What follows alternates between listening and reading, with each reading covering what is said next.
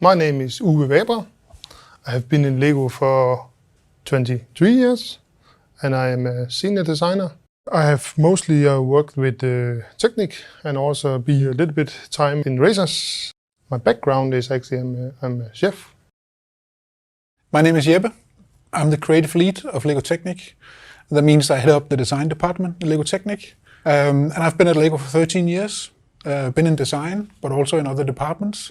So my role is actually to set the direction for which models to choose, together with the rest of the team. I'm a car builder in Technic, so the mostly cars I'm building. I did the Porsche too, so I think it was natural that I was building this one.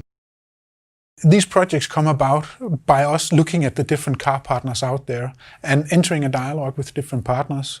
Also to find out what's actually their story behind their vehicle, their brand, what's their heritage, what's their design ethos behind what they're doing. That's very important for us also, because that's part of the story we want to tell also. I like to do these big cars. I use a lot of time to create the shape of the model and put in all the elements so it gives a shape or a meaning that can see what it is. When we build a new model, a new ultimate car in Technic, it has to be an ultimate car in the sense of the real car also. And that also means that, functions, gearboxes, engines, suspension systems, it also has to have something that's special so that we can build that in and really make our experience just as engaging as the real car is. It was a whole new shape. We haven't seen it before. It was a whole new car. We have no idea how it looks when we were starting out on this one. So the first pictures we saw were not much. But again, we were trying to build it and then, of course, talked with Lamborghini and see what they're saying and what they could give us back. It's a very big model. The shapes is different. Sometimes it's hard to build the smooth curve in these cars. We also have to put in functions. That's not also easy to do because it has to look very smooth and nice. We actually try to put in more magic into this model. So, but I will show you the functions we can open up in the front, like this. And we have suspension. And of course steering. And we can open up the doors, like this. And if I show you the back, there we have the spoiler. You can actually put this one up like this. And you can also take this one off. And then you can look into the engine, V12 engine. And we also have a gearbox with 8 speed. And of course we can shift the gears so you have the neutral and drive and back. And I can show you underneath. We have tried to make this window so you can see when you shift in the gears. So when you shift the gears, you shift 8 gears.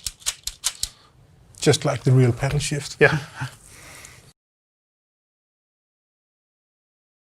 You also put something in under the hood.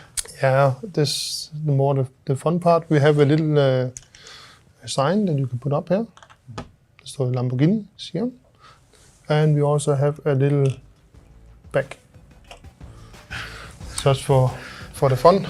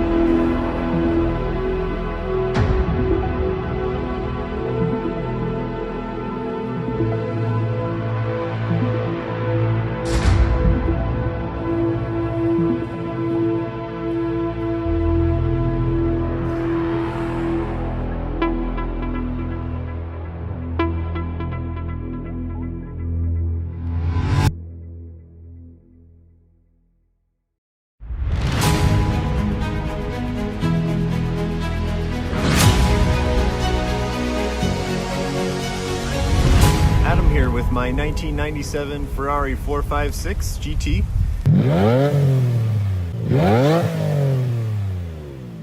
This particular car is finished in grigio titanium, which is basically a dark silver. So up front we have the classic quintessential 90s pop-up headlights, the air exit ducts built into the massive hood. The design here again is simple and elegant. The car is form-fitting with its seats, but not aggressive because again this is a grand tour car through and through.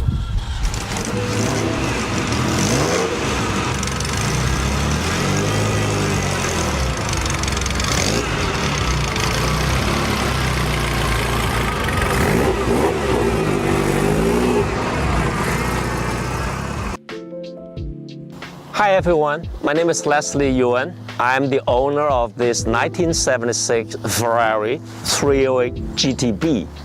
A lot of people say without the 308, that changed the Ferrari business model, which is the first mid-engine V8 design. In 1976, which is the first year of production, which is this car is produced. And at that time, for whatever reason, the first batch, actually the first 18 months, were made of fiberglass. And this is a steel body, surprisingly, built in the 76.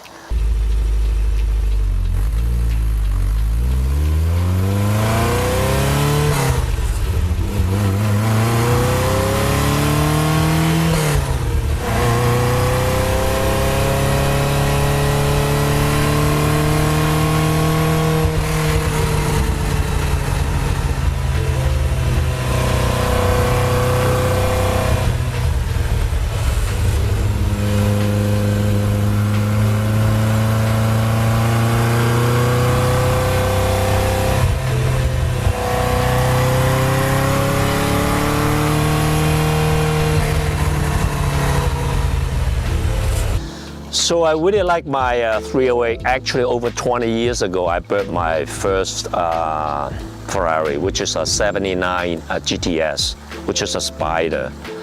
And throughout the 20 years of history, meeting events in the club, in the concourse, and track and whatnot, I realized that, you know, the GTB basically is the racer feel, and a lot of people / collectors prefer the B. Actually, I did not intend to buy it, but by accident, the owner came to us over at the restaurant dinner, so that's how we met. And here I have the car. And this one in particular is a very interesting history. And I believed the first owner was Mario Andretti. And that's why I bought the car. And I will continue to do them. Hi, my name is Holly Frank, and I'm a member of the Checkered Flag 200, which is a fabulous organization at the Petersen. This is my 2013 Ferrari California that is so fun to drive, and I particularly like driving through the mountains in Santa Monica, Mulholland Highway, and wind up someplace where they're having cars and coffee. If you haven't driven a Ferrari, you really should try it.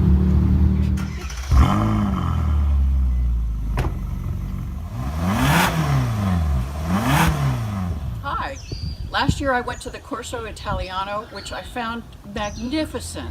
Every conceivable, beautiful Italian car ever constructed.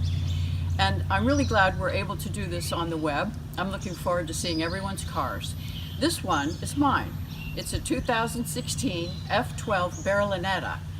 It's a magnificent car. I got it sight unseen. I also had never ridden in a Ferrari before I got this. And I ordered it, as you always have to do. This is a special color. It's called Rosso California. That was an option, as is practically the entire car. So I'd like to show you the rest of my car. The sound is fantastic. I'm going to turn it on in a minute for you. It's a body by Pininfarina. The interior is that beautiful saddle brown suede and leather. The brakes are carbon ceramic, perforated to dissipate the heat. In the front, the brake, to cool off the brakes, there's little windows that open up. My license plate is Big Red Car F12. Now I'll start the car up.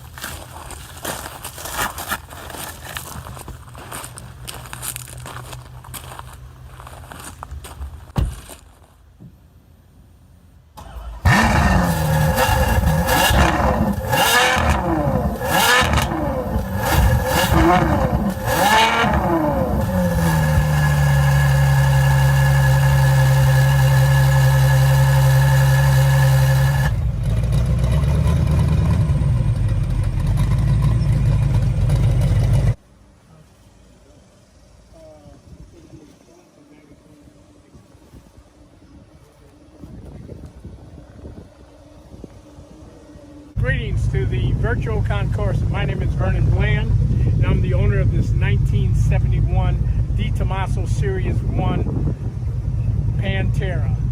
As you may note automatically, this is a push-button model with molded handles. As you notice on this particular model, this is a European model with all European gauges. Everything's done in Italian, including the speedo. It has a 300 kilometer speedo. And the ampage, fuel, water gauges are also all in Italian. As noted, you see is a 5-gear gated shifter that's connected to a ZF1 German transmission. Also, the seating on the Series 1 Euro models, all the stitching is vertical versus horizontal. We have magnesium double slotted campy wheels. I also have a set of single slots, but I just run the double slots because the single slots are so rare. So on the rear, the tail lights are European Series 1 model with the white backup lights. That is powered by Ford. And it has a 351 Cleveland engine. Okay, I'd like to thank you for taking time to view my fabulous 1971 Di Tommaso push button, and I look forward to hearing from the judges. And this is my 1958 Lancia B24S convertible, bodied by Pininfarina. They made 521 of these cars from 1954 through 1958. My car is in its original Grigio color and was a barn find in 2012 and in Belgium and taken to Romania to be restored. I bought the car in 2018 after the restoration and brought it to the United States. You want to take a look inside here and you can see the nicely appointed interior. It's a Euro version, but you probably can't see from the photos that all the gauges are American style gauges, miles per hour, gallons, etc. This car, as I said, lived most of its life in Italy. Let me just open the hood briefly and we can take a look at that V6 engine. It is the first V6 engine put into any automobile.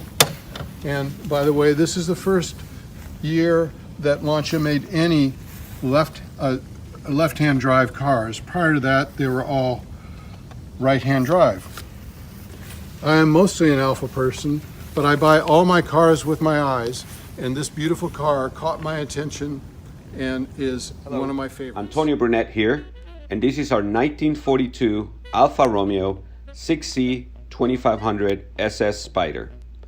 Chassis 915-515 in Carroceria Alfa coachwork, arguably one of the most beautiful iterations of the 2500 model. Born in 1942, during World War II, when vehicles that left the Alfa factory were historically associated with the war effort, it left the factory autotelaio to its carrocero in December of that year.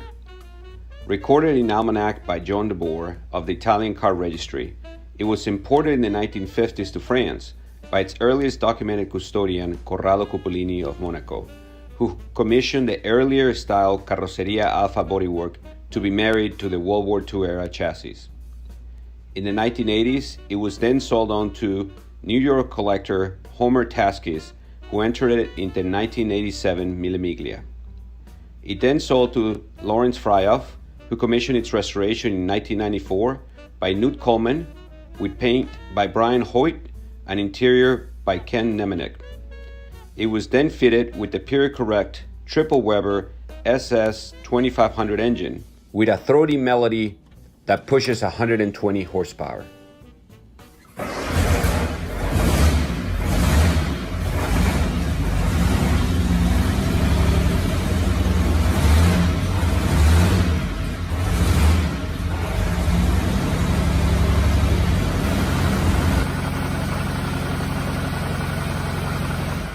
Owned before our collection by Tony Shoshani of California, its 23-year-old restoration still presents magnificently. Previously decorated with second in class at the 1997 Pebble Beach Concours, best of show at the 1998 Concorso Italiano,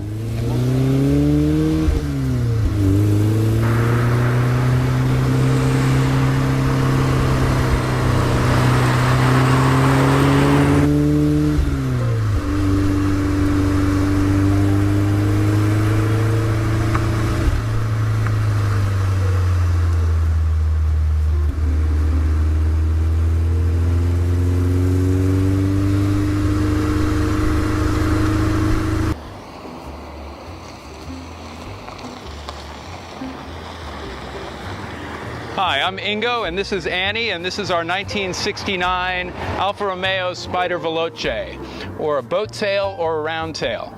An interesting fact, this is not a Duetto, even though the body is exactly the same. From 66 and 67, the Duetto was the nickname of the Alfa Romeo Spider, but they were sued because it was also used as a trademark. So they ended up dropping it. So officially, this is not a Duetto, it's a boat tail or a round tail. Let's have a look at the car. So this particular car is very special to us. We picked it up just about a year ago. We purchased it from its original owner. This car was purchased out of Carl Block Fiat in Oakland. It eventually moved over to the East Bay town of Alamo, California. However, now it resides less than 2 miles from its original dealership in our home in the Oakland Hills. So again, this is a very special car to us, being a one-owner California car, always garage. There is absolutely zero rust. Now, this owner did drive it. He drove it an awful lot. As a matter of fact, 6 years in, it did get a engine rebuild with 73,000 miles. It sat for a number of years, but in 2008, when the original owner retired, he did a full restoration, a full cosmetic restoration, I should say, on this car, and it's absolutely beautiful. When we picked it up, it did need a new clutch. It did need new bushings underneath. We've put new suspension and shocks on it, basically tightened everything up underneath, and now the thing just purrs. So this is, as I said, a 69 Spider, a round tail, not technically a Duetto. How would you know the difference? Well, first of all, the easiest difference is probably the fact that it has headrests on the seats. The 66 and 67 Duettos did not. The other way to know is it's a 1750 motor instead of the 1600. It's a manual fuel injection because it's a US version. That's the Spica injection. The European ones had Weber carburetors. This car belongs to my wife, Tamara Early. It's a 1960 Alfa Romeo Giulietta Sprint Normale, presented in its original colours of gardenia white over blue. The car was delivered new to Sweden in 1960. Its first owner was a gentleman called Per Edvin Falting, and Per was a famous Swedish diver. He raised a warship, the Vasa, from the floor of Stockholm Harbour. We think he spent a lot of time in cold water and therefore decided to bring some sunshine into his life by buying this beautiful, small, Italian sports car, which we have kept in very original condition. It's been repainted once. Apart from the period steering wheel, everything else is pretty much as original. The engine is its original engine, unmodified and running on a single carb. The car is very much used. We drive it to concours events in the UK, and its previous owner even drove it from Sweden to Milan for the 50th celebration of the Giulietta. This is my 1989 Alfa Romeo Spider Quadrifoglio. She's got the 4-leaf clover. That's what quadrifoglio means. Located here in beautiful, sunny San Diego. She was purchased on Bring a Trailer. I won her. Got the red interior like all quadrifolios have with the gray seats. My name's Kenny Hing and I'm from Bellevue, Washington. I was going to take my car to Monterey for Concorso Italiano, but I'm now looking for a place in Bellevue that I can shoot this video. I'm going to do it on my own, and well, I'm grateful for this opportunity to be able to introduce my 1974 Alfa Romeo 2000 GT Veloce. The Alfa Romeo Gran Turismo Veloce, or GTV for short, was designed by Giorgetto Giugiaro when he was at Bertoni. This car has been restored to period correct original, including all badges, and retains the front Italian license plate. The EE signifies that this car is for export, and that was required by Italian law when moving cars from the factory in Arese to the port for its journey to North America. The wheels on this car are the optional Chromodura magnesiums, and I've also taken the liberty to preserve the 1974 Washington State license plate, which was also the same year which Spokane hosted the expo, which you can see on the tab. Since this car was equipped with factory air conditioning, it is indicated by the green Aria Condizionata label. And here we have the man-eating serpentine symbol of Milan, and a closer look at the Chromodura magnesium wheel with the proper size tire mounted on it. Moving into the interior, we are greeted with a wooden steering wheel supplied by Personal, and tucked in back there is the air conditioning unit. She looks a bit like an afterthought, but that is how the factory fitted it. And moving to the engine bay, that is the speaker injection unit and the engine bay sticker, as well as the lubricant guide on the bonnet. There is also the compressor, as you can see here in the center of the video, and again the original stickers as it was for the brake booster. Let's take a quick look in the boot, and the first thing to point out is the paint code label, which is in this case Rosso Alpha 501. And because of where the air conditioning compressor is located in the engine compartment, the battery has to be moved back here in the boot. I'd also like to point out the original Battini jack, which is held in place with that wing nut. Monza, chassis number 0510. This car was new in 1955 and raced by both Phil Hill and Carroll Shelby at that time. Its first race, where it finished second overall, was at the 12 Hours of Sebring in '55. And then it continued to get run by the pair at various races. It ran in '55 and '56 in the Del Monte Trophy at Pebble Beach. And both of those guys won both those years in it. And then it continued on to be run by Jim Hall.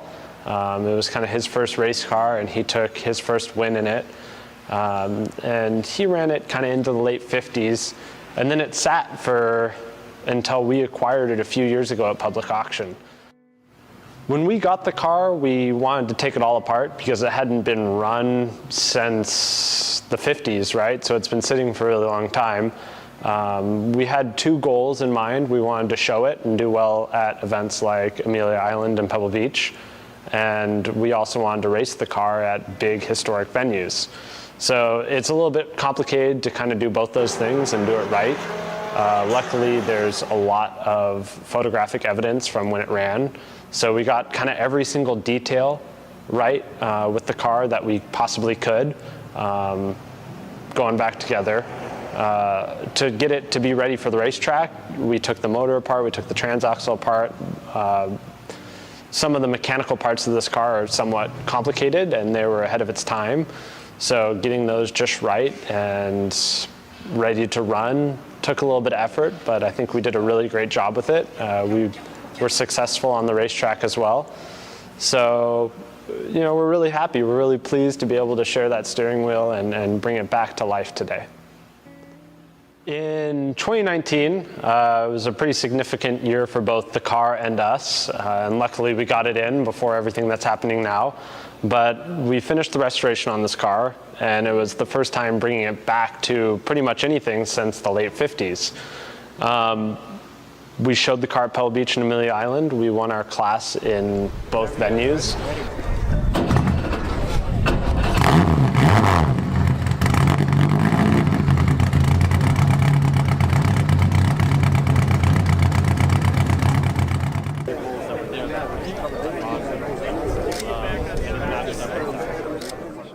And we also raced it in the Motorsports Reunion at Monterey, along with a couple other smaller events locally. And we were successful in both of those as well. We were the fastest Ferrari at Laguna.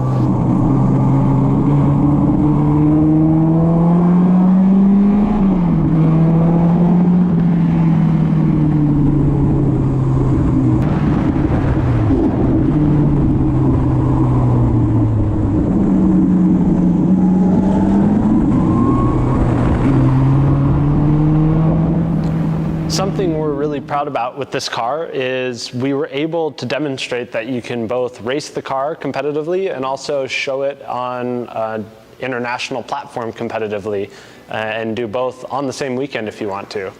And that's part of what we do here at our shop and what we want to provide to other people, but it was a real honor to be able to do it for ourselves as well. So that's kind of our story. Thanks so much for watching, and I hope you enjoyed it. Good morning. I'm Ralph Zappala. I'm standing next to a 1971 Alfa Romeo GTV.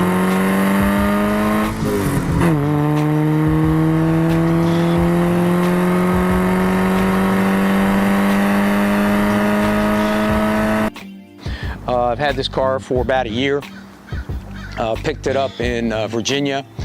Before that, the car was in Washington, and then about 20 years ago, it was purchased and it was in Virginia and Maryland.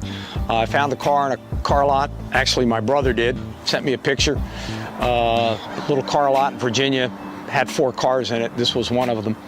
Bought the car, and my brother and I, my brother Marco and I, drove the car from his place in West Virginia, and we made it all the way to Montana before it was hit by a pickup truck, and then shortly thereafter the oil pump seized, and the car was then trailered back to California, where Joe Milani repainted the car. He's in Novato, and right down the street from him is the Alpha Man. He took the engine out, rebuilt it, put it all back together, and here she is, 1971 GTV.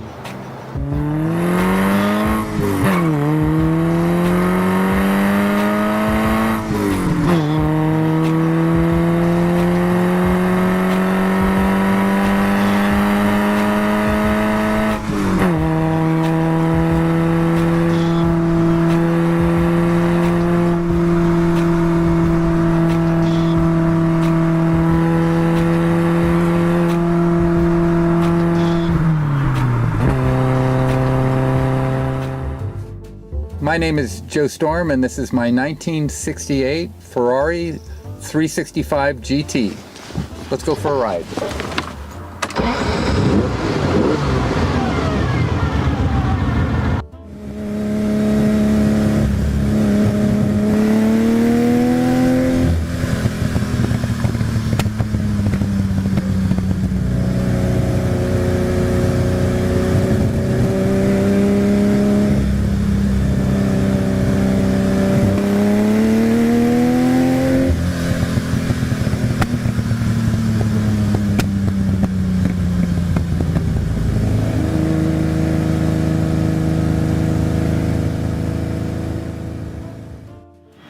Ferrari introduced this model at the 1967 Paris Auto Show, and it had a 4-year run, which ended in 1971. The thing really interesting about this car is most people don't realize that this was the only Ferrari available during most of that period of time.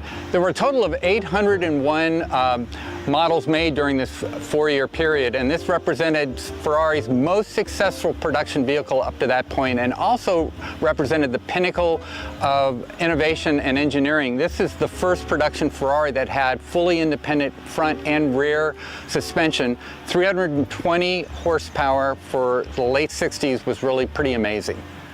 So I found the car in Boston approximately 8 years ago, and it was in fair driver condition.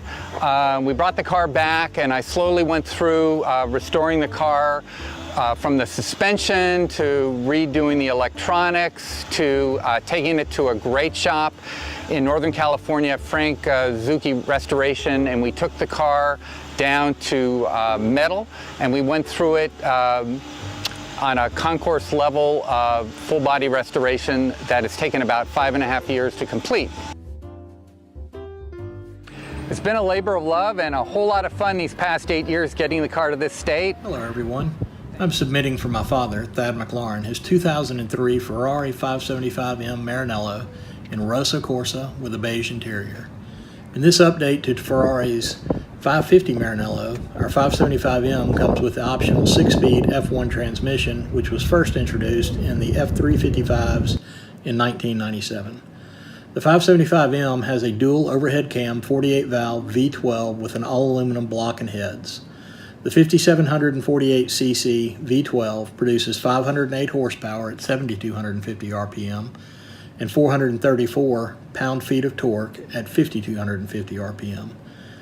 In an August 2002 article in Car and Driver, they reported a 0 to 62 time of 4.2 to 4.3 seconds with a standing quarter-mile time of 12.3 seconds and a drag-limited top speed of 202.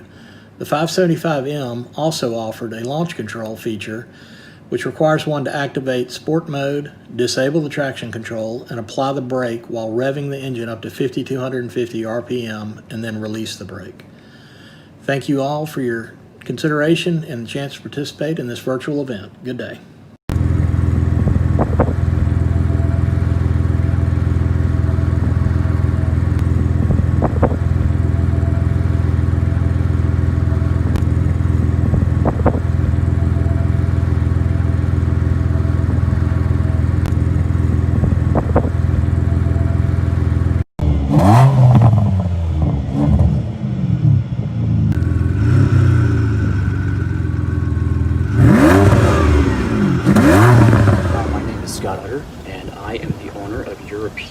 Studio out here in Chandler, Arizona, and this is my 1973 Lamborghini Espada Series 3. It is the final iteration of the Espada. There are 3 series total, built from 1968 to 1978, and up until that point was the factory's longest running and most successful model, with about 1,219 examples built total. This is a very early Series 3 car. It is a European spec, Italian delivered. So you can see there's no bumperettes or large rubber bumpers on front or the rear. And it was imported into Southern California sometime in the late 70s, and she still retains her original blue plates. When I was growing up, all the guys lusted after, at that point in time in the 90s, the Jaguar XJ220, the Ferrari F50, but I was sitting there drooling over these 70s Italian cars. Now, I'm a diehard on these things. I've done a handful of these cars over the years, and I try to be as authentic as I possibly can.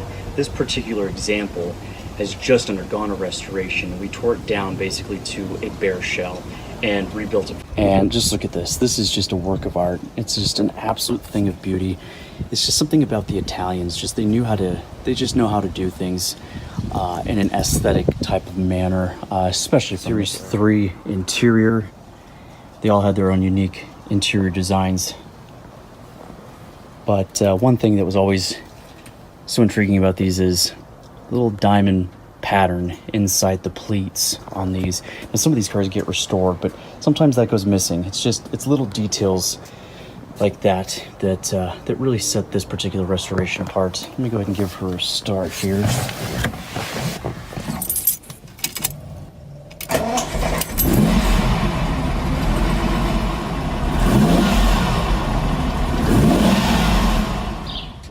Good morning, everybody. My name is Fabio Comis, and this is my dad, Vincenzo Comis. Buongiorno. This is our 1971 Fiat 500L. I'd like to tell you a little bit more about the car and our memories with this car. This is a car that my dad actually grew up in Italy with.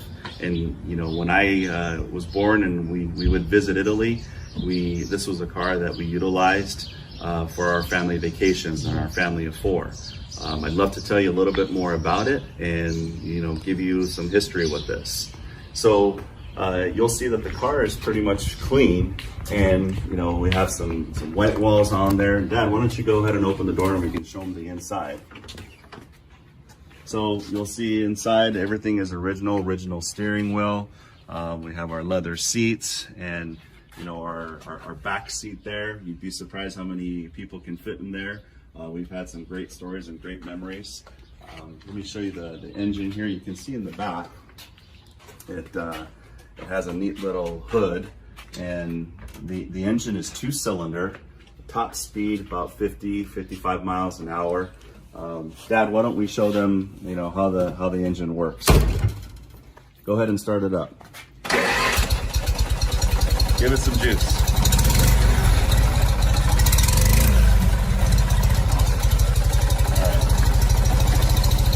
Turn it off.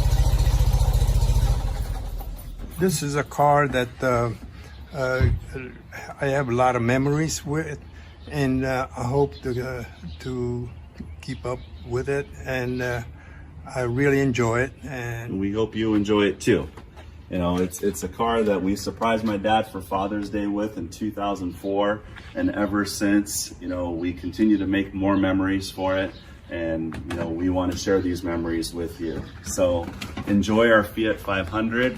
Again, thanks for everything, and we hope to see you on the video. And I have 3 Italian gals, a black 400i Ferrari, a red Fiat 500, and the car I'm submitting for this unique show is my golden pearl white 73 De Tomaso GT5 Pantera. This car has unique features such as an entirely rebuilt engine with high-performance parts by Lance Nista, Pantera Specialist of Santa Ana. It has DCO 50 racing Webers on a special side draft setup, a B&M 144 supercharger, HPV1 electromotive ignition system, stainless Borla headers. In fact, this was the first Pantera that Borla used to create their 2-inch primary pipe custom stainless headers. Shocks are Coney's, clutches a heavy-duty McLeod, starter motors a Tilton, radiators an aluminum Fluidine. There's a 10-quart oil pan and unique Pantera Specialist water pump modified for increased pressure. Brakes have dual rear calipers. The ZF German transaxle was rebuilt by the late Roy Butt Foy, the original ZF Specialist for Pantera, certified by Ford in 1974. The interior is customized black and white, mostly leather.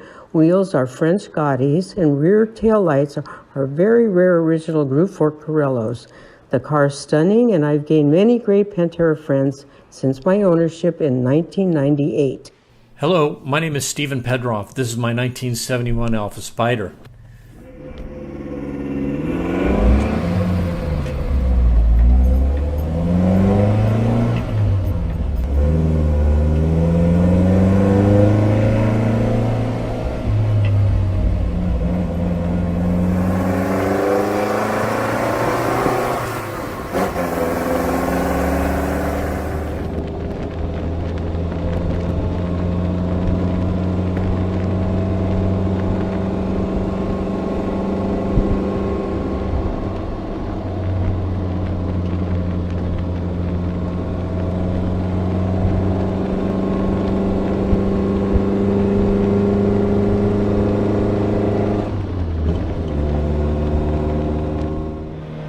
Completely took apart the first car and transferred everything over to a donor California car. It's a joy to drive in the hills above Santa Barbara, but it's wearing well. It's looking good for the age of the restoration.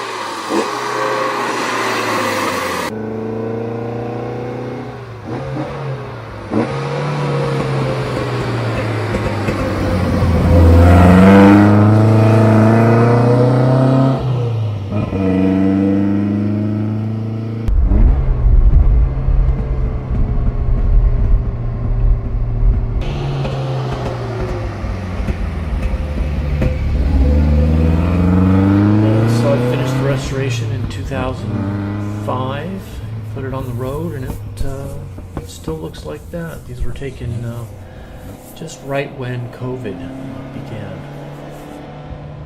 Hello, my name is Brian Aftanis. The car I want to show you is my 1983 Ferrari 308 GTS Quattro Valvole. I've owned it for about 7 years now, and it was in the 2016 Concorso Italiano. It was the last car that went across the stage in the 308 class, which is kind of the first place car. So it's platinum level car, and that's according to the Ferrari Club of America judging standards. And in 2018, it was invited to Quail, the motorsport gathering, which was pretty cool and hung with all the other fancy cars there. But I really like it, and I just want to show you around some of the things of my car that I think make it special. The 83 was a special year because it was the last year where this complicated paint job was done, where Ferraris masked and painted all of these, the A pillar and this B pillar here, black. After that, they abandoned it. And most people, or a lot of people, me, think it looks really nice with that extra detail with the paint like that. The other thing that makes it special, that's the last year for that paint job, but it's the first year for this bigger engine, which is the Quattro Valvole engine, which means 4 valves. So it's got 4 valves per cylinders. It's a V8 flat plane crankshaft V8, so it's got that Ferrari sound, obviously. I'm not a professional mechanic, but I maintain it all myself. I kind of bought it with the intention of taking up mechanics or repair as my hobby, and I've done things like the timing belts myself. I did the suspension, I've renovated the suspension, you know, all that stuff. I think what stole my heart in the car is the interior.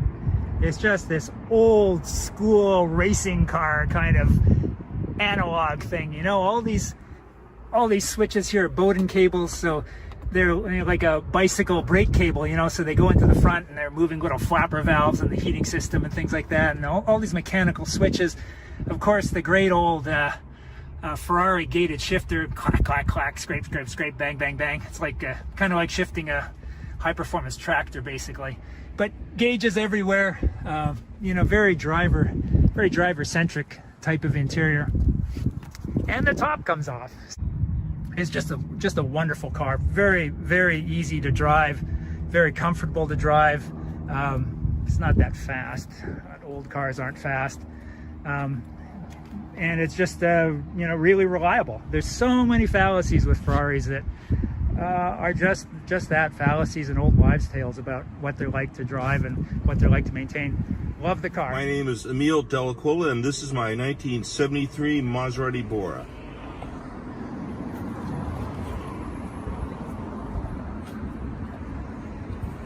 I've owned this car for almost 20 years. It brings me maximum enjoyment. The Euro Boras are a little different. Side markers, the bumpers. This is a 4.9 example, and they only made about 210 of this model.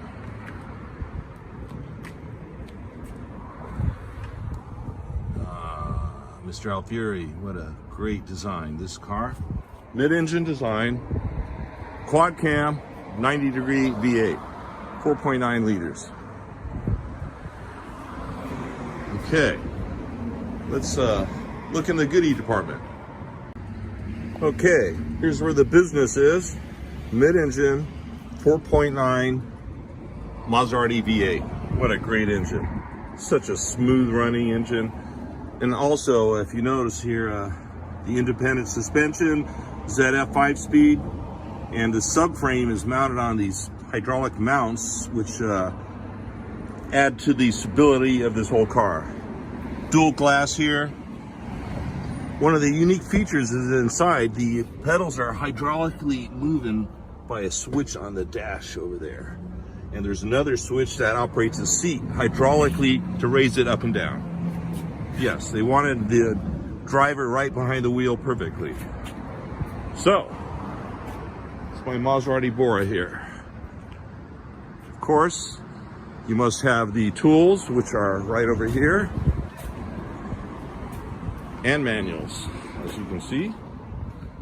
Look at this. Still has factory air in the spare. Look at that. All right. Oh, there you go. Full, complete set of tools, jack, spare, and there you have it.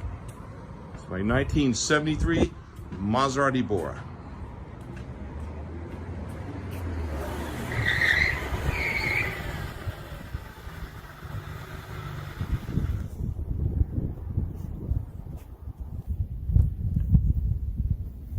Wow, a Ferrari. Yeah, hi. It's our 550 Maranello, 2000 550 Maranello. I love it. How long have you had it? Did you buy it new? We didn't buy it new. It was new to us from the second owner in 2008. How fast does it go? 195 miles an hour, maybe. We haven't ever gone that fast. I don't think there's any safe place that we could try that. How much horsepower does it have? 485 horsepower. That's plenty. What transmission does it have? 6-speed manual. Makes it very fun to drive. Does the air conditioning work? Yeah, it works great. Got a climate control in it. It's very comfortable. Thanks. Those are the questions that people ask us on the streets when we stop in our town.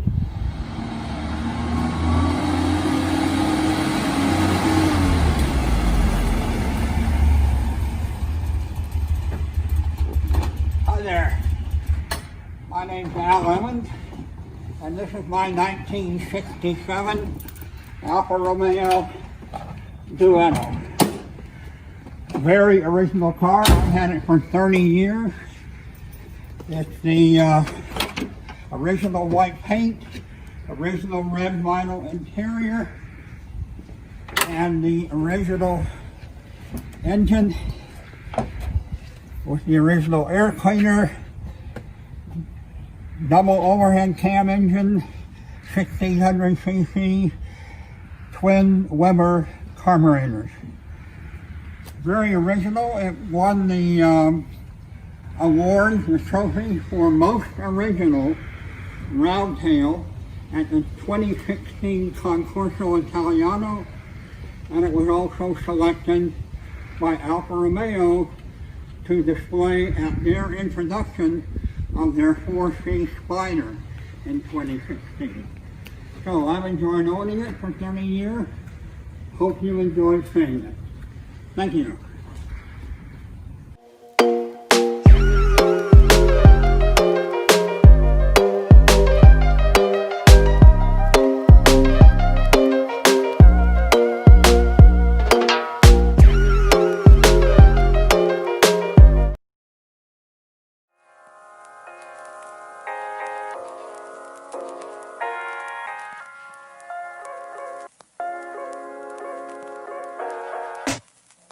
Hi, I'm Dick Deluna, and this is my collection called the Toy Box that you're going to see. We're up in Northern California, and we've had this here for about 20 some years.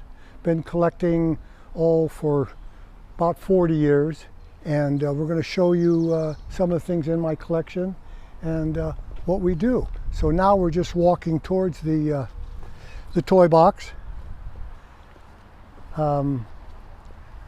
Today up here, beautiful weather. Look at all the nice roses, and they smell great. And now going in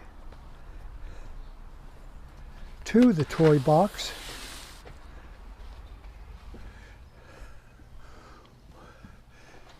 This is the main level, and there's the level down below we'll go to. This area up here has everything is pre-war. And something you'll notice in cabinets all over, I'm very big into automobilia. So automobilia, signs, plus the cars. As I said before, I've been collecting for quite a few years, and things that are really important to me are every year when comes along and that swap meets start opening up and we can go back to Hershey and find that kind of stuff. Of course, the summer's all race season. We're really big into rallies. So we've done all the major rallies around the States, plus Europe. And same thing, vintage racing is about 25 years, and that's been up here in Northern California, back east, and in Europe. Here we have a 1928 Harley that we restored. That was bought originally at Hershey. Next to it is a 1915 Indian Twin with a factory sidecar on it. A couple nice old bikes. Sitting behind it is a 1925 Locomobile. One of my favorite touring cars. I've had Pierce Arrows and lots of Packards. This is like a big boat. Great, great car. Just a lot of fun to drive. You're exhausted. This was the favorite car for touring of Phil Hill. Phil had a Sportive just like this. Next to it's a 1929 motorhome called Raise the Roof. It was built in Ontario, California, and we found this one in Hesperia. It's 100% original except for the top. A new top was put on. Heard from a friend of a friend, and what's unique about this is that I'll walk over here, is that inside there's a crank, and you literally crank, this top goes up another 3 feet, so it's 7 feet 1 inch inside. And it's got the enamel plates, all the accoutrements of a gas stove, ice box, etc. A lot of fun. Next to that is a 1929 Franklin Holbrook. This is a one-off Franklin built by Holbrook, custom bodied. I was just really fascinated for years as a young man about Franklins, being that they're all air cooled. So at one point, I bought this out of the Harris collection, and actually at one time I think I had 5 Franklins. Now I'm down to 2. But this is a very easy, fun car to drive, just effortless. You go on tours. We had this up on a private tour out of Montana, up out of Yellowstone in the snow, and just putted right along. Again, a lot of automobilia. I tend to group things like the Camel, cross country, waxes, etc. And signage. Neons are a big part of my collection, and we'll see those as we go along.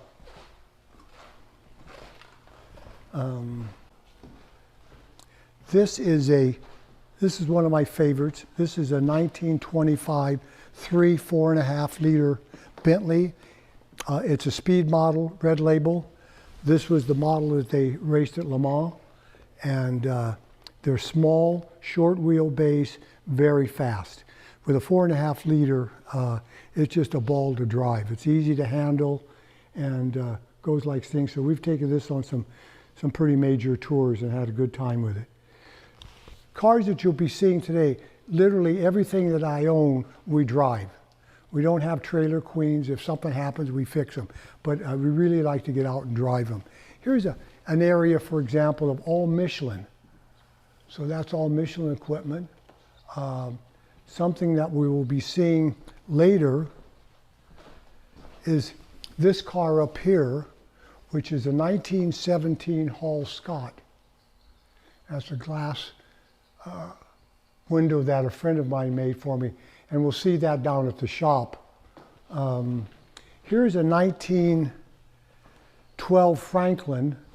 This was a car that raced from LA to Phoenix, and they called it the Desert Race, and finally Franklin won it in 1912. Being air cooled had no problem, but they set a world's record of 18 hours and 30 minutes. Well, now it takes maybe 4 hours to drive, and they did it in 18.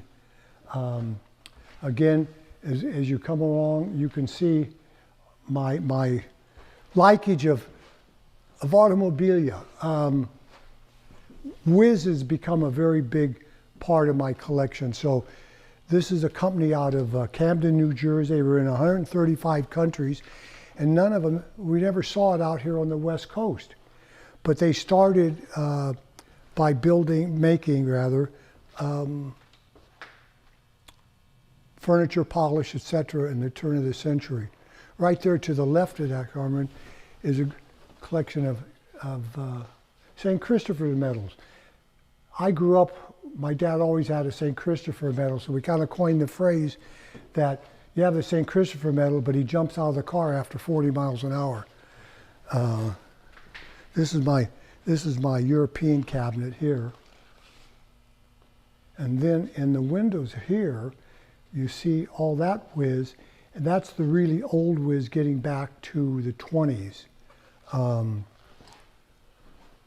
This, for example, is some of the furniture polish from the late 1800s by Whiz.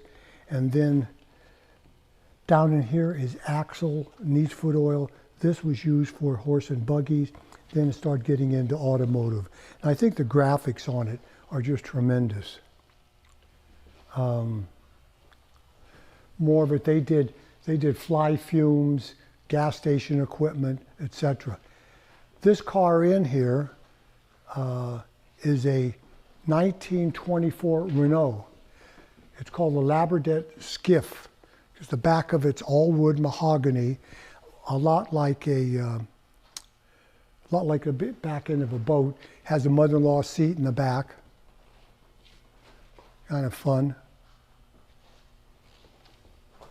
This is one of the china cabinets. There's one over on the other side.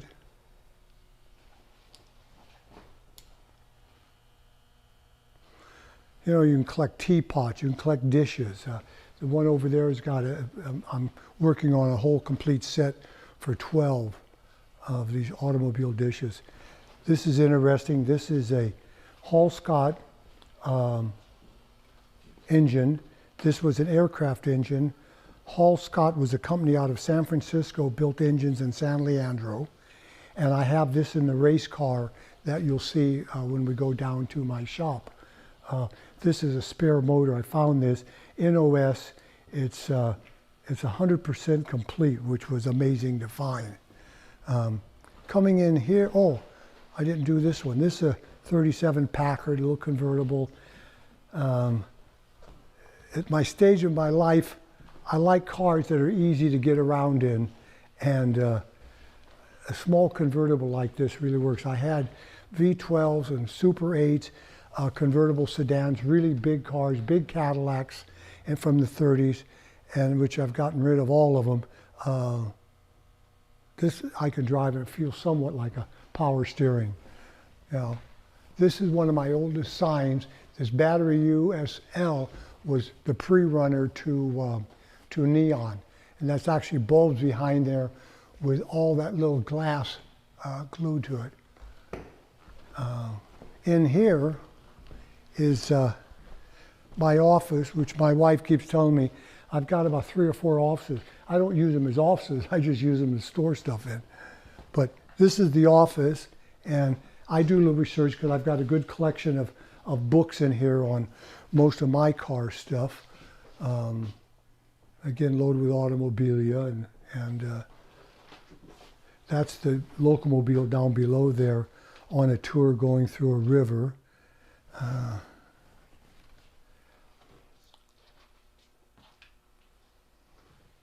Some of the Pebble Beach trophies, and this in here to go along with the Whiz collection. We have the Whiz room, and this is the bathroom. And what's kind of kicky about this is there's tiles hand painted of most of my cars at the time when we built this.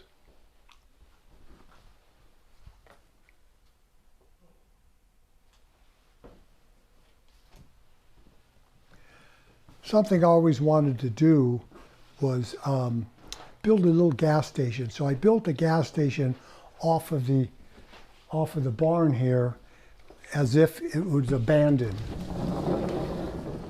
And this is, you don't realize how much stuff you have until you start looking in your containers and other garages. And I literally had all this stuff. So we just put a roof on this place and some old windows I got out of an abandoned home, and set it up as if it was a gas station with with a desk and the old-fashioned telephones and check machines and toolboxes and oil pumps and jacks. Just a lot of fun, kicky stuff. So after you come in from some places so nice and clean, like the barn, there's always this thing to look at. Why don't we go ahead now and go downstairs? So we're now 14 feet below ground level, and this is the basement area. And you can see here it's, a lot of pictures of everything from Jag tours to the Carrera Pan American, which I failed to mention. My partner Dennis Varney and I did for 9 years, and we can't tell the stories about it, but it's probably the most fun I ever had in my life. 9 years down there running a 55 Lincoln with a 302 in it, and that thing could scat. And fortunately, I speak Spanish because I lived in South America for a couple of years. So Dennis and I managed to keep ourselves out of big trouble, but enough to have trouble. Here's a Curtis Midget. It's called the Modder, the number 5 Modder car. A lot of racing history with this car. It has a V8 60 in it right now, and this car was last owned by Marshall Matthews, good friend of ours who used to race it on dirt tracks. And I have the Offie, the long course, short course engines for these things, and those are pictures of actually car running and some of the accidents and that sort of thing. But it's amazing looking at these, no roll bars, nothing, and as you can see up here on this post, look at the leather helmets that they wore.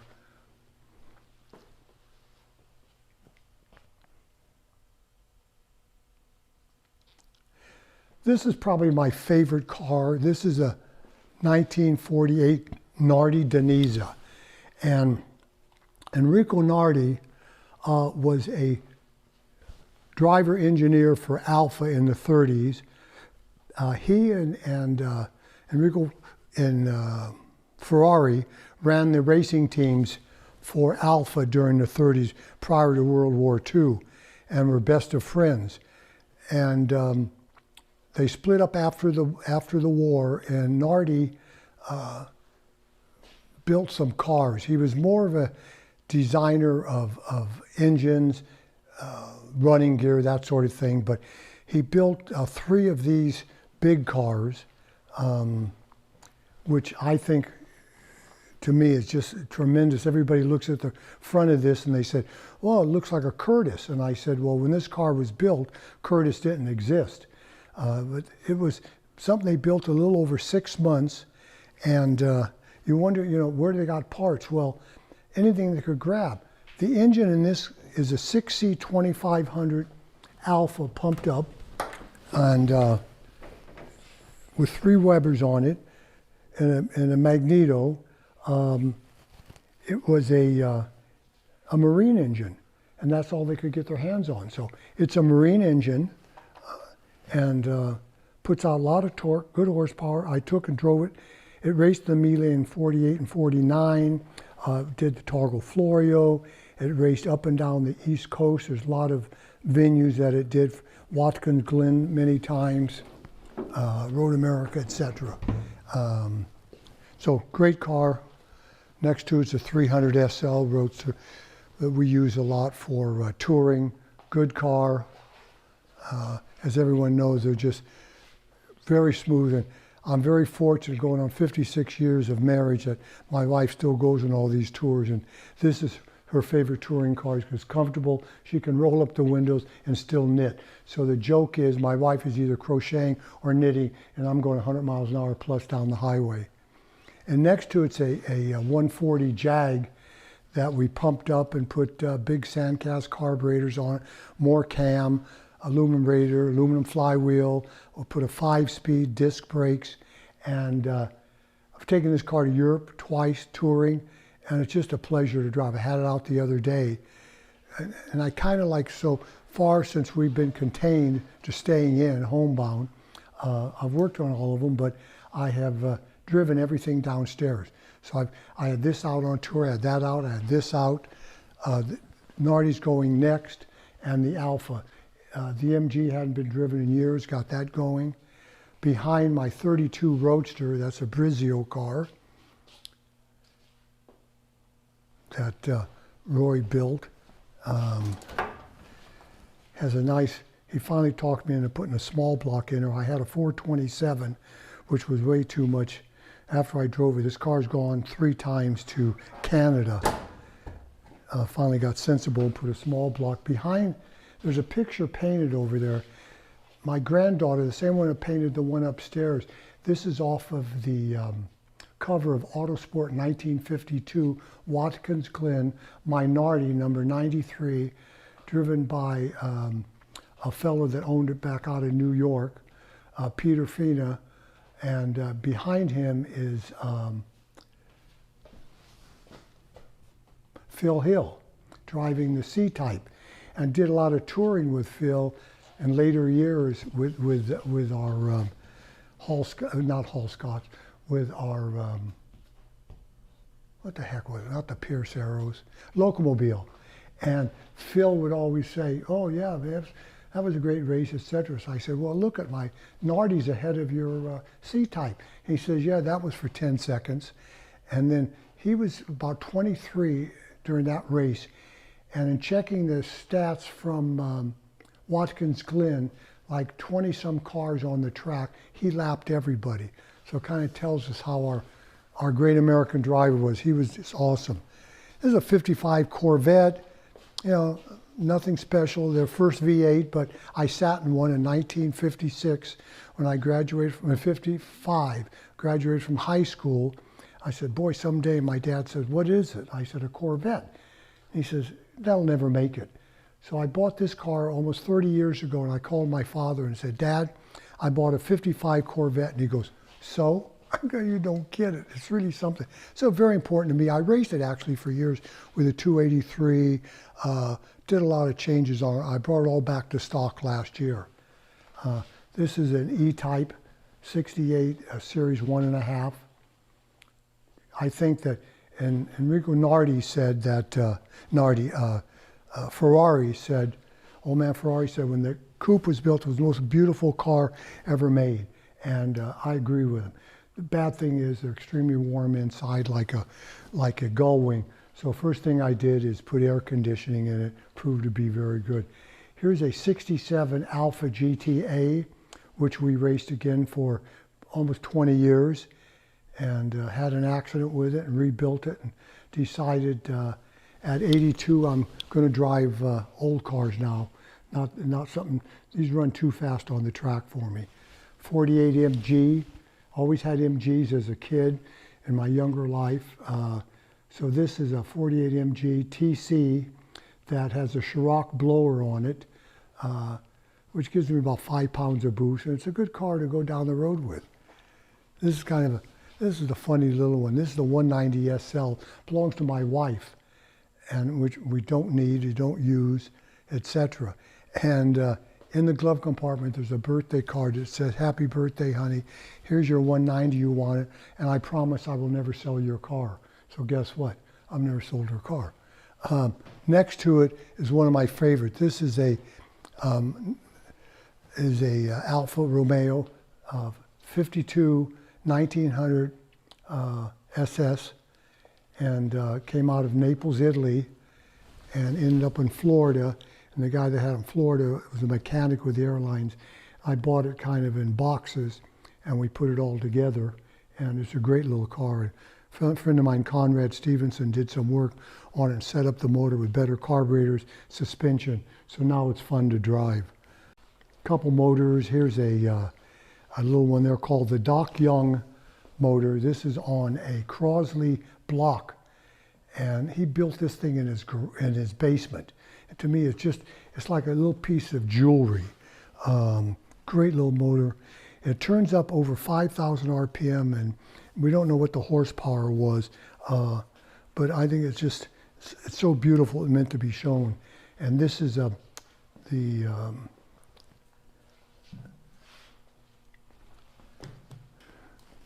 Offenhauser that's in the midget over there has a V8 60 now. It had an Offie then. So it had long course, short course motors. Collection of bikes, way in the back, a Vespa, Italian. I love Italian bikes. Motor Guzzi. Right here, the little front one. Of course, the Wizards were big here. The Bianchi's up on top, and that's a real early Vespa because it's got the headlight on the fender. BMW, original sidecar, another Italian bikes. This is the only bike I ever rode when I was in the military in North Dakota was a Triumph Bonneville. Nice bike. Harley, was kind of interesting, a sport special, and these were built in Italy by Harley, so they had a little factory in Italy for a while. Then the rest are, these two are Italian race bikes, a Ducati and a Mondial, and this is a Polish bike with a sidecar. BMW Isetta and the Messerschmitt. You know, the Izettas are just, I mean, they're great little cars. And after the war, you know, they wanted to get anything they could to give people personal transportation. And this seemed to be the answer. So they were made in Spain, Italy, and Germany. The Isetta by Messerschmitt was not allowed to build any aircraft after the war. So they built this little car, two-cycle, three-wheeler, and it's a motorcycle engine, 4-speed forward, 4-speed in reverse. That about does it here. Let's take a walk over to the garage. This is the garage attached to the house, and even though I have an 8,000-foot shop in total, we've got about 13,000 feet of stuff. But I can come out here and just play. So I do. These where I can do little projects, nothing with oil and grease, as my wife says, but I can work on carburetors or instruments or whatever. And I put some of my friends up here, and here's Andy and Roy, and this was a great guy, Norman Dewis and Sterling Moss, and Norman was the test driver for Jaguar. And he worked and built and tested each C and D that was built. Very, very effective and involved in the E-Type. That was with my C-Type up there. There's the Bentley. How this hobby changes. I got a picture here of four of us, three of my good friends and myself. We did this drive back from Hershey. We went back there, bought a car, without being able to drive it, and drove it across country. And these guys drove across in different cars and stuff, and they've all passed away. I'm the only one of the three left. Fellow up there, Travis Ball's my best friend, and he made this for me, and then I had to make one for Dennis. He made all the stained glass windows in our home, and he used lead caming with license plates on a steel frame and made this map, which I think was kind of cool. So in here, I just keep stuff. I want to keep going in and out. This is a 36 Ford Roadster that I bought back in Pennsylvania when I was back visiting our daughter. I saw it out of Hemming.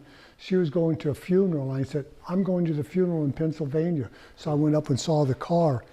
Come back and made some changes to it. It was built about 20 years ago, had 1,800 miles on it. And I've always loved 36s. I think they are. This one has got a TCI frame. It's independent suspension on it, power steering, power brakes. It drives like a brand new car. So I was saying a little outing that we do. I'm taking this on Friday. And the corner's like a sports car, so that makes it a lot of fun. This was Dennis and I in Mexico one year, stopped on the road, and I don't know if you remember Martin Swig. Martin Swig came down there, he had the California Melee. And they asked him, he came down and check it out, and they said, what do you think of it? He says, well, I stopped, he said, to talk to Deluna and Varney, and he said they were wallowing in shit and they were enjoying it. He said, this is not my kind of a thing. But that's the most fun I've ever had, and with Dennis, it was just a great time. So that was us doing that. Another one that he and I did was this thing here. This is the Great American Race. That's his Model T, which you probably saw today. And we started in Ottawa, Canada to Mexico City. The two of us sitting side by side and arguing all the time like we do. And we're going through the Poconos and it's raining. And we had it's hot, sticky, and rain. And I looked down my leg and oil was dropping around. I looked, oh shoot. One of the gauges is leaking. So I reach underneath with a rag to dry it off. I hit the coil comes into the firewall. I hit the hot side of the coil. And my leg is touching his. So I start shaking, he starts shaking, he says, let go. I said, I can't. So I'm slapping my arm to try to get it off of By a couple weeks in that car, we had had it. But it was fun. This is when I drove the car across, the Rolling Bones car across country. It's on the cover of a magazine with a friend of ours. We went to Bonneville, a whole group of us. This is a car that's not here right now, building a new engine for it. It's a 1912 Hudson mile-a-minute Speedster. Great car. I should have it back in a few months. And this is at racing at Laguna Seca at Monterey Historics in the Hall Scott. This is a 1948 Chrysler Town and Country, and like a lot of us when we were children, you know, you sit in some different style cars, you always say, oh, I'm going to have one of these someday. I bought this, God, I guess about 30 years ago, and it really is a great car. Thanks, you know, very, very much for watching what you've seen so far, and I hope you found it somewhat interesting. It's my hobby, my passion. I don't play golf, I don't play tennis, I play with cars. And I'm very fortunate that I have an understanding wife and a great family that supports me. And it's just something that keeps me going.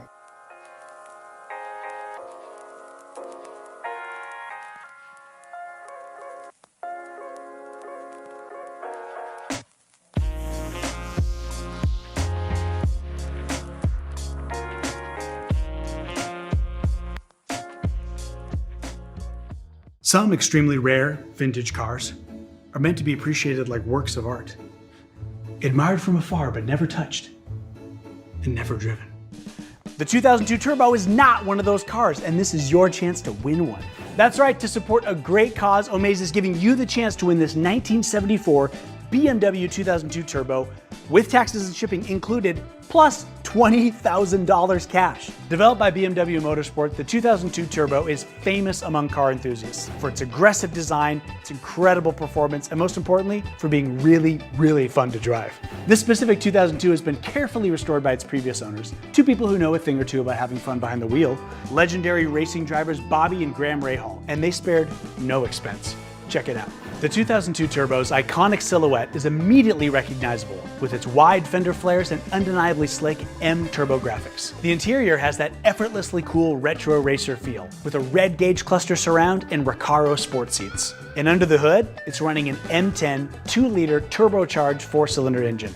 So don't miss out. Click the link or go to omaze.com/turbo and enter now for your chance to win this 1974 BMW 2002 Turbo, with taxes and shipping included, plus $20,000 cash. Best of all, every donation supports the Petersen Automotive Museum and their mission to explore and present the history of the automobile and its impact on global life and culture. Thanks for donating and good luck.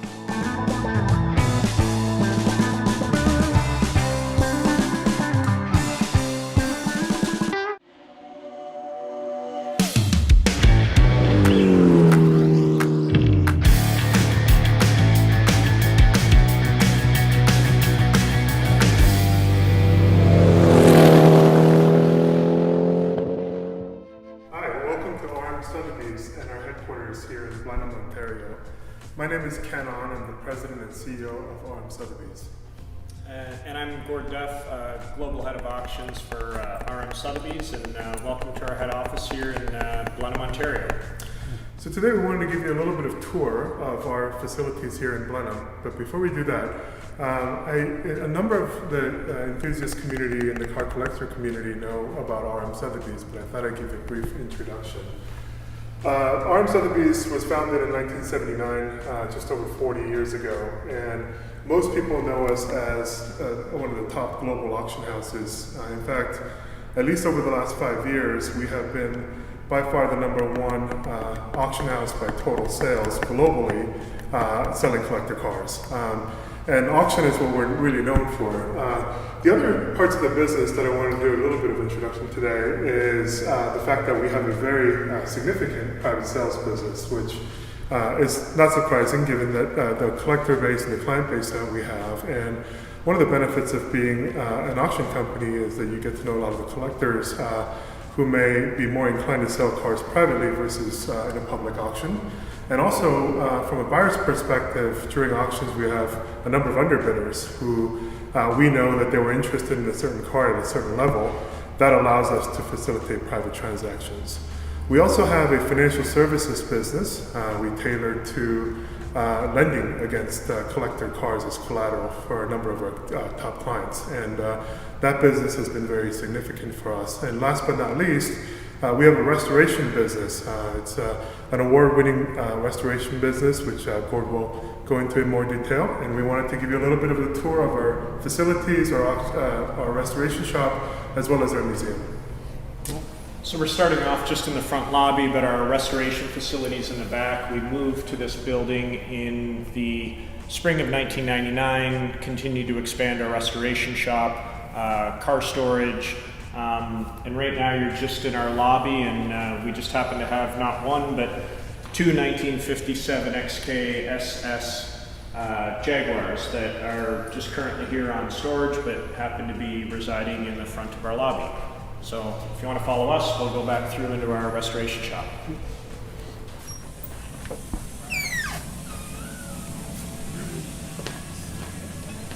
So this is the front of our restoration shop that you're seeing right here, and basically it's our upholstery and our mechanical division are in this first single room. Behind us you'll see some of the cars that we've done full restorations on. These 6 cars were all Best of Show Pebble Beach winners that our shop fully restored. Most of them we actually purchased for the clients as well, and then did full restorations on them. There's a few others on the other side that some might have went to auction, other ones we just did, and they're still retained by certain clients of ours. Gord, there's no shortage of restoration shops in the world. What do you think makes RM Restoration different or special? One of the unique things about us is that everything is done in-house. The only thing we're subbing out is basically our chrome work. So all our upholstery is done in-house, all the mechanical, all the engine rebuilding, paint work, everything. Nothing's subbed out aside from the chrome that we do. And as you can see, as we walk through the shop, there's a little bit of everything here.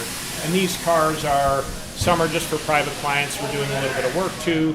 Others are getting prepped to go to auction. Some are cars that we've sold in the past, but we have clientele that just brings the cars back when they need certain work done to them. One of the things that's really interesting for me is, and I've only been in this business for 4 years, but coming in here and walking around the shop and realizing and recognizing some of the cars that we've sold previously at auction and the clients then subsequently decide to restore them, or some of the cars that we've consigned, as Gord said, and they're getting prepped. So it's really an interesting experience watching the cars going through this process, getting all staged for the auction. Well, there's many cars that you might see in here for a year or two, and then there's other ones you can walk through this shop in another 2 weeks, and half the cars will be different that are in here because they're kind of getting cycled through, getting different work done to them. Don't know every single car off the top of my head, but this is a 37 Cord Sportsman. It's a very original car. This car has been in and out of our shop over the last probably 10 years. Belongs to a local client up in Toronto that we're actually doing the work for. But it's one of 60 that are true sportsmen. So it's a great original car, cool patina. I assume we must be doing some mechanical work on it. Then we have a E-Type Roadster here. I believe we just did the interior on this car. This car was restored somewhere else. Again, it belongs to a local client. We're doing some mechanical sorting of it. We put a new interior in it for him. But it'll just go back to the client once we get it all dialed in and sorted.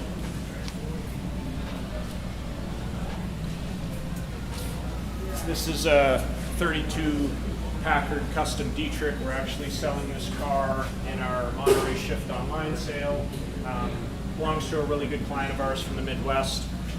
It was brought up here just for the photography inspection, and it always benefits us when we can have the cars in our care and control, and I'll take it out and test drive it and really know about the car. So it's helps when I'm trying to sell it to certain clients and I really know what the car is all about. But it's a fully restored car. Our shop didn't do this. The client had it done.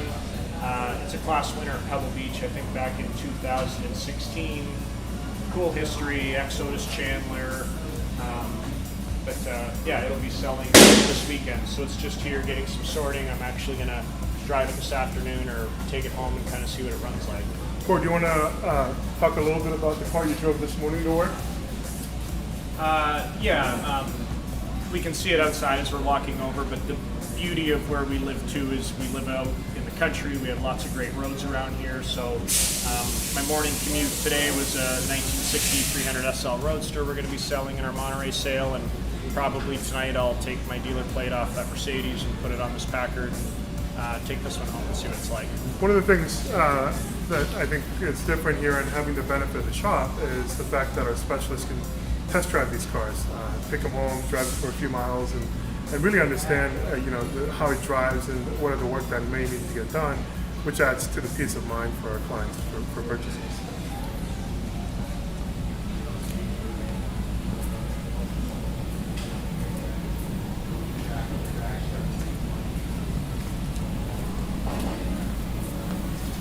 So I've essentially grown up around this shop. I've been with the company a little over 20 years, so we got lots of guys that have been working for us that have been here 20 years, 30 years, 35 years. Our upholsterer, we have one of our assemblers behind us that has been here probably going on 25 years. A little bit, we have a Recreation Cobra, just belongs to a local client about an hour away from us, so we're just doing some mechanical sorting. So when I say we do a little bit of everything, we'll work on any kind of antique car, obviously if we have the time, and there's a good mix through here. This is a 31 Chrysler CG Phaeton. This car's got a pretty cool history, actually. It belonged to a client of ours about an hour away from us that's deceased now, but this car was sold new in Toronto, Ontario, and I think it's been here most of its life. We've sold it to a client of ours from the East Coast now, so it's a great car. It's probably a 30-year-old restoration that really never had any miles put on it, but we put a fresh top on it for him, and we're just doing some mechanical sorting on it before we send it home. As Gord mentioned, it's a full capability shop other than chrome, and as you can see, that whether it's the top for this car or mechanics of the other car or the upholstery, it's a full-service restoration shop. The other thing you'll notice is whether it's the Recreation Cobra or this relatively modern Mustang, I guess it's called Modern Classic now, or whether it's a Packard, we have quite a variety of cars back here that our shop looks on.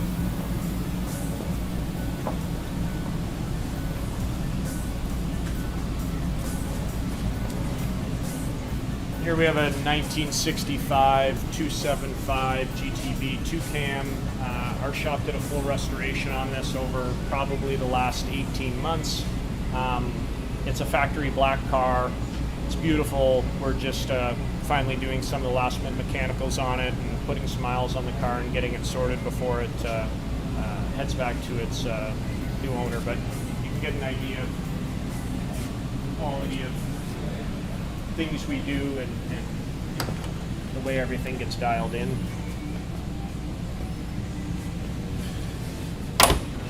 By the way, in case you're wondering why the shop's not so busy with so many cars, we try to pick our lunchtime to do this so we don't interrupt our shop crew here.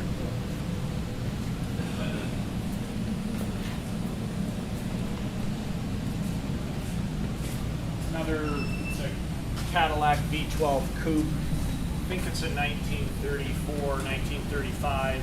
We actually sold this at our Scottsdale, Arizona auction back in January, and it's here just getting some mechanical work done for the client that bought it, and another car that'll probably be out of here later this fall. And then another full restoration we did. We just had this car at Cavallino back in January, but it's a Ferrari 410 Super America. Very interesting car. It was a very original car when we got it. We sold this car in Monterey 2 or 3 years ago. Again, another factory black car. It had been painted dark green when we sold it, and it came in and we did a full Concours level restoration to it. Back to exactly the way it was when new. Even when we pulled off these trim moldings, the original black paint was underneath. So it was a virgin of a car, never had any damage to it, never had any rust to it.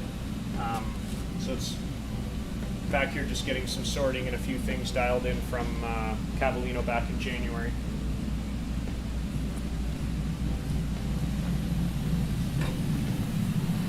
So that's basically our mechanical, our upholstery.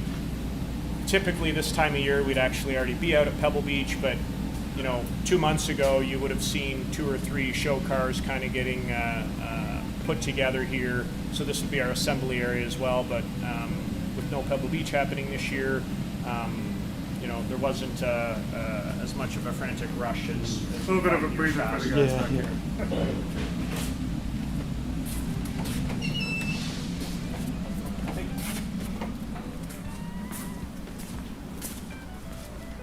Through a bit of our machining and tooling. Again, for fabrication, we make anything and everything, anything a car requires. It's all done on site. Buff bay for all of our polished aluminum and stainless that we need to work on gets done in there.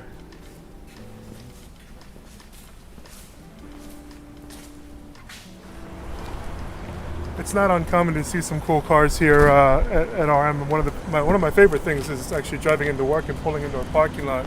You see a Jaguar, you see a 959, got a Volkswagen Beetle here. It's quite interesting to see the different types of cars that people are working on. And if you're a car guy, what better to come into a parking lot and seeing some cool classic cars every day.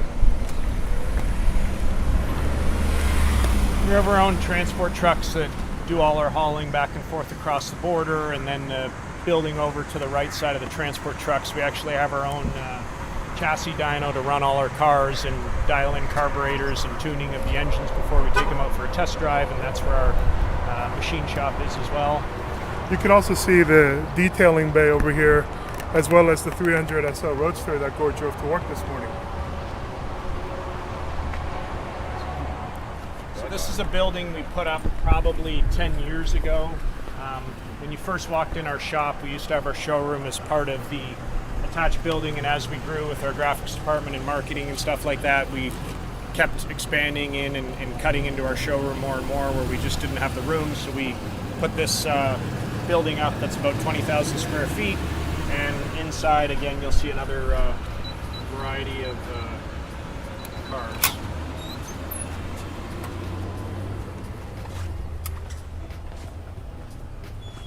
So one of the things Gordon and I discussed was, rather than prettying it up for this video, just show it as is. And so this is sort of how our museum/storage shop looks like on a regular day. Certain months there'll be lots of room to move around, but right now with a lot of cars here for Monterey, a lot of cars coming in for our Auburn, Indiana sale, we have some stuff here that has already been consigned to Hershey that we're really jammed up. So when you need to get a car out, you might be moving 7, 8, 9 cars in order to dig it out, but it comes and goes and flows. One of the things I mentioned earlier about was, in addition to our auction and private sales business, that we have a financing business. And the way we do our financing business is actually lend for clients who may need liquidity or need equity release from their cars, but want to maintain possession of their cars or the ownership of their cars, is to finance them. And so when we do that, depending on jurisdiction, we end up owning or at least holding on to those cars during the duration of the loan. And so a number of cars in here are also collateral cars that we are storing on behalf of our clients in a secure location.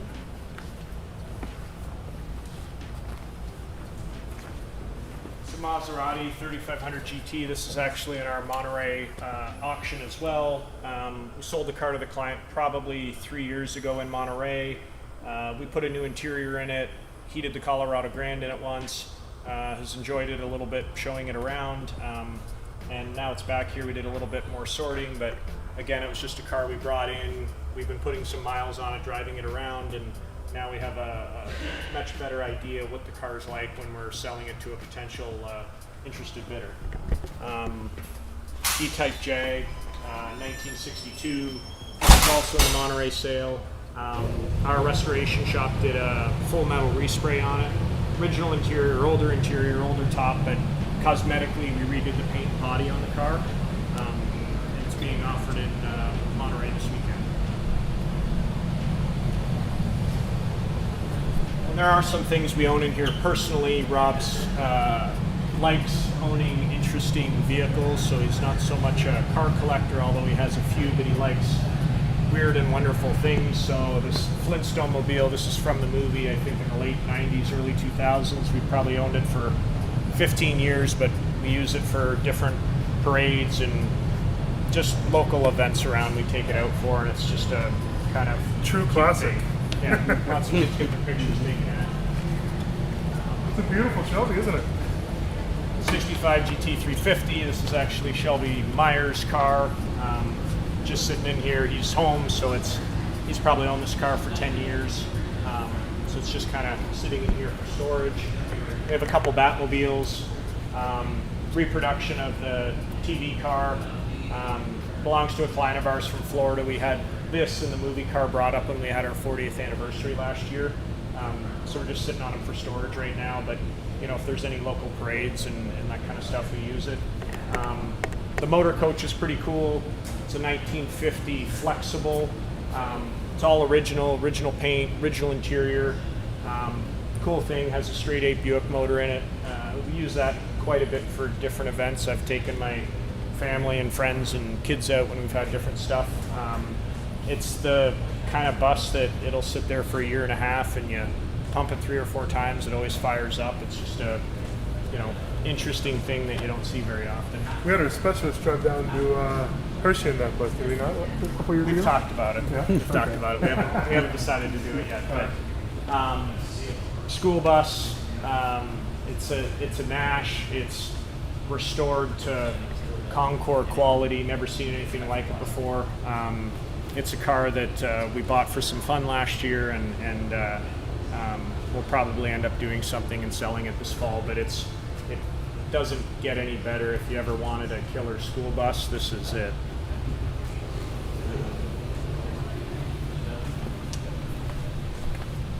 Lots of other things. Wide body? Mercedes AMG wide body. We're selling this in our Monterey auction this weekend, and then we have a DB4 Series 2 Aston Martin. We actually consigned that out of Toronto. A client had that car, so it's here. We did some sorting on it, and it's going to be selling this weekend, as well as the Dino 246 in front of it. So kind of this whole row are cars that we're going to be, or that are being offered right now for the Monterey sale.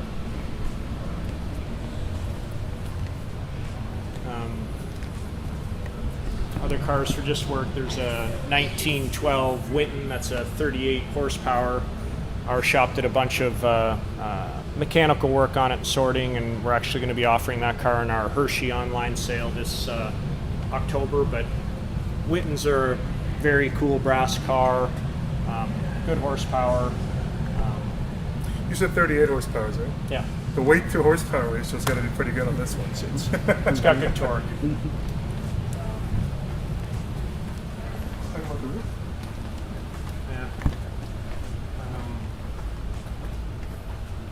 V16 Cadillac convertible coupe. We took that car to Pebble Beach last year, the year before, for a local client.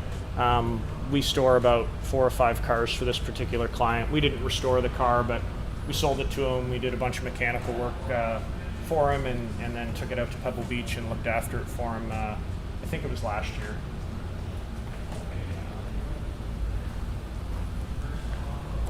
.930 Porsche. It's a roof conversion. Cool car. We have a Model A Ford. That's actually one that Rob bought personally. Always wanted one of those to be able to mess around with in the wintertime. It's a snowmobile, right? Quite taken it out. It's pretty rare. Normally these are Model Ts, so to find a Model A sedan, much easier to drive, but has a conversion for the snow tracks and stuff like that. So pretty cool thing, and we didn't get much snow this winter, but hopefully next year we can get it out. This is a 1934 V16 coupe. They only built about, I think, 6 of these from 34, 35, 36. Interesting history, owned by a lot of well-known guys back in the 60s and 70s. A client of ours on the East Coast has had the car for probably the last 10 years, and we've consigned it to our Hershey online auction that we're going to have in October. Really cool thing. Came up here for a little bit of sorting, a good buffing of the paint, but overall a really nice car, and a super rare one. You don't see them come up too often.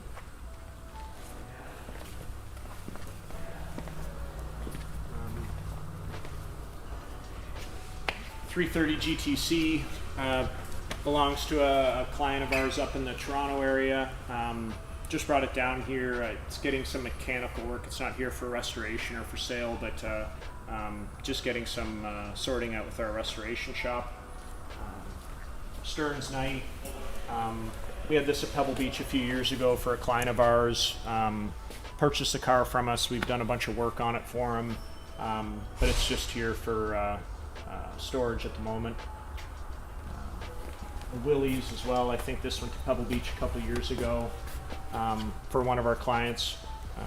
Just looked after mechanically going through the car. 34 Packard V12 Coupe. This is a car that we own personally. It's a car that I'd love to own someday. It's wearing a restoration from the 60s. Been owned by a lot of well-known Packard guys. Really rare to find an original V12 coupe now. A lot of guys back in the 70s and 80s would cut the roofs off these and make them convertible coupes.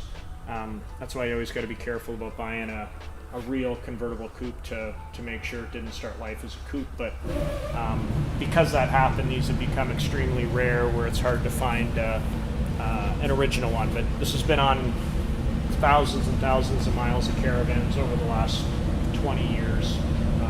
Great car. I take my kids out in it all the time. I personally drove this from work last year, I think, one day, and yeah. I couldn't believe how smooth the engine was. I mean, it seemed like I was driving a Honda Accord almost in terms of vibration and sound. Yeah. Really special LeBaron dual windshield Phaeton, one of the 36 and supercharged. We've sold this car a couple times now. Belongs to a client of ours. We've had it here in storage for the last probably 2 or 3 years. But really rare car, really special, good pedigree. And then on the end we have a 1935 Auburn Speedster. This car is wearing a restoration, probably from the 70s. I've never seen one this color before, but apparently it did exist, so this is the first one that I've seen this orangey red, but bulletproof car, original motor and an original chassis, not ACD certified, but we're selling this on behalf of a client at our Auburn fall auction, September 3rd, 4th, 5th. So it's kind of one of our feature cars for that auction. It was brought up here a couple months ago just for us to do some marketing with and give me a chance to drive it and kind of know what the car's about before we're selling it. Should we wrap it up? So hopefully this was helpful. As you can see, This is our headquarters in Blenheim. We have a global staff for RM of about 130 employees, another 35 or so in the restoration facility. So, 165 employees in our space is a pretty good sized business. Vast majority, I would say, of 70 employees or so reside here in Blenheim and commute here, and this is where all the action happens for RM as the headquarters. Sounds good. Hope you enjoy the tour. Thank you very much.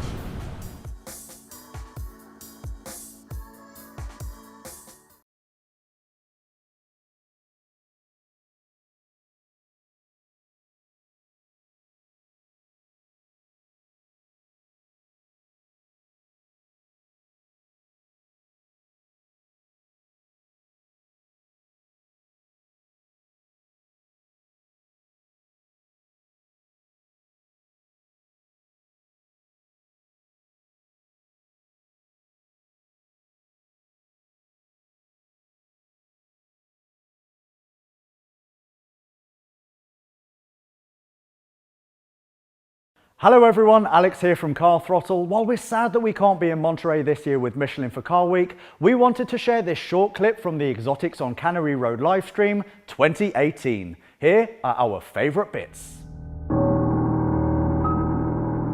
Driving a Koenigsegg is exhilarating, scary. It's a violent car.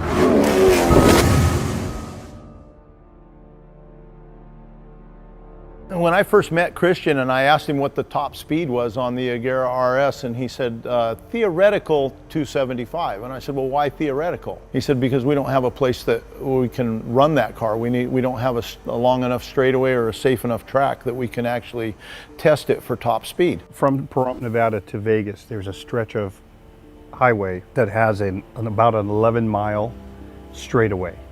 It's not flat, but it's straight. And the road surface is in very good condition.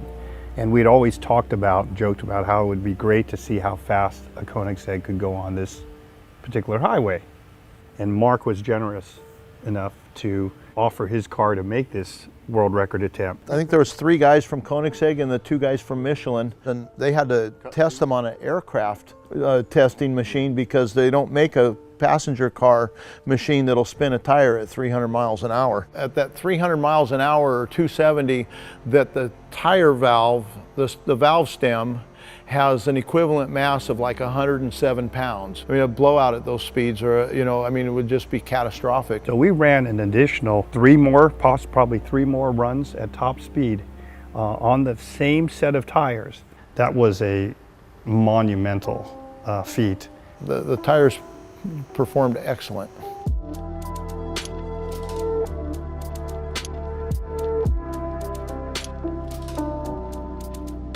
The Exotics on Cannery Row is a phenomenal show simply because it's open to the public. What's so nice about it is it's really a moving car show for a week, and you have all types of cars and all types of car people in a great setting, usually with great weather. So how can you go wrong, right?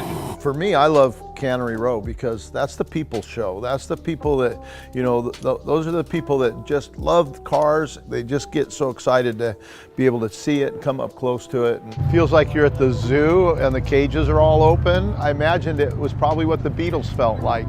The crowds are just cheering and pressing in and taking pictures. And again, for a lot of them, they've heard of these cars. They've never actually seen one. These kids or these people who are on social media is our XYZ generation. They don't have $800 to get into the Quell event, nor do they have a hat to wear into the event. Like putting a little honey out there and watching the bees come, It's surreal. I mean, look at all these people. They're just here because they love cars. This is one of my highlights because this is the people show.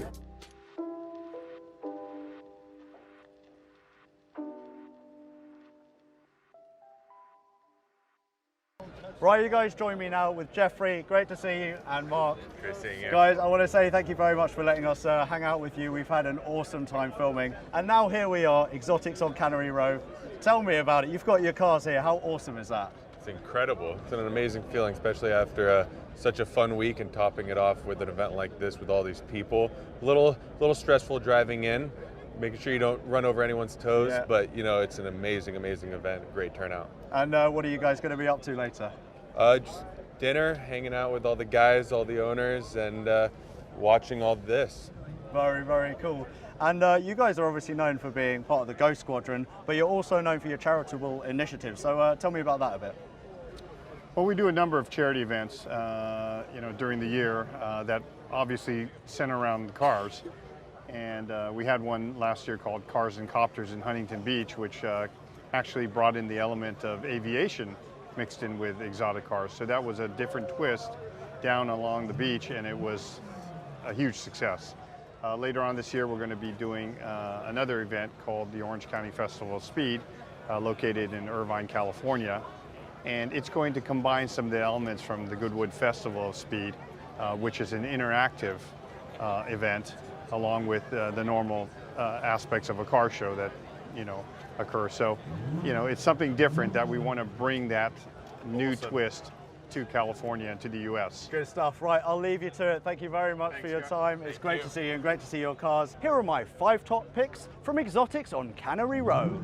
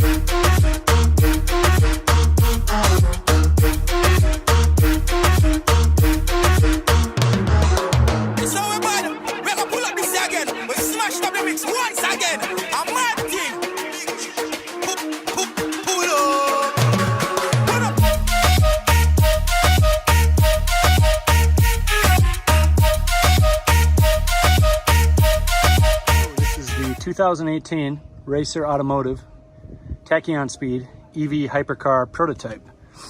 It was designed and built from the ground up as a custom build in Los Angeles, California by a small team of passionate car guys. It has an electrically actuated front door, and it is actually a 2-seater. The driver sits in the middle like a fighter jet cockpit style.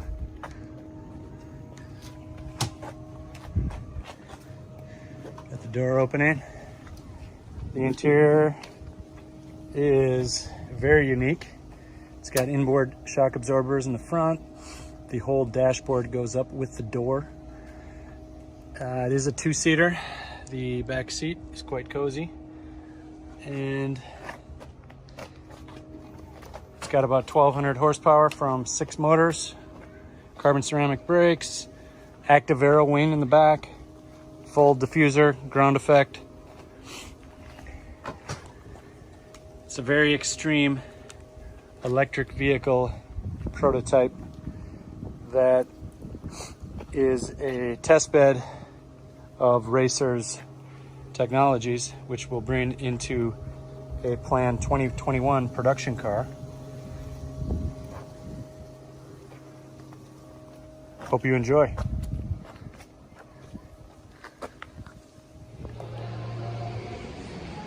Welcome to number 9 of 10 McLaren 570S MSO-X.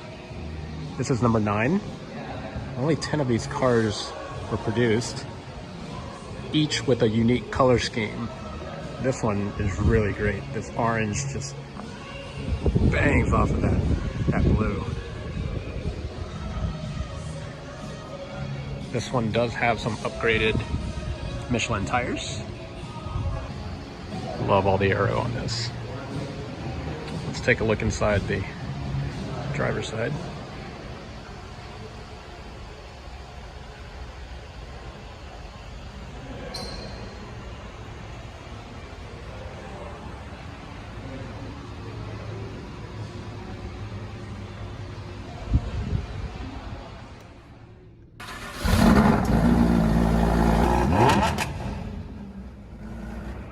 Hey guys, Gil at Fusion Motor Company. We love exotics on Broadway. Obviously now we're doing a different type of theme, partnering up with the Petersen, and we're super excited about that.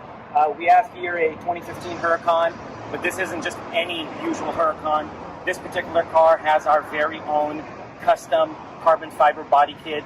It was designed and built here in-house by us at Fusion in Los Angeles.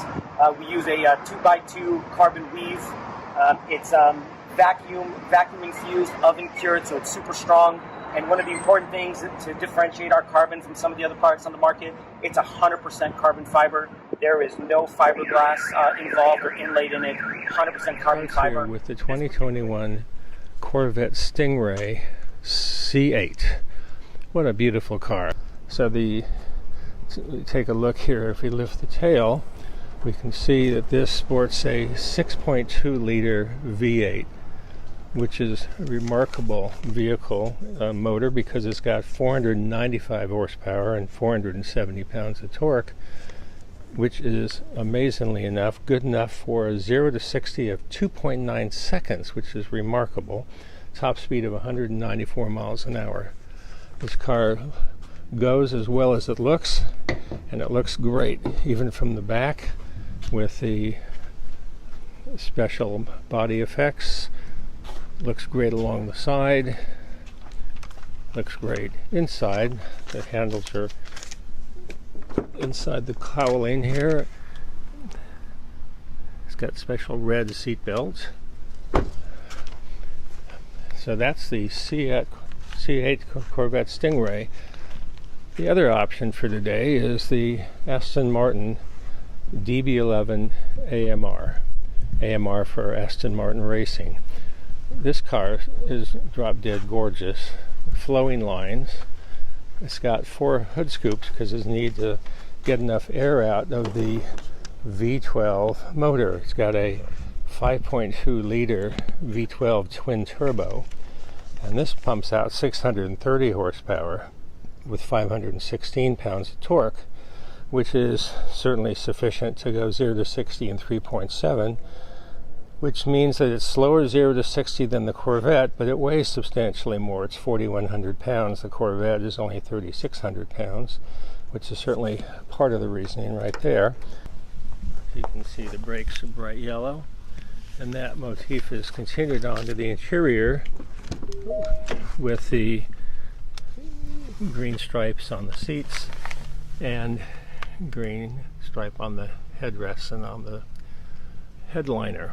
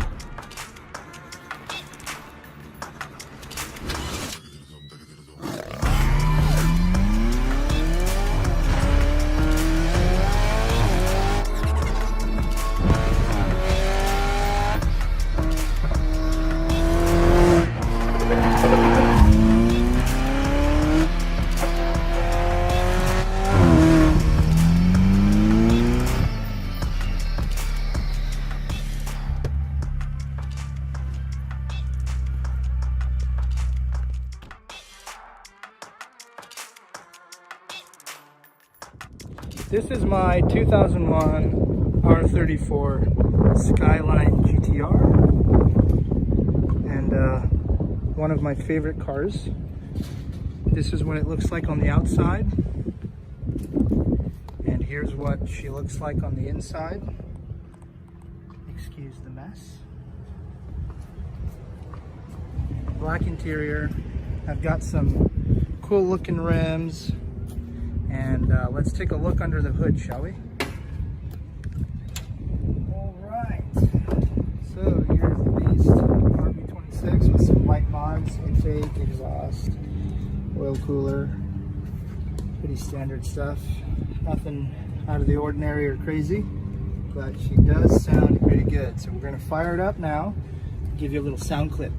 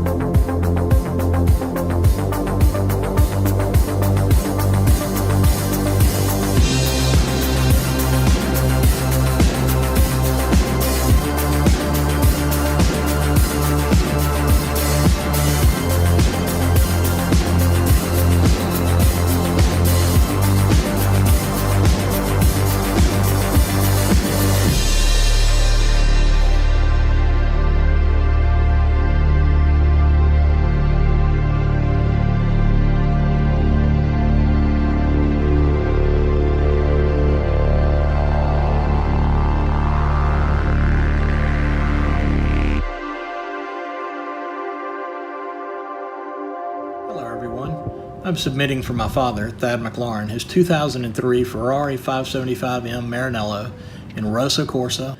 The 575M has a dual overhead cam 48 valve V12 with an all aluminum block and heads. The 5748cc V12 produces 508 horsepower at 7,250 RPM and 434 pound-feet of torque at 5,250 RPM. The 575M also offered a launch control feature which requires one to activate sport mode, disable the traction control, and apply the brake while revving the engine up to 5,250 RPM and then release the brake.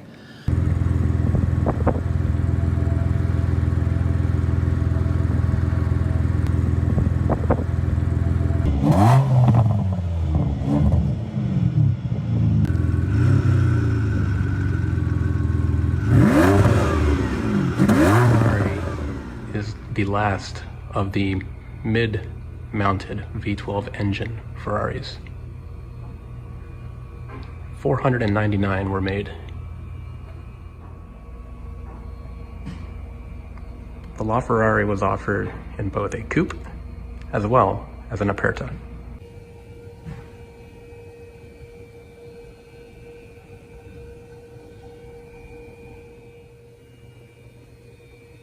Alright, so who is ready for some interior coverage? Let's go check it out.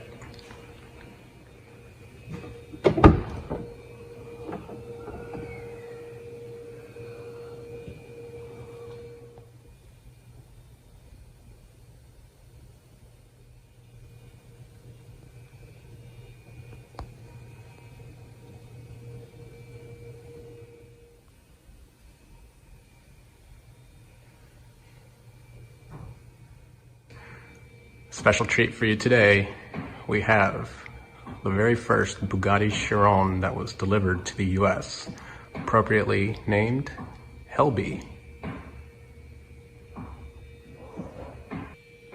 The Chiron is powered by an 8-liter W16 quad turbo engine that produces 1,500 horsepower. The Bugatti Chiron comes nicely equipped with Michelin tires. Let's take a look at the interior of the Bugatti Chiron.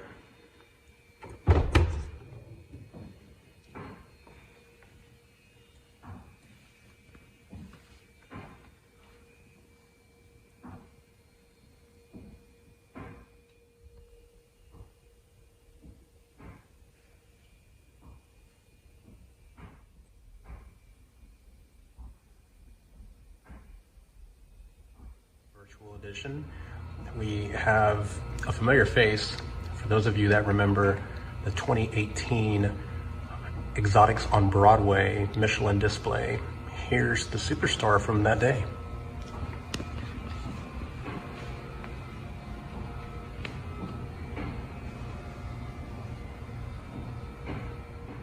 This is the Bugatti Vision Gran Turismo. The Vision Gran Turismo actually inspired the design of the Bugatti Chiron.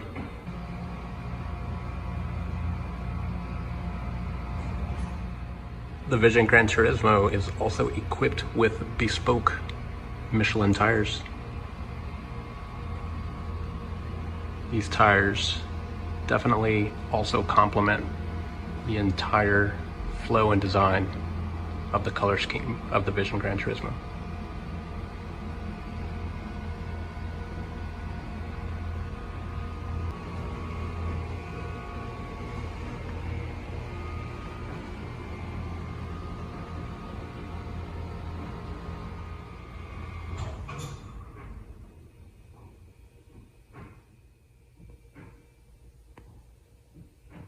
And as you can see, the Vision Gran Turismo is a single-seater car.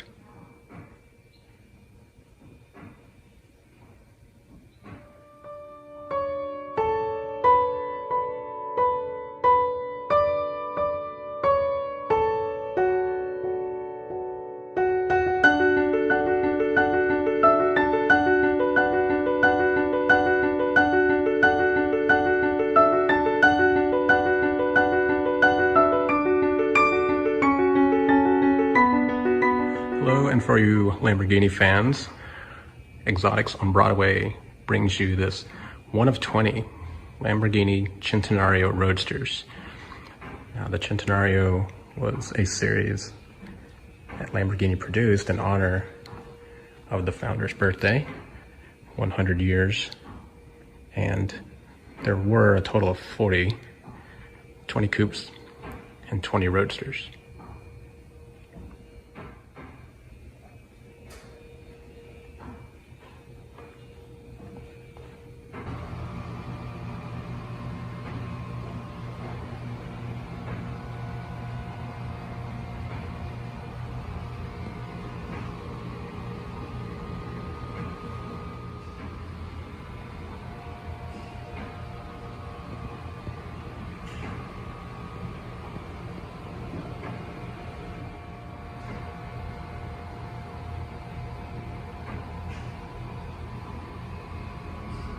Stunning Pagani Huayra Roadster. We'll do a quick walk around of the car so you can enjoy all of the amazing details that Horacio Pagani has crafted into this beautiful vehicle.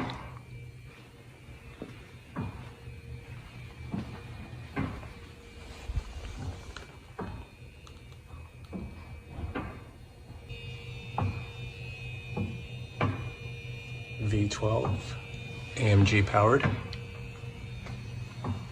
Plenty of carbon fiber, of course. And as always, the work of art interior.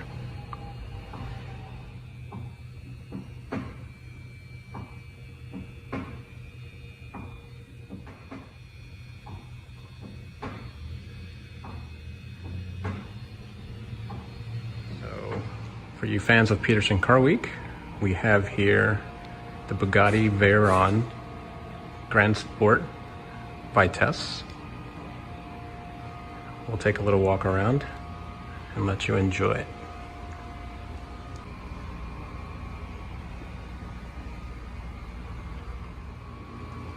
This Bugatti Veyron, L'Or Rouge, is also nicknamed Hellbug.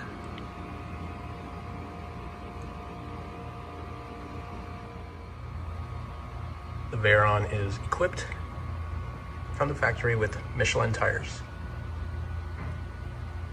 The Bugatti Veyron is equipped with the W16 quad turbo engine.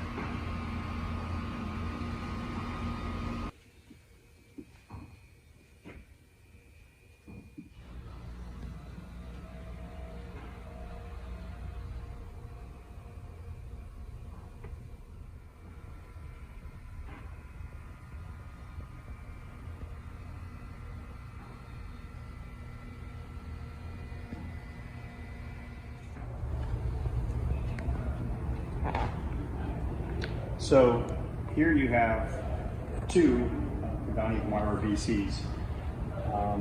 I don't know much about the Paganis.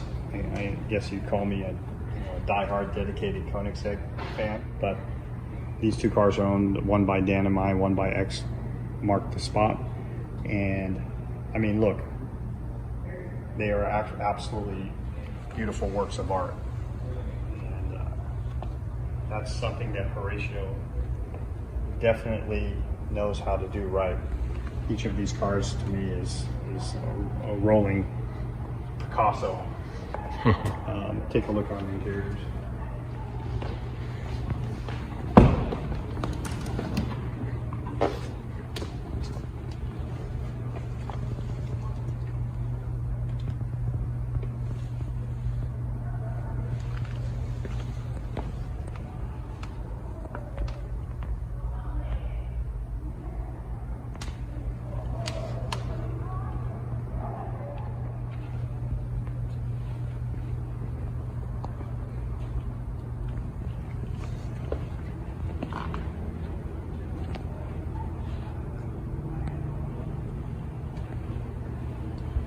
You can also open the door up.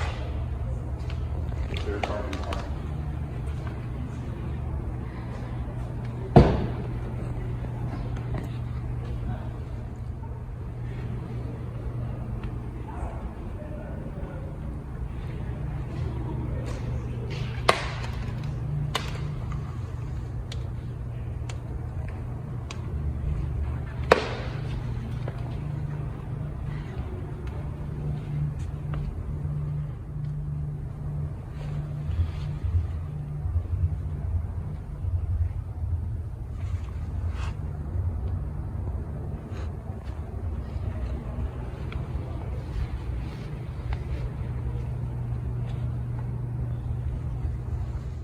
So this is a sandrail, but as you'll soon find out, not your typical sandrail.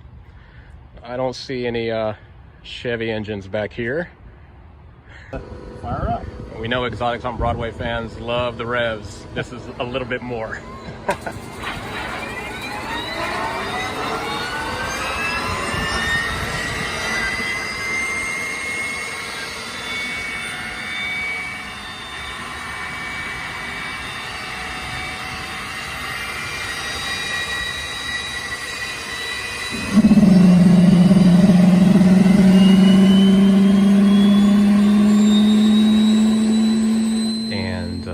Good treat for you today. Here we have this bespoke McLaren P1 GTR, which is Lark liveried. I'm gonna walk around this car for you and let you enjoy it.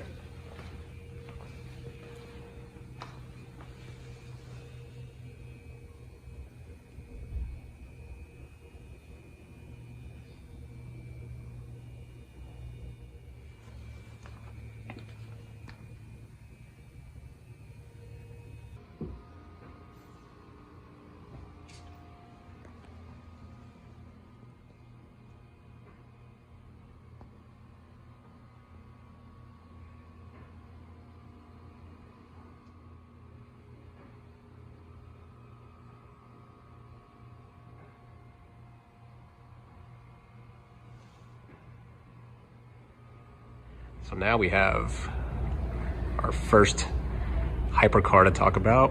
What do we have here, Jeffrey? What is this?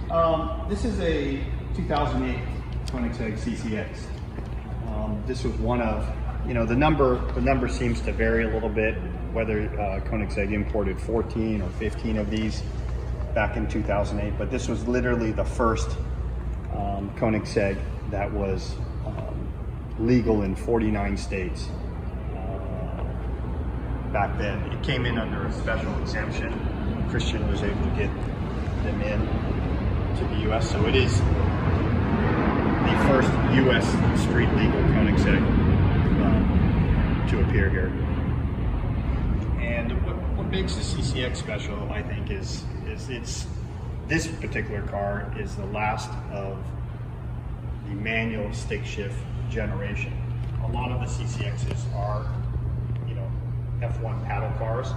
This particular one has the manual shift. And Christian told me, he said, don't ever sell this car because this will be a collectible one day because of the manual transmission. And this particular car also has the Ghost package on it, the complete package, which includes a revised aero, front splitter, canards, the fixed rear wing, double plane rear wing, as well as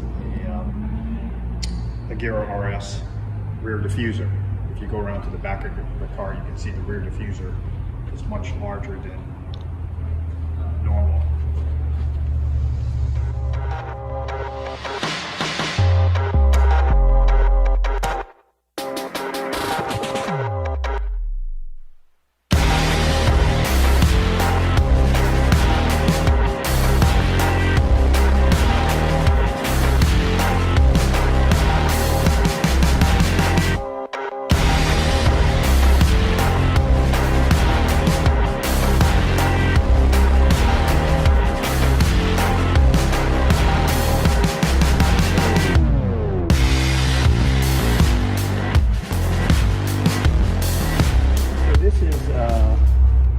As of this moment, this is the only all-carbon exoskeleton Gunther Works.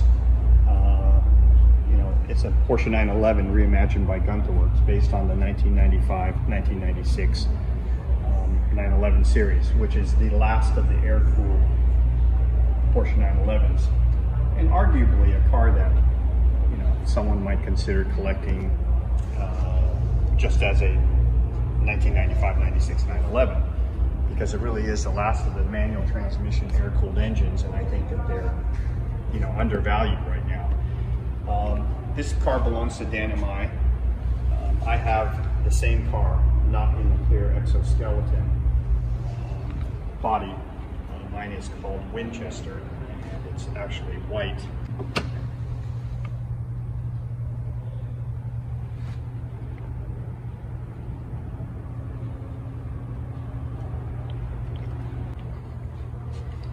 It's a custom-built 4-liter air-cooled engine. A little bit about him. This is one of only 2 final edition Koenigsegg Agera RSs, owned by Dan and I. This one is named Thor, appropriately, and the other one is named Vader, owned by X Mark Spot. And they are the 2 final, as the namesakes imply, they're the 2 final editions of the Agera RS line, and both of them are clear carbon cars with individually unique aero treatments, as you can see, and they are literally masterpieces. Thor has that vertical aero fin in the back that distinguishes it from any other Koenigsegg. You can see that the entire body is clear carbon, and if you get the lighting right, you can actually see diamond dust in the clear coat. That's actually ground up real diamonds that were mixed in with the clear coat before being applied to the car itself.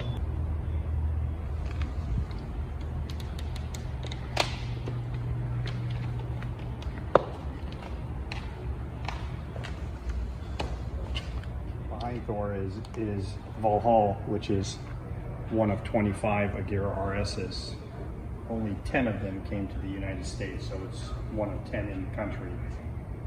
And all the RSs are essentially the same car for the most part. A few minor tweaks,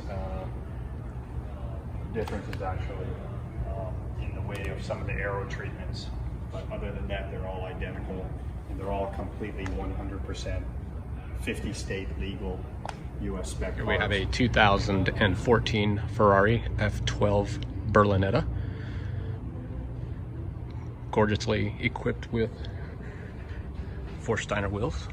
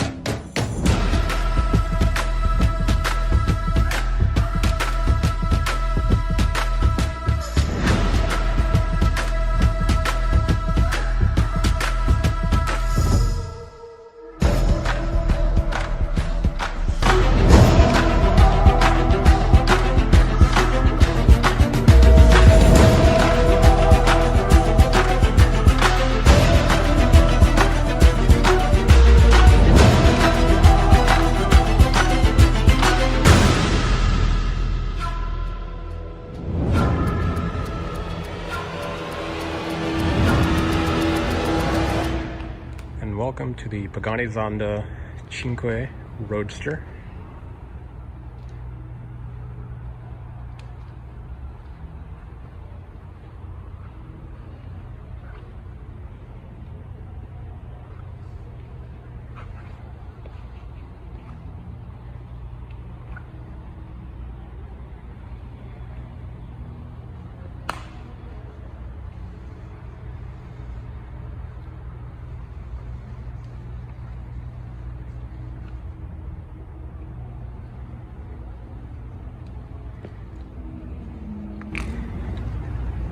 This one has been upgraded to Michelin tires.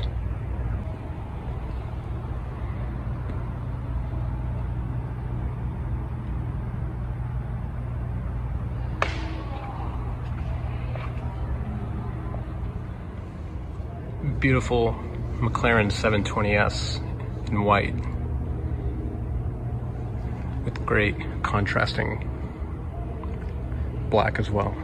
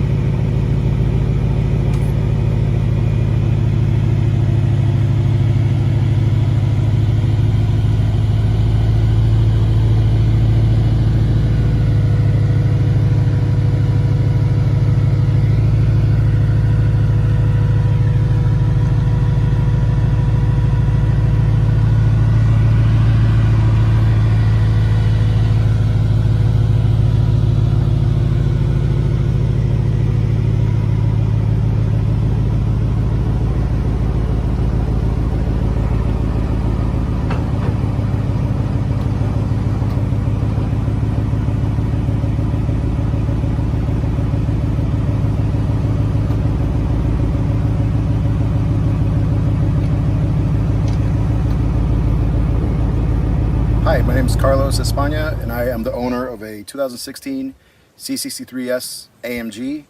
The car is a full-body custom wrap.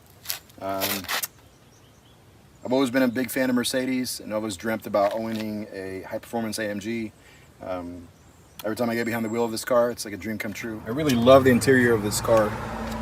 The red leather stitching on the racing seats gives it a great look. Awesome interior. Some of the main features on the car, some of the options are the performance exhaust. It's got the midnight package, as well as the upgraded wheels with the 19-inch alloy option. It has some red racing seats. As we move over to the engine, it's a V8 bi-turbo, pushing about 510 horsepower. Now let's hear the engine.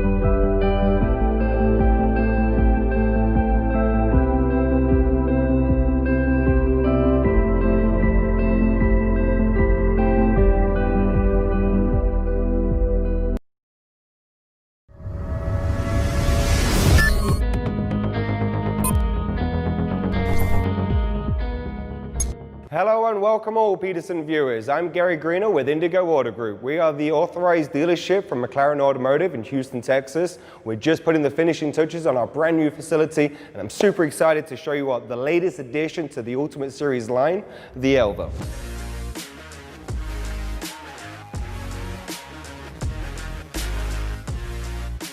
This car is named after the open cockpit race car that was raced and designed by Bruce McLaren himself in the 1960s. That car was very successful and led to many customers wanting to order them. In order to keep up with high demand, Bruce paired up with a British automotive manufacturer called Elva.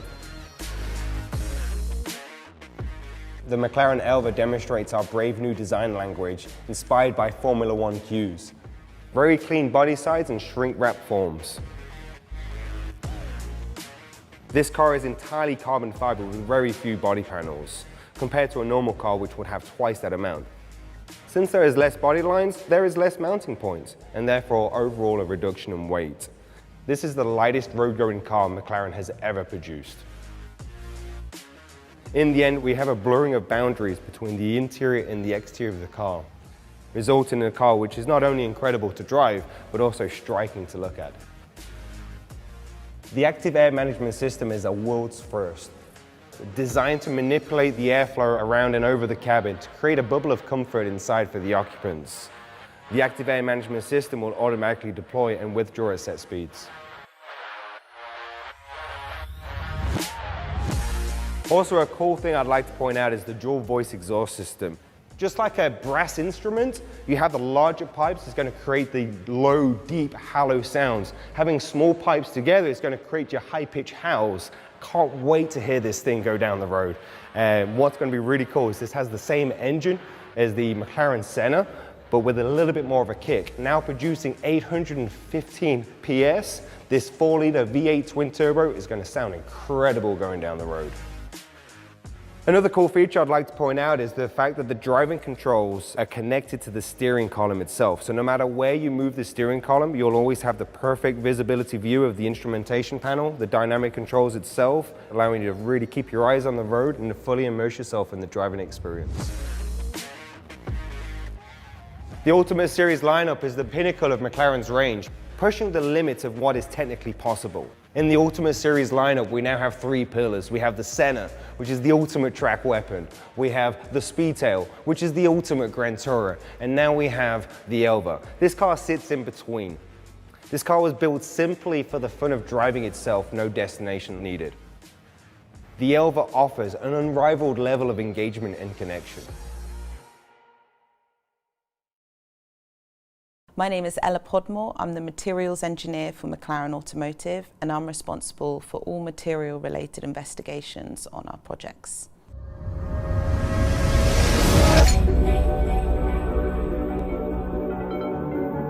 Carbon fibre is what we call a composite material. It consists of 2 constituents. We've got the carbon fibre chains themselves, which are long organic molecules made from bonded carbon to carbon atoms. Carbon fibre was introduced by the aerospace industry.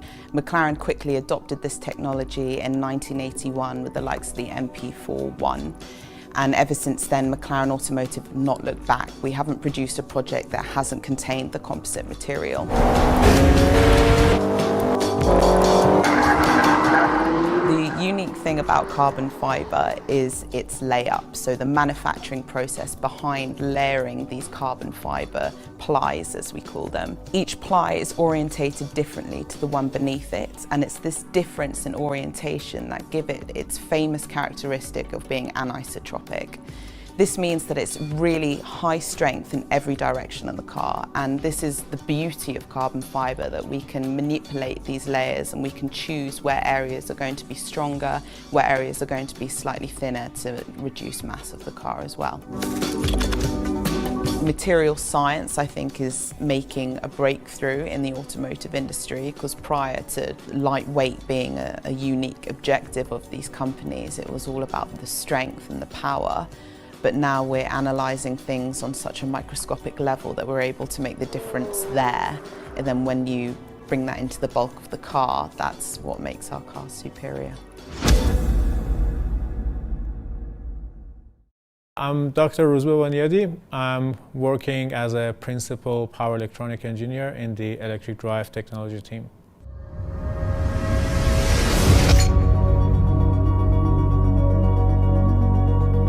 At McLaren, I'm responsible for any power electronics that goes into the vehicles. Inductive chargers, we know about it from our past experiences with mobile phones and consumers. So we were familiar with it, but nobody had ever done it on a vehicle that they charge the car inductively. Speedtail is the first car that actually has this wireless charging system. It inductively charges the car without any need to connect the car with a cable. We have a wall box system which takes the power from the grid and then converts it into a form of energy that would excite the base pad. And the base pad is the pad that sits on the floor in your garage. You just drive up on top of the base pad, and the energy from the base pad inductively will transfer the energy to your vehicle pad and then charges the car through electromagnetic field. We have to keep a gap between the car and the pad, and then the base pad that is on the floor, it resonates. So when I say excitation, there's a resonation of energy into the pad, and similar to microwave that you use the electromagnetic field to heat up your food, we use that electromagnetic energy to charge the car. With the gap that we have between the car and the pad, we transfer the energy to the car and we charge the car.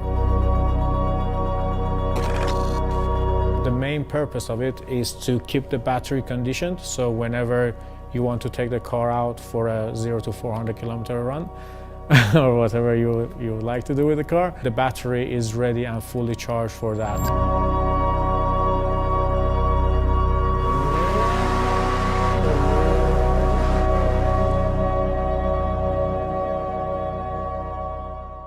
Ciao a tutti gli amici, a tutti gli appassionati di ipercar, di supercar, di automobili in generale. Quest'anno non saremo presenti agli eventi del Nord America, però vorremmo fare comunque un viaggio, questo viaggio immaginario, raccontando quello che è stato un po' il mio rapporto con le automobili americane, quello che è in realtà la passione per queste vetture.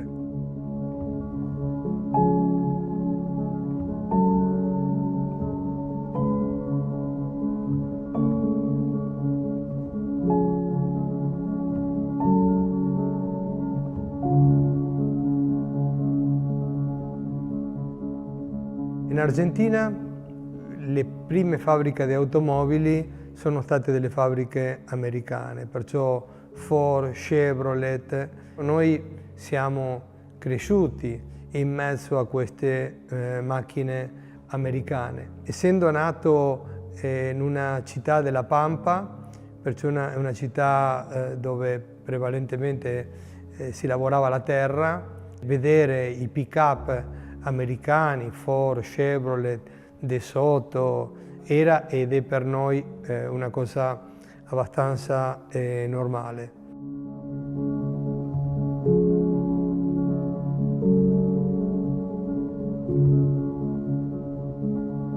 Le prime macchine che ricordo sono ad esempio una Ford T. Tenete presente che negli anni 60 ancora fortunatamente si vedevano circolare le Ford, le Chevrolet, le macchine anche degli anni 30, degli anni 40, perciò è stato bellissimo vedere delle macchine ancora vecchie e poi queste macchine più nuove.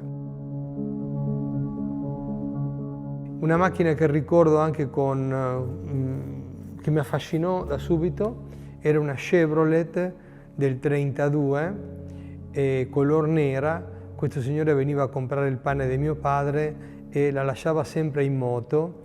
Questa macchina mi affascinava, erano questi 4 sportellini che c'erano gli sportellini che c'erano nel cofano anteriore che si aprivano per far uscire il calore. Questa è stata una delle macchine che più mi ha colpito. Non erano macchine, diciamo, non si vedevano delle macchine iper lussuose, erano macchine così abbastanza popolari, non vedevamo le Cord o macchine, le Duesenberg o macchine così molto raffinate. Erano macchine normali, ecco, le prime macchine che hanno messo in moto anche o messo sull'automobile il popolo americano.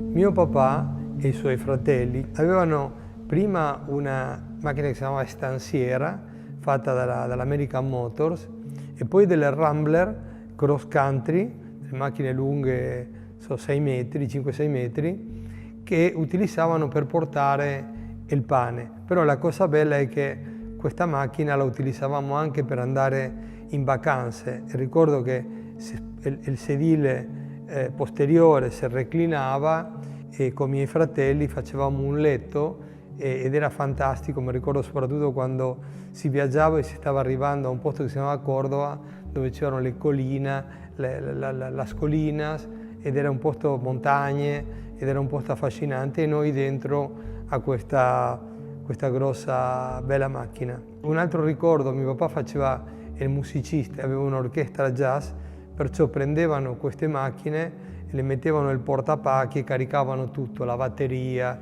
tutti gli strumenti. Le strade erano prevalentemente sterrate, dove delle volte andavano a suonare, cambiavano i pneumatici e le mettevano quello che le chiamavamo la pantanera, cioè le gomme con un grosso battistrada per andare sul fango.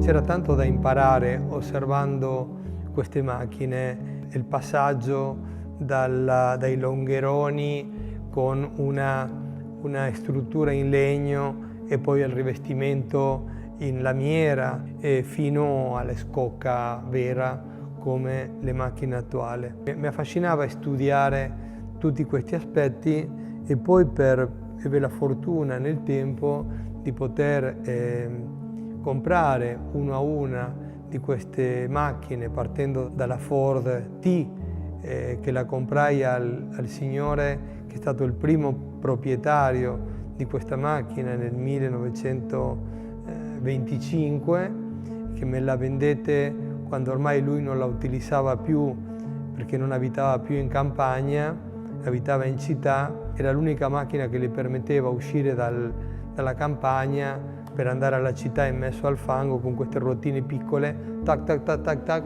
e questa macchina andava sempre.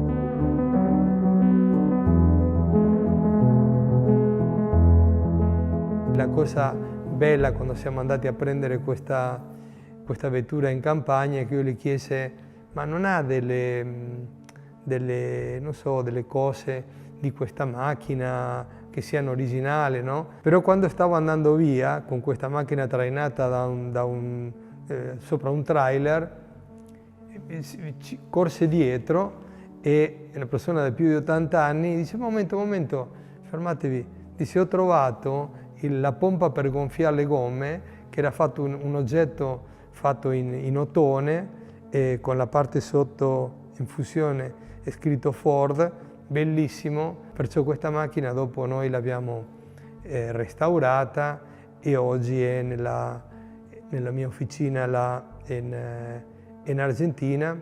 E poi man mano delle Ford abbiamo preso la Ford a roster, la 4 porte chiusa e aperta, insomma quasi una trentina di macchine, e poi anche altre, anche la macchina che utilizzò Dustin Hoffman e Tom Cruise nel film Rayman. Dovete anche sapere che l'ispirazione per fare il pedale del freno e della frizione della sonda, poi anche della guaira, le ho preso della Ford A, che ha appunto dei pedali che sono tondi. Quello che ho visto quando sono arrivato in Italia è che la gente snobava un po' le macchine americane. Invece le macchine americane hanno segnato un periodo straordinario della storia, anche hanno portato tanta tecnologia, perché l'America è stato un posto anche di grandi ispirazioni per i designer, perciò le macchine degli anni del dopoguerra, macchine veramente belle, ma anche prima della seconda guerra mondiale, comunque sono stati di grande ispirazione, le Duesenberg, le Cord, cioè macchine veramente di grande fascino. Nonostante sono stato sempre un fanatico delle Porsche, dei prototipi della Porsche, una macchina affascinante è stata la Ford GT40, quella macchina che ha fatto la Ford per competere contro Ferrari. La Ford GT40 è stata una macchina di enorme successo, con un design veramente molto bello. Perciò per me, che sono stato sempre appassionato dei prototipi, quella macchina era fantastica. Col tempo siamo riusciti ad avere invece una versione più moderna che c'è qui dietro, anche col colore della Golf.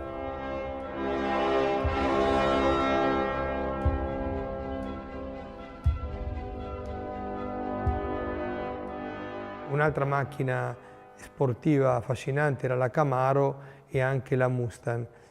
Forse la Mustang più conosciuta, perché è stata poi vista nel film, era la Eleanor, come questa che c'è qui dietro. Anche questi degli oggetti folli, con questi motori 8 cilindri, con questo sound caratteristico, bello, macchine che ti danno una grande adrenalina quando lo utilizzi.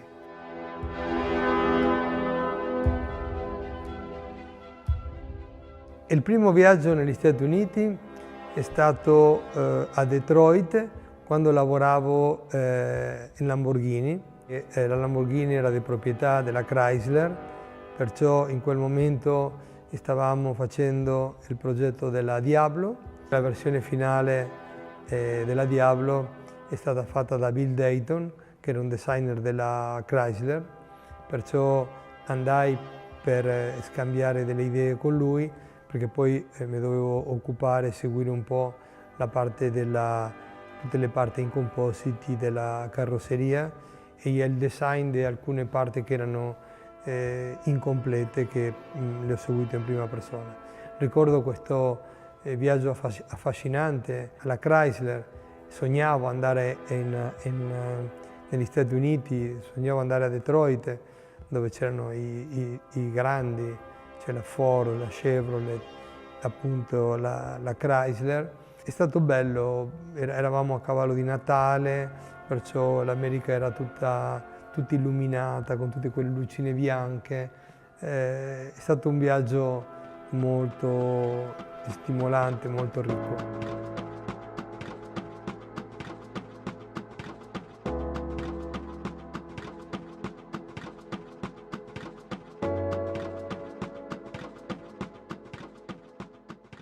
Per quanto riguarda la Pagani in America, quando abbiamo presentato la vettura, la Zonda, la prima macchina, il primo cliente è stato Benny Caiola, che era un signore americano. Voleva la macchina per portarsela negli Stati Uniti, la portò negli Stati Uniti, però la macchina non era omologata. Lui continuò a comprare ancora delle altre Zonda, che ogni tanto le portava in America, poi se le riportava in Italia e le utilizzava qui. Quando dei collezionisti americani o appassionati di auto venivano in Italia, e spesso ci venivano a trovare, essendo che siamo anche molto vicini dalla Ferrari piuttosto che dalla Lamborghini, magari venivano a vedere queste macchine e la curiosità le portava anche a venire in Pagani, ancora quando eravamo molto così sconosciuti, e volevano portarsi la macchina in America e ci chiedevano perché non portavamo questa macchina in America. Siamo stati sempre concentrati sui mercati che per noi erano più semplici da gestire, e alla fine le Zonde sono rimaste sempre in Europa, in Asia o o negli Emirati, nel Medio Oriente in generale. Con la Guaira nel 2011 siamo arrivati in America e volevamo arrivare bene, perciò bene voleva dire con la macchina, una macchina completamente omologata anche nei territori più complessi, come ad esempio la California, e non è stato facile all'inizio omologare queste macchine perché le normative americane sono molto severe e molto restrittive, però oggi siamo presenti negli Stati Uniti e si è creata una bellissima famiglia fatta da questi clienti incredibili, appassionati, gente che ci dà tanto affetto e tanta energia, e questa energia è indubbio che ci motiva ed è grande ispirazione per creare queste macchine. Credo che i giovani designer dovrebbero studiare non solo la cultura europea, ma dovrebbero studiare anche la cultura del design americano e anche giapponese, perché questo arricchisce molto. Trarre quello che è bello di queste macchine, quello che è affascinante di queste macchine, penso che sia una cosa ottima per poi essere più vicini al cliente anche come gusto e anche dal punto di vista emotivo proprio. Arrivederci a tutti, grazie per aver condiviso con me questo momento, questo viaggio, e speriamo di rivederci al più presto in Nord America. Grazie.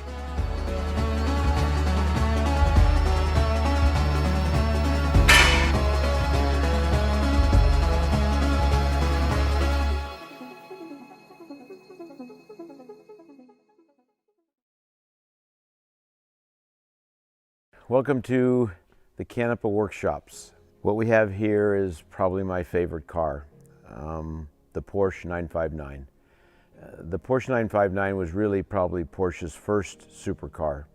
It was designed and the concept was made in 1983, and at that point they were working around the thoughts that it would be a Group B car for the Group B regulations, and the prototypes were built. Eventually Group B for these kind of cars was eliminated due to the danger. Basically, the cars were getting so fast. This car went on to be one of Porsche's most technologically significant cars. What was important about the 959 was that it was really the future of the 911. At that point in time, Porsche was really at a decision-making crossroad. The plan was to eliminate the rear-engine Porsche as we know it and build front-engine water-cooled cars. Luckily, the powers to be, which was then Peter Schutz, the new president of Porsche, and Helmut Bott, decided that they would build the ultimate 911 and prove that the car had a long future. And as we know, it has had a long future. This was that car. So Porsche went on to build in 1987, 1988, approximately 290 of these cars. That's all there are in the world today. They were originally not brought to the United States. We were instrumental in making that happen, as we had some very important customers that wanted to have the car here and drive it. I actually had the first car in the United States in '87, which went on to become Paul Allen's car. Then we got a car for Bill Gates, and then the rest is history. We now have legal 959s. Along the way, we have spent a lot of time developing this car further. It was 20 years ahead of its time when we first saw it, and we've continued to advance the car because it was such a great chassis and car to work with. And oh, by the way, this car raced in the 961 form at Le Mans, at the 24-hour Daytona, and won the Paris Dakar. Today, we have taken this car to a completely different level. The cars are now 33 years old, and so part of what we're doing now is basically reimagining or remaking this car from the ground up. What you see here is one of these 959s. Actually belongs to a Checkered Flag member. and it's just here for service right now. And what you see over here is a bunch of these 959s going through all the processes to get rebuilt into our reimagined cars. Starting with this silver car, this is what I call a donor. So this is a car we recently purchased in Japan. This car was purchased new by Nissan so they could evaluate Porsche's systems. When we bought it, it was obviously all together, but we're starting to take it apart. But this is what we buy. This is a 1,400 kilometer car, not even driven 1,000 miles. And now we will use this car and completely disassemble it to just the bare body and then rebuild it from there up, completely rebuild it. So here is a car in the beginning of assembly. This was also a silver car, like the car you saw being disassembled. We took it down to a completely bare body, restored all the body, prepped the body, and repainted it. This customer wanted a white car. Every component on the car is restored, rebuilt, refurbished, or upgraded. Every piece of hose, every clamp, every nut, every bolt, every fitting. Upgrades include our coilover suspension, which replaces the hydraulic coilover suspension, so it bolts in the same componentry. And there wasn't an S version of this on the 959S. This is our more modernized version using titanium springs, our Penske shock absorbers. As you can see, everything's replated, everything's refinished. Parts that were painted are now powder coated. Basically, everything's brought back to brand new. In this process, the air conditioning HVAC system is upgraded. It's the same system, but it's rebuilt to be better than it was originally. We do the same with the brakes. We'll see another car with brakes on it. We've upgraded the brakes in terms of the rotor diameter. They're now floating rotors, better brake pads. We've eliminated the oil door, the suspension oil door. The 959S never had the door. The Comfort version did, so we get rid of that door on here, and basically this is a composite quarter panel, so we basically mold in a composite part to get rid of that door. And as you walk around this car, you just see that everything looks brand new, because in fact it is. We have upgraded wiring harnesses for all the engine systems, because we've upgraded all the electronics in these cars and the engine management system. And then this car is starting its process on the interior getting put back together with an entirely new interior. Part of what we do is we let every customer pick their colors. Porsche has more than 150 paint to sample colors, or colors they've used over the years. We basically like to refer to those colors because they have so many great colors, and then rebuild the cars. Of course, this is Grand Prix white, and then this car has a graphite leather going in it with silver stitching. But the idea is to have customers pick new colors. So far, of the first 15 cars, they're all different colors at this point. And we're trying not to duplicate any colors, at least not duplicate them to where they're the same interior and exterior no matter what. There may be a couple white cars or a couple of this, but they'll be different in one way or another. If we move over here, we see a car further along in the process. This car now has the brakes on it with the new rotors and everything. It's got, this is our new wheel and tire. These cars originally came in production with a 17-inch wheel. Porsche designed the car for an 18-inch wheel. In 1986, when they were ready to start production, there was no 18-inch tire. They had to back up and go to reduce the size of the wheel to a 17. We have taken the 17-inch wheel design, redesigned it so it's an 18 diameter of the same wheel, have the wheel remade in the magnesium with the hollow spoke, TUV tested, etc. So we now have 18-inch wheels with the latest Michelin tire, and we've gone to a wider footprint on the car, a little bit in the front and quite a bit more in the rear. And again, you can see all the pieces on the car now as it comes together. This car was originally a silver car also, but it's now granite, which is a Porsche color, and we're doing matching granite leather interior, and we're doing the old school looking Porsche carpet, the 356 carpet style carpet, which is really pretty timeless. And then as you go around this car, you just see there's more pieces, and this now has the full drive assembly in it, the front axle assemblies in it for the front drive. These are all-wheel drive cars, all the drive systems, all the oil systems, everything. So this car is much further along. And then the last car we'll look at is this green car. And this car now is basically lacking very little. The fuel tank's yet to be put in, the front bumper cover, but this car now is getting all the pieces put on the car. The engine will be last. This car has its interior in it. Again, this was another silver car, and we did it in basically the Irish green type color from Porsche. We did the interior of this car in a mahogany leather, a custom-made mahogany colored leather with green stitching. And part of what we do is everything inside is leather, even parts that were never leather from Porsche, everything is covered in leather now. We add the new Porsche radio, the new classic radio, which has nav and Bluetooth, etc. We do the upgraded factory Porsche speakers, so we end up with a 6-speaker car now instead of 4. And now you kind of see how it's coming along as we get closer. We've done some great cars. We did a liquid metal silver car. We've done a seal gray car. We've done tangerine. We've done viper green. We've really done some awesome colors on these cars to date. The next car, that silver car that you saw that's coming apart, will be signal yellow. Yeah, it's fun doing these cars. As far as driving these cars, they're just awesome. The engine in the 959 is a 2.85 liter twin turbocharged engine. And it was originally a Porsche race engine. It was the engine architecture for the Indy car that never raced in the late 70s. And then it became the engine for the 936, the 956, the 962, and the GT1. So it's an air-cooled with water-cooled 4-valve heads. So the engine was always designed to have a substantial amount of performance. I shouldn't say a fair amount.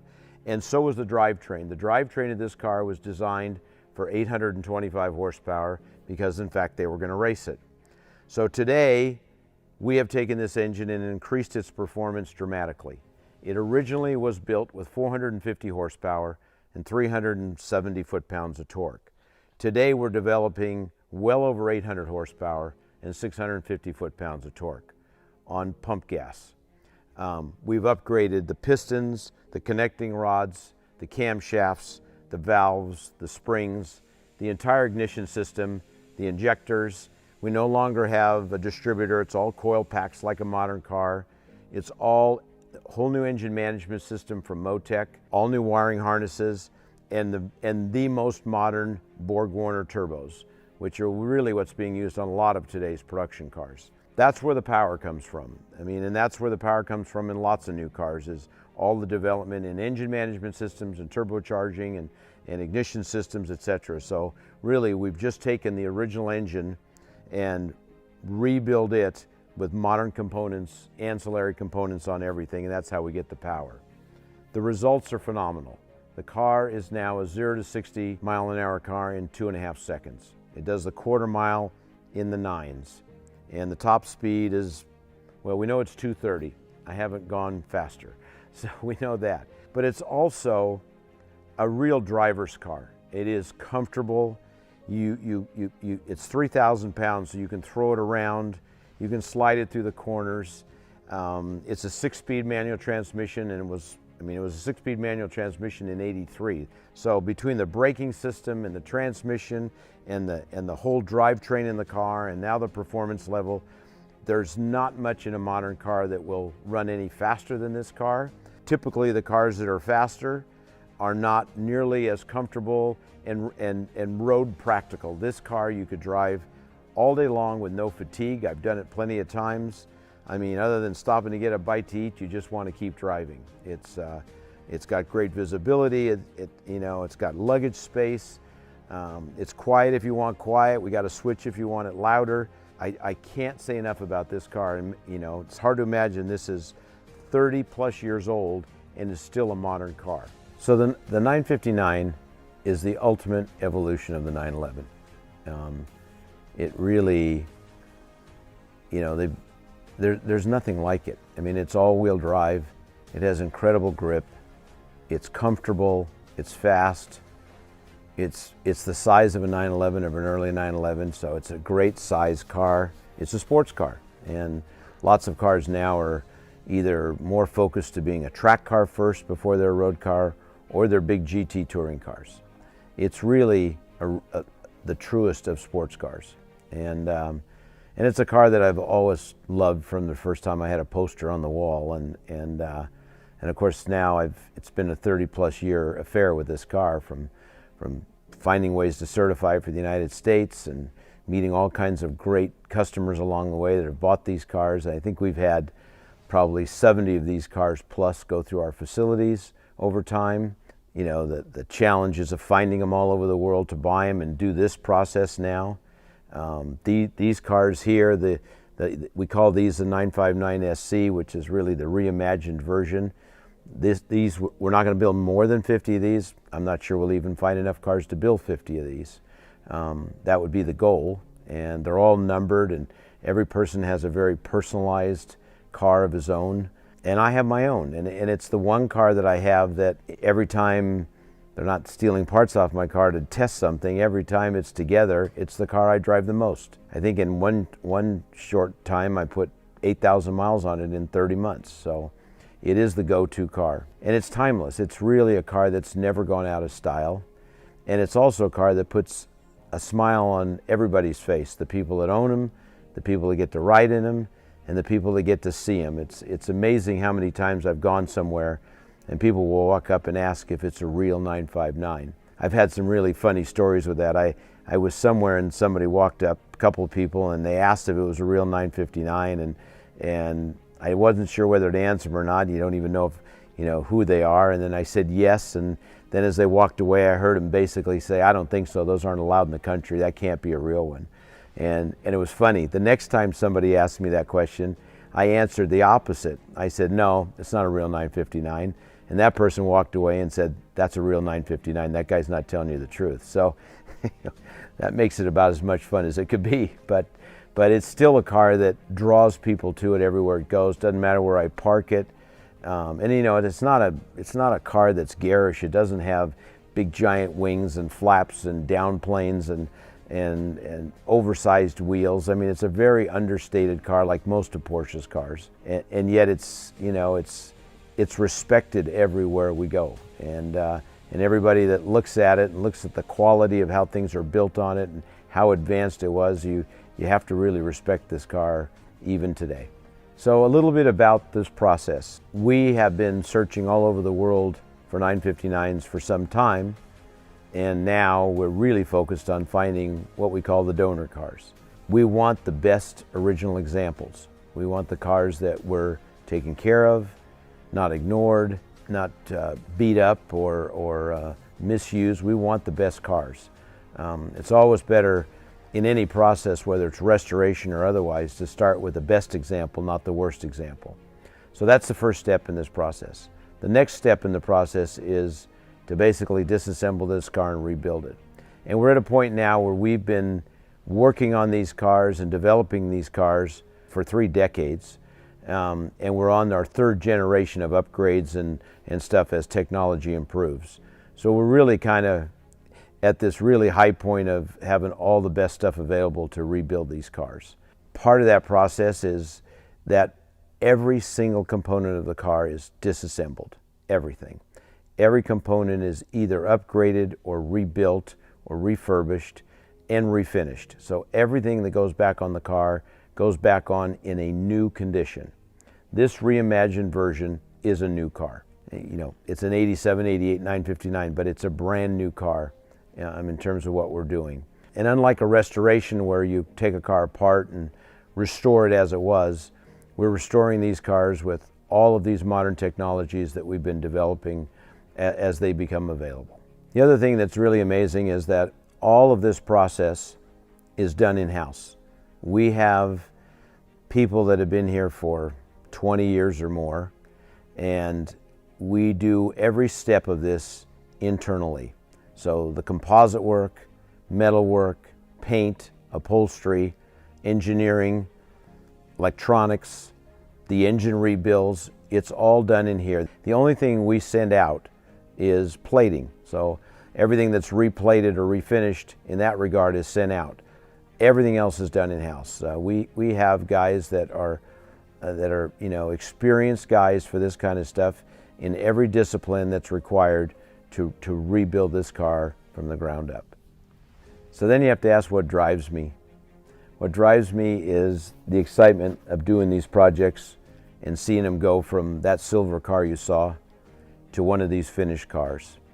And seeing all these great colors that customers are picking, and when we were helping them, but they're picking really great color combinations, and just seeing these cars all back to new again, you know, and people out driving them because it's a driver's car, that kind of makes my day every day. So thanks for coming and visiting. So when COVID's over, come in person, hang out. We've got lots of projects in the shop. It's not just 959s. There's 60 some projects in the shop right now. 356 Outlaw Porsches and Ferrari restorations, and you know, we're building a Cadillac custom for a customer, and you name it, it's here. RS200 Evo, I mean, all kinds of, we never are short of really cool cars, race cars, everything. So you're welcome to visit anytime. Thank you for joining us, and we'll see you again. Shh, guys, makeup clear, wardrobe clear. Wardrobe guys clear. 1 sec. Here we go, right away guys, everyone's ready. See a thumbs up over there? Yeah. Just keep in mind the chase is on, right? Ready, and action! Pause!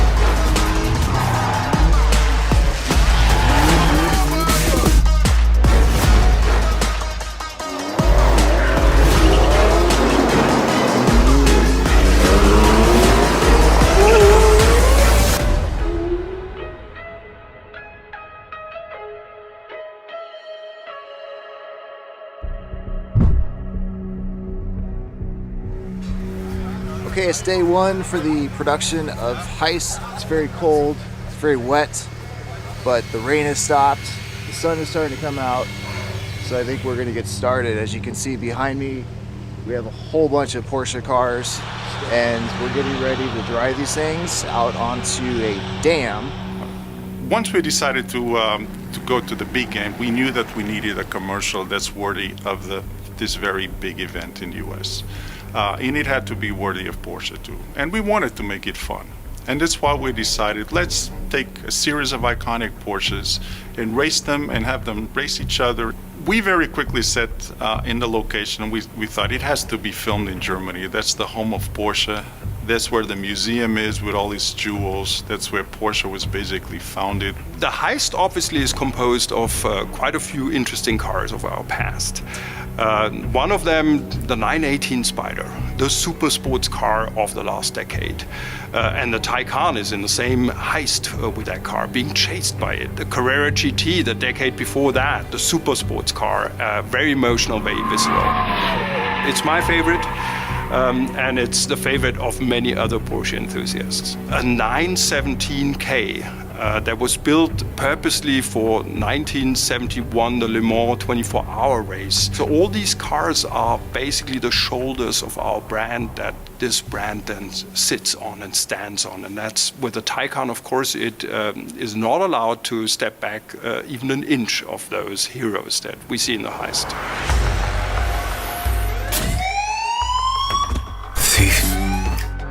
You can jump into the 992 or Taycan, turn the key, and here we go.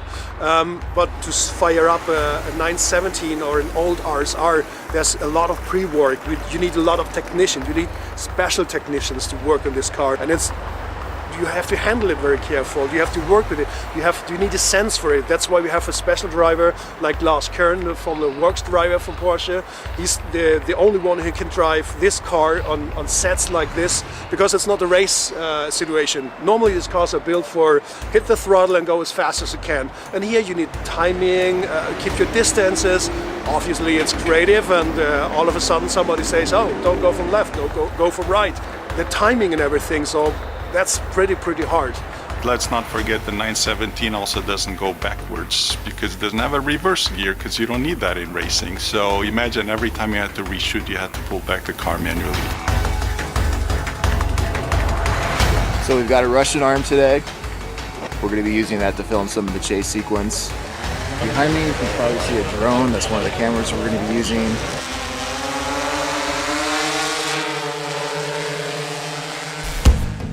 We're actually going to be shooting the finale of the commercial, where you're going to see a car that has an e-brake come out and cut off the stolen Taycan.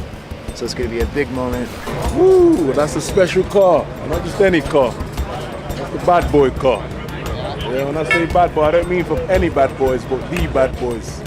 You know, Will Smith and Martin Lawrence. So right about now, I feel like a little kid in a sweet shop right about now, sitting in that car. I'm telling you. How cool is it that we have the Bad Boys 3 car in there with the modified handbrake? I think Andre particularly had a lot of fun with that. Handbrake, handbrake.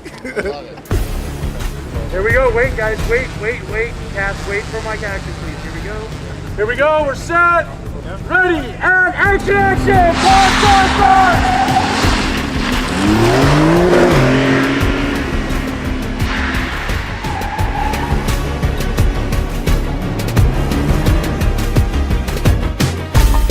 Getting ready to shoot one of the ending scenes where the schlepper tractor is going to finally catch up with the rest of the chase. It was the very first opportunity that we had to see what the cars can do and not do. You have to imagine it was the very first time we had these 10 cars together.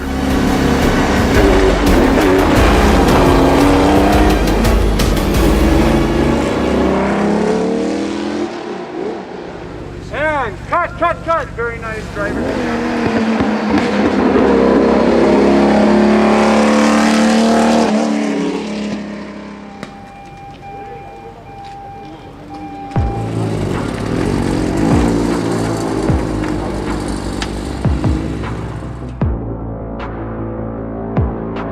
Day 2 of the heist. Today we have beautiful weather. It's a little bit cold, but we're hoping that it warms up throughout the day.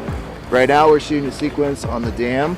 It's going to be the ending shot where our thief drives the Taycan onto the dam, reveals that he's actually one of the security guards. It's going to be a pretty cool sequence.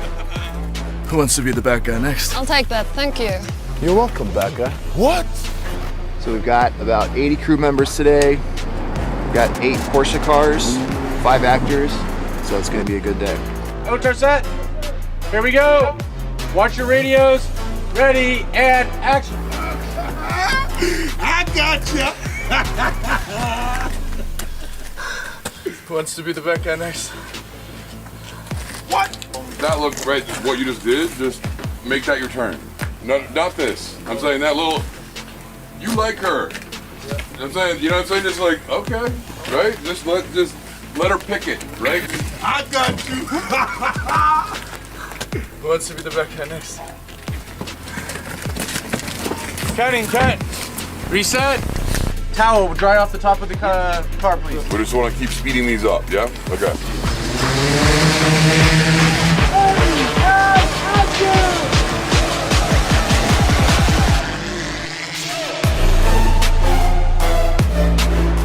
Ready and action.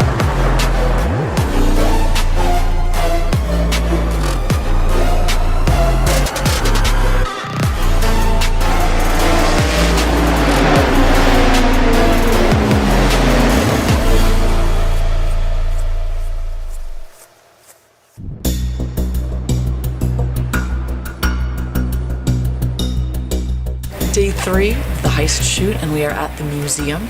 We've been able to shut down the entire facility so that we can do an overnight shoot both inside and outside. So we're going from sunset to sunrise. Right now we're inside. We've got fog machines, we've got lights. We're gonna film this really cool sequence where the Porsche Taycan gets taken from an exhibit and the guards start freaking out. And we're gonna see them jump into these really cool Porsche cars and go after the car. I'm sorry, I'm gonna just get into my Spider. I'm gonna remember that. Wait, which car should I drive? You got this one.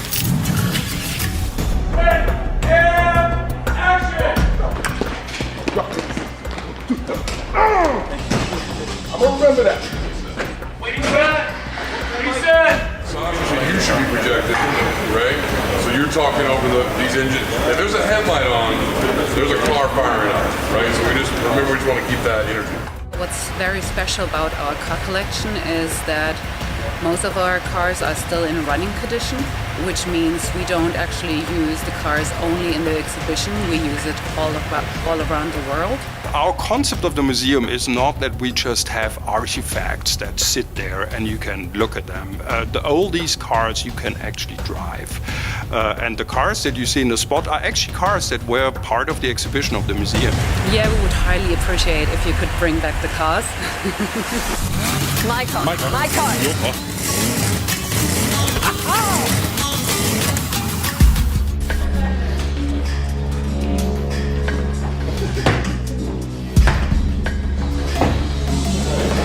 Look at you, see that? See what he just did? Oh, yeah. You just did it again. Yeah.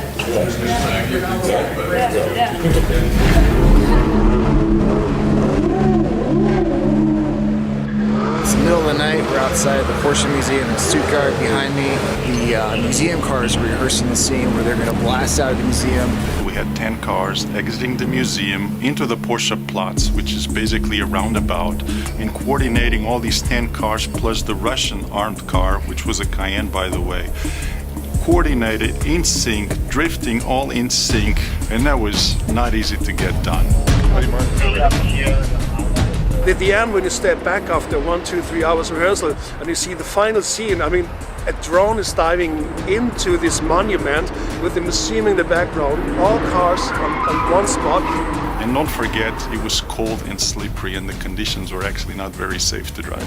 So it was a huge logistical, complicated endeavor. When I'm dreaming about doing a job like this as a stunt coordinator, I mean, that's the job. All right, day 3 of the heist. We just wrapped. We had a very long day. Started at 5 p.m., then did 5 a.m. So it's 5 in the morning. We're cold, Tired. And then we're ready for tomorrow. We shoot in, I think, less than 12 hours. Back at it for day 4. We are in the Schlotzplatz in Stuttgart, Germany. Today we're going to be filming some interior shots of the drivers, the security guards who chase after the Taycan. Behind me you'll see a green screen. We're going to set up the cars, the actors, and we're going to get some great performance shots out of them. Celine is our hero female security guard, but she's also an amazing driver. I mean, she's the one that grabs the GT2 RS, and you can see it throughout the spot. She wheels that car with authority and precision and confidence and all the things that all of our female Porsche drivers possess. Women are the better drivers, don't you think so? Yeah, that's my opinion, but we'll see. Here we go, from the top. So working with the whole cast and the whole team in general has just been amazing. We kind of all fit, everybody's found their own little characters, and we're working on this action movie. So the first day I was on 1 cup of coffee, second day 2 cups of coffee, and now I think it's my 10th. Let's go again. Just start trying to put yourself in that loop, right? We shoot because the idea is they come and they are all still in a race, and then they approach here, they see the cop cars, the cops are in lunch. Hard break. Hard break, and then like super slow, and you see the eyes, flashlights are coming in, and 21, 23, 24, and then they accelerate. We took all the cars to the Schlossplatz, which means really Palace Square in downtown Stuttgart. And usually it's an area where you cannot drive. And of course, some of the cars cannot also be driven on the road, so we needed special permits to drive cars like the 917 on the Schlossplatz. So we had forbidden cars and forbidden places. We only have a couple hours of nighttime left before the sun comes up. We still have about 4 shots left. Everyone's tired, but we're excited because this thing's gonna look fantastic. Ready and action!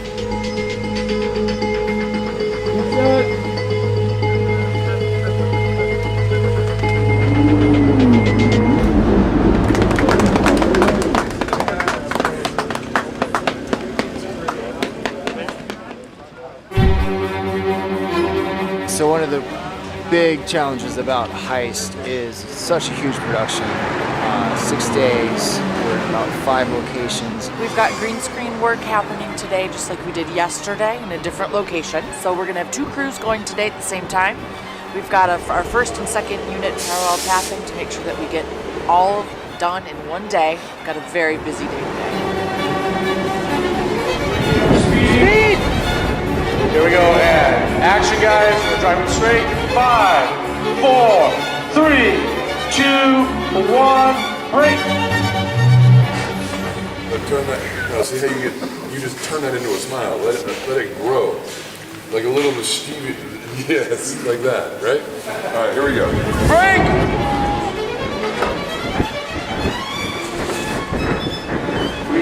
Reset.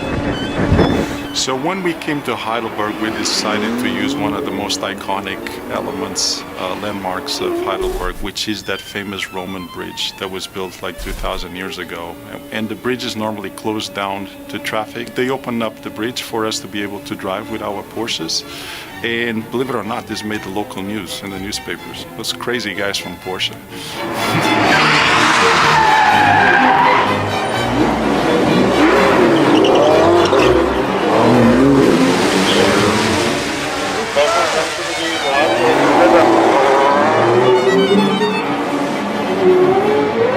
Here's my question. Is there any way to back all these cars up and run that drone one more time and make this shot right?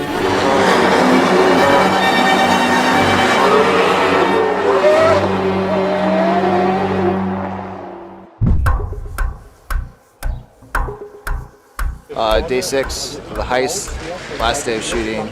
We're in the village of Heppenheim. Taycan's gonna take the cars, the museum cars, through the village. It's gonna do a 180, and it's gonna do this awesome nose-to-nose sequence through the village, right by a bakery. Inside there's gonna be a little bakery woman who's got a bunch of pretzels. The essence of the Porsche tractor, of course, is that up until the 50s, the 1950s, Porsche was producing more tractors than sports cars. And at one moment of time, we had to decide, are we going to be a sports car manufacturer or a tractor manufacturer? And I'm very happy it went the way it did. Motor set. Here we go. Watch your radios. Ready and action.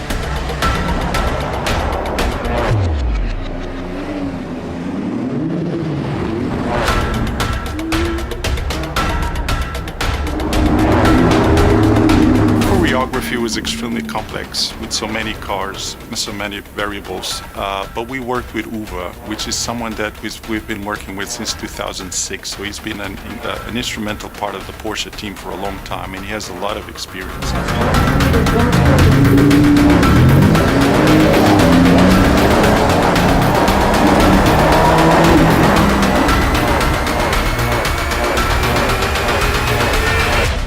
All right, day 6 in the heist. We just wrapped in the town of Heppenheim. We've got the last shot in just in time. As you can see, the sun was setting, so it was a full day. So it was a great day, a lot of challenging shots, but we had a great crew with us. We got it done, and that's a wrap on the heist. This commercial basically involved more than 110 people, a mixture of a US and German team with a German stunt coordinator, and we needed local help, of course. It took 5 days to shoot, but we actually needed a total of 6 because we had to take a weather day. Maybe the most exciting thing about this whole project was it was almost surreal. And just the fact of going to the Super Bowl for a small company like Porsche, that is huge. It's something that happens every 20, 25 years. But we almost had to pinch ourselves sometimes and look at each other and say, are we really doing this? It was an amazing project for us, something that we'll be proud of for the years to come. If I may sum up the spot or introduce the spot, I think it's almost like a pop culture, fun, thrilling experience in different cars from our past that played an important role in our history so far. To actually convey the idea that every Porsche is iconic. They are all unified in having a soul. And the soul of the Taycan is now electrified.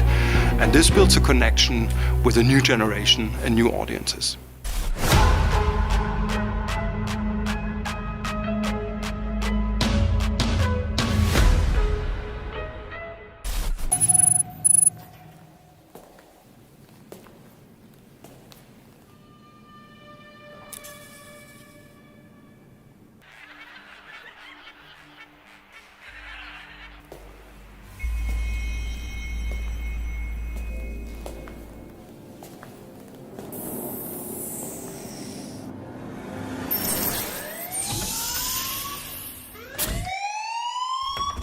Thief.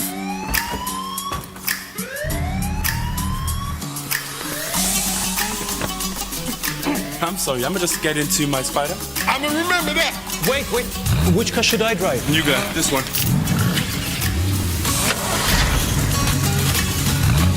My car. My car. My car. Your car.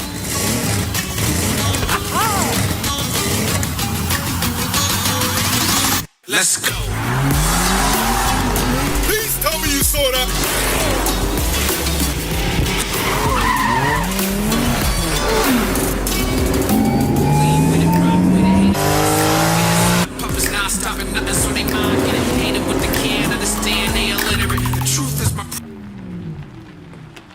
Ik fris daar kein besseres Hähnchenfleisch. Das ist echt fantastisch.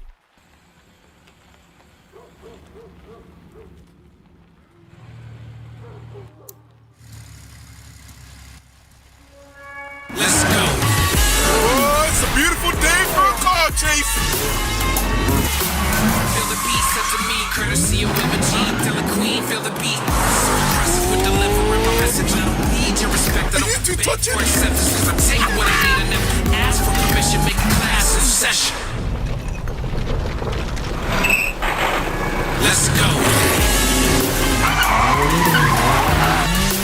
Where you going? Just a little sightseeing through the forest.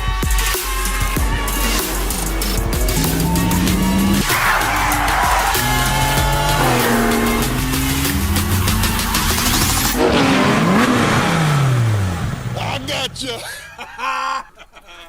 Who wants to be the bad guy next? I'll take that, thank you. You're welcome, bad guy. What? Guys, we gotta talk about the rules here. When we get back, we're having a meeting. Let's go. I love this car.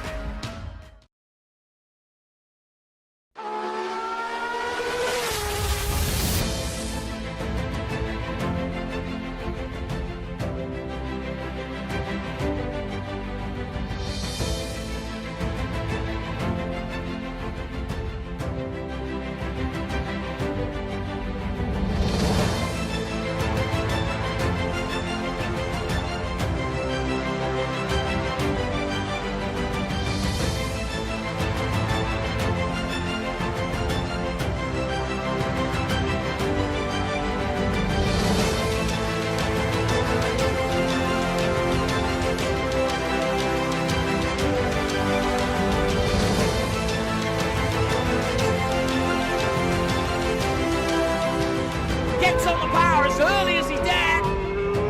Lord, he got a little bit of wiggle there.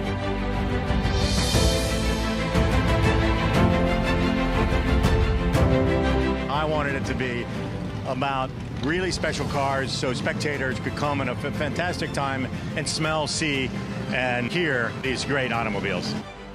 All 200 cars are authentic race cars, original chassis. Our goal from the beginning was to really make it a festival. Great food, great wine.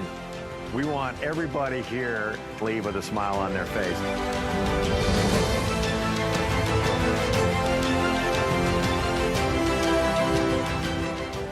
It has been very well done. I mean, really impressed.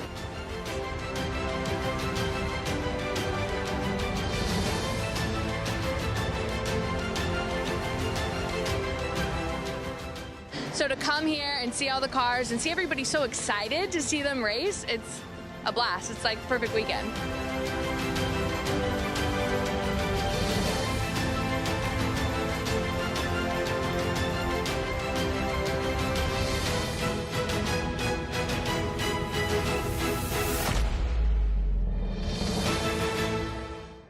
Up next, Group 3, production GT cars from 56 to 65, an era when the USA and Europe went head-to-head. Ferrari and Porsche versus Shelby and Corvette, and all cars up to 5 litres. A great playing field, this, to race hard and fast, as I'm sure they'll do again today. Row 1, a perfect example. A Shelby GT350, Tom Stour and Rob Walton in a Ferrari 275. Row 2 sees Nick DeVitis in the Shelby GT350 and Jeff O'Neill in an absolutely gorgeous and priceless Ferrari 250 GTO. 60-degree V12 3-litre. Row 3 sees Mike Doyle in a Jaguar E-Type, and alongside him, Tancredi D'Amour in the Alfa Romeo. John Goodman in another Shelby Cobra 289 this time. Ransom Webster in another Porsche Abarth Carrera GTL from 61. Row 5, William Lyon in another Abarth GTL. Max Jameson in a 1957 Porsche 356, an absolutely gorgeous car. And then Ned Spiker in a Ferrari, one of just 18 in the world.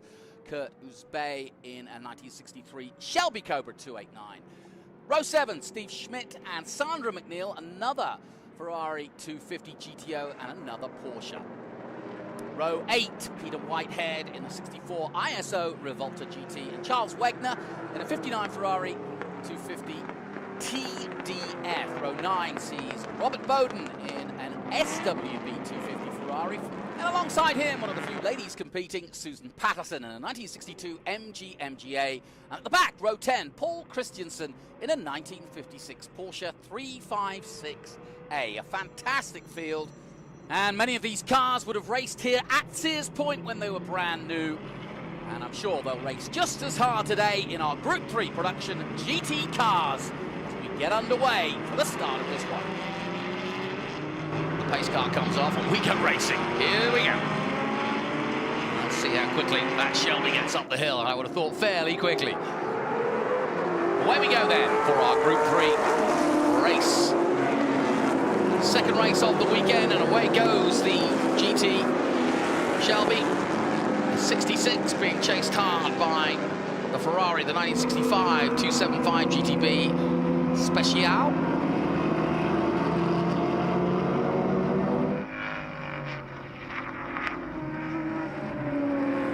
Nick DeVitis in the number 40, just behind in third position in another Shelby. Popping through shot, Ransom Webster in the 1961 Porsche Abarth Carrera. I really like that car, and I like this one too. There's nice Porsches in the middle of this one. 5 Ransom Webster down in 8th position. And I was wondering if Sandra McNeil would get out there, and she is. In the 11A.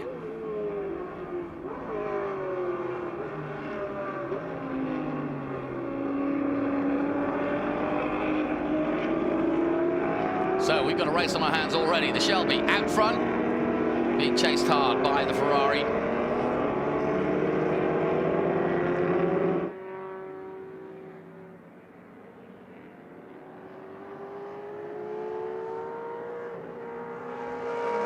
Rob Walton at the wheel in second place on that 275 GTB. And he's holding pace with the Shelby for sure. And why not? And up the inside he'll come and he'll look for the overtake, but he has. Look at him. Nicely done. Into the lead goes the Ferrari. And this was a story of pretty much the day, which was American muscle against Ferrari's finesse, if you will. But in this period is when the American cars started making their name on the world scene. And of course, 66 very much a footnote for how Americans did, certainly at Le Mans. They weren't very happy, Ferrari. Oh, now there's a lot of stuff coming out of the back of that Shelby, and I don't know what it is. Let's hope it's not something that's going to stop him, because there was definitely fluid coming out of the rear of the car a moment ago. And that could do one of two things. It could slow him down and have mechanical problems, or it could get some grease on his wheels and cause him to spin around. Let's hope that's not the case, because that's the hardest part of all, is not realizing there's some fluid there, and suddenly you go from having lots of grip to being on an ice rink. Right now, that's the last thing he's worried about. He's got his eyes fixated on that all-red Ferrari of Rob Walton, who takes a very wide line into he's pushing it to turn 6, but these two are going at it and pulling away, I may add. They're some 5 seconds up the road from the rest of the field now.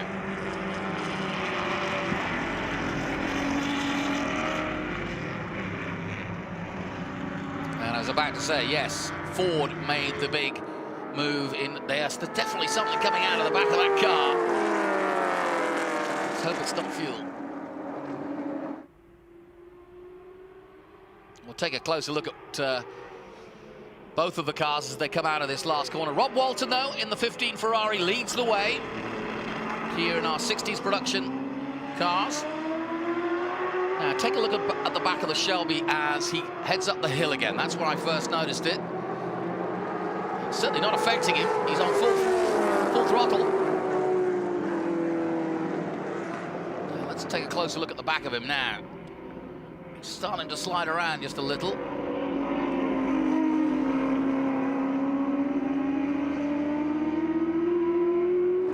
Well, whatever it was or is not troubling him too much. Meanwhile, Jeff O'Neill having the time of his life. Look at him go.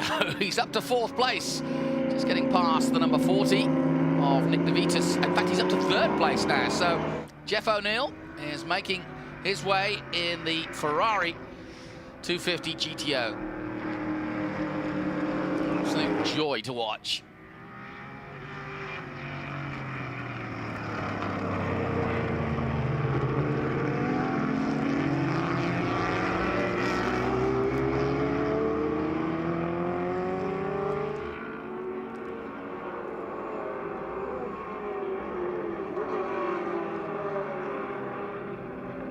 V12 engine as we go back to the leaders, and he's got the lead again, has the Shelby. So I say he's got problems, he doesn't look as though he's got any problems. Shelby pushing on now.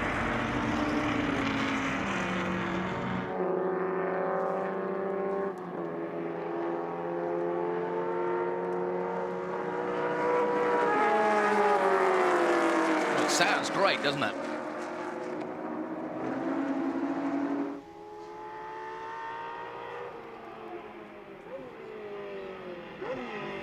And they battle on and into the last corner again.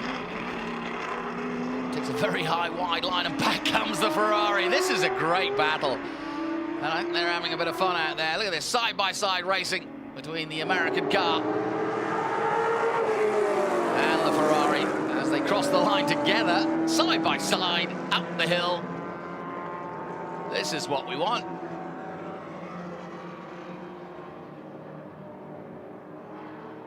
Hanging on to it for sure. And these two are way up the road.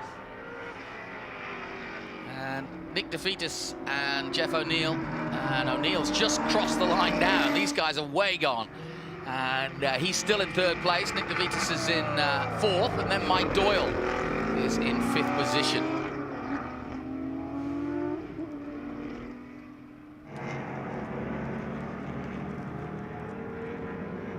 Glorious sight. Michael Doyle in the Jaguar E-Type. We haven't seen much of him yet, but he's down there. It is just at the back of this group, in fact. Here we go. This is the battle for 3rd, 4th, and 5th place. There is the 99 E-Type I just mentioned. Spoke to Mike Doyle about this car, and actually had a sit in it myself. Beautiful. Leather seats, lovely. Typical Jaguar. And proper, as they say in England. But, it looks unwieldy. It looks such a long nose. It looks as though it would be a hard drive with the wheelbase. I think the elongation at the front makes it look as though it's a longer wheelbase than it probably actually is. He was telling me it drives like a dream. It's a really good handling car. See it as an example there. Back with the 22.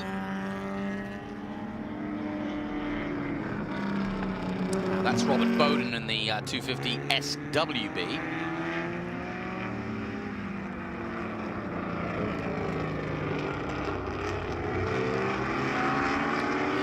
Ferraris, V12 3-litre engines, single overhead camshaft.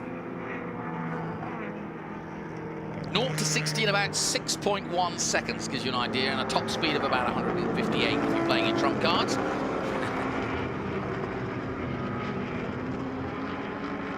But I bet fully tuned, it probably got up to down some of the bigger Monza and Hockenheim's, probably up to 160, and again, if not more.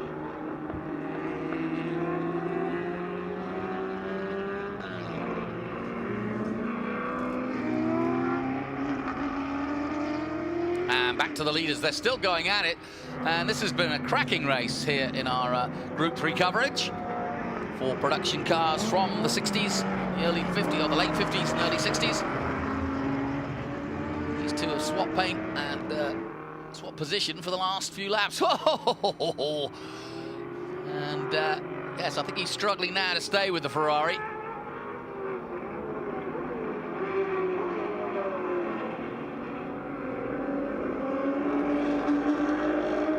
All in the hand movements. Look at how he's working the car, just going from oversteer to understeer and trying to just keep it all in one direction.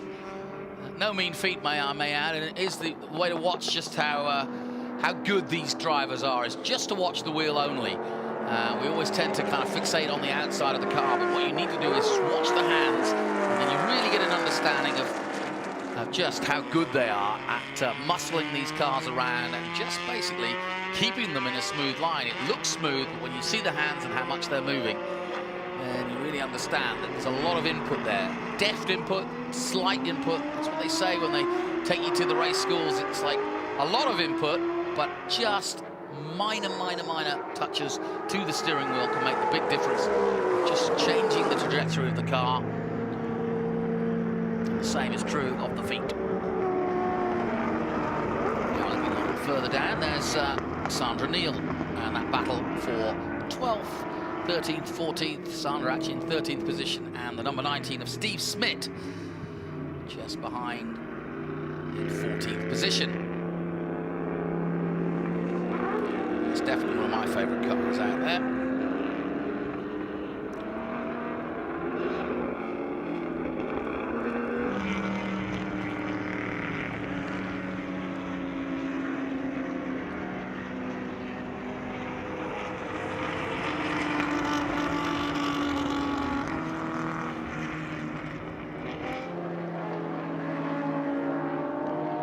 Mentioned Charles Wagner, and there he is in the number 11 59 250 GT.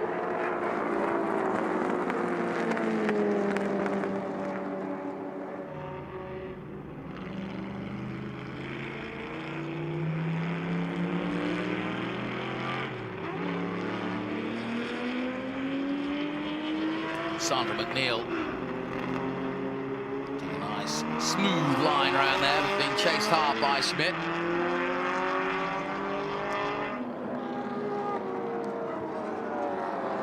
In that 1958 Porsche 356.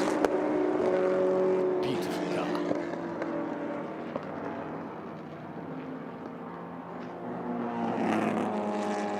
Rob Walton and Camillo Stour at the front have pulled up some 30 seconds ahead of Jeffrey O'Neill. Jeff in third place still, in his own little battle with Nick DeVitas and Michael Doyle, where we're watching this great little tussle between Sandra McNeil and Steve Schmidt in the Ferrari and the Porsche.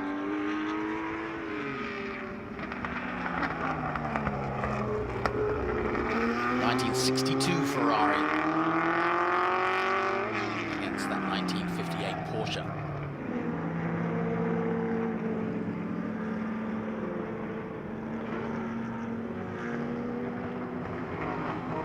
Crosses on the headlights just to protect them from any damage. He's got the adjustable rear flap there.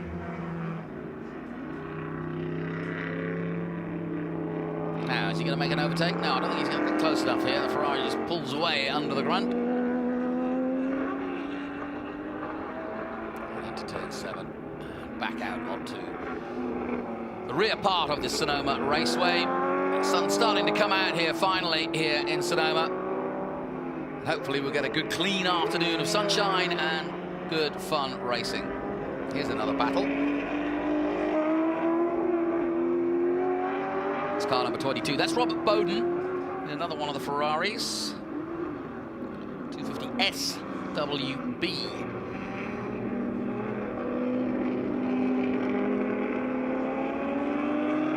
Bowden currently in 15th position, chased by Pete Whitehead in the ISO Revolta GT 64.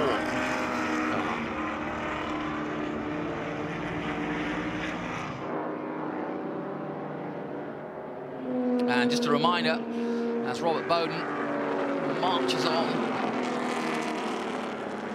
in the number 22. Just a reminder that we've got some exhibition laps coming up from the Formula One. That's at about 11:25 local time. And of course, coming up next, the Masters Historic Formula One for 3-litre Formula One cars.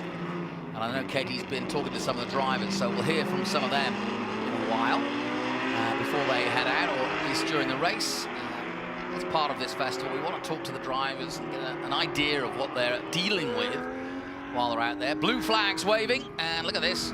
Here come the leaders again, and this battle continues.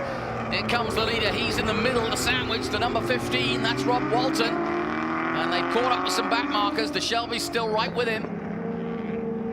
And as you saw, the marshal's doing a good job of letting Sandra McNeil know that they were coming through. And this race for the win continues. It's been an all-out battle. The Shelby led early on, right from the start, in the run-up to the hill, but the more nimble Ferrari has done a really good job of both using the traffic and using its time to perhaps negate the grunt of the Shelby. And oh, big mistake out of the right-hander there. Loses out and just has to catch himself, and therefore losing the lead again to Camillo Stour. But I think he's certainly got time to build again, and still cars in front. So, back goes the Shelby. And we're talking quite different in terms of 0 to 100 kilometers in 5.4 seconds. 0 to 200 kilometers, that is, in 23 seconds. And a quarter-mile time of 13.7. Of course, Americans always measure it in the quarter mile. That's the production version, these stats we're talking about. So a very, very powerful motor car as Camillo Stour now takes the lead, and this is where he's powerful. He's up the hill using all the grunt, but the Ferrari's pretty nimble. Another car in front, and Jeffrey O'Neill still third place, but I don't think he's going to try to do any more than just take the podium.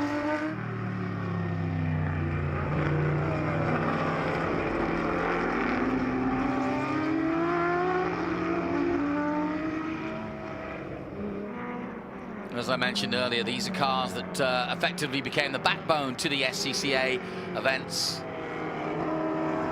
1953, a single championship was awarded with points based on finishing position with each class.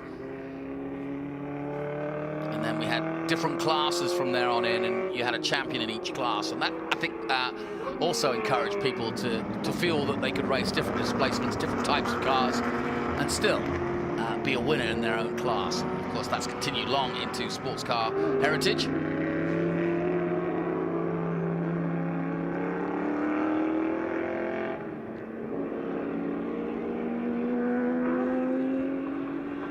Back with the number 11. They've had a good little battle, these two. Sandra McNeil leading Steve Schmidt in the 19 Porsche. The size of the wheel, you can see that's one of the unwieldy parts, or something that people need to get used to. It's Charles Wagner in the number 11. It's the size of the wheel itself. Race wheels of modern day racing so much smaller. So just the sheer size of the wheel themselves was not a problem, but certainly getting some used to. Getting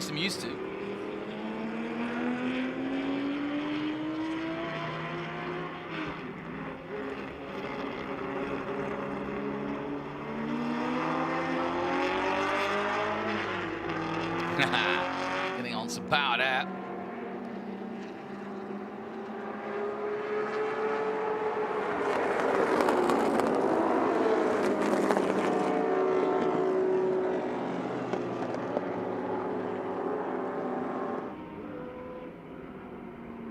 So closing stages of this one.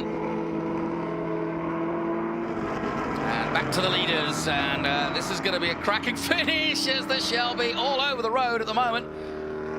And Rob Walton pushing hard, and look at this, side by side again, and he's just using the grunt to get him back into the lead. But now last time out, the Ferrari almost went sideways there, but he's got it much more tucked in now and much more tight.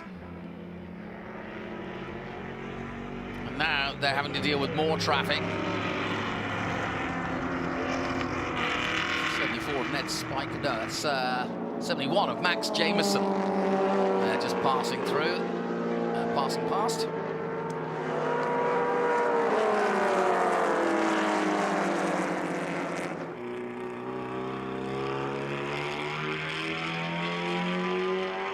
And they've now got some clear space to go and do a bit more racing. Coming into the last corner, nice tight line by Stout.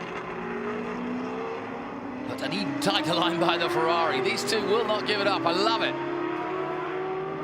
Out of the last corner they come, drifting the Shelby.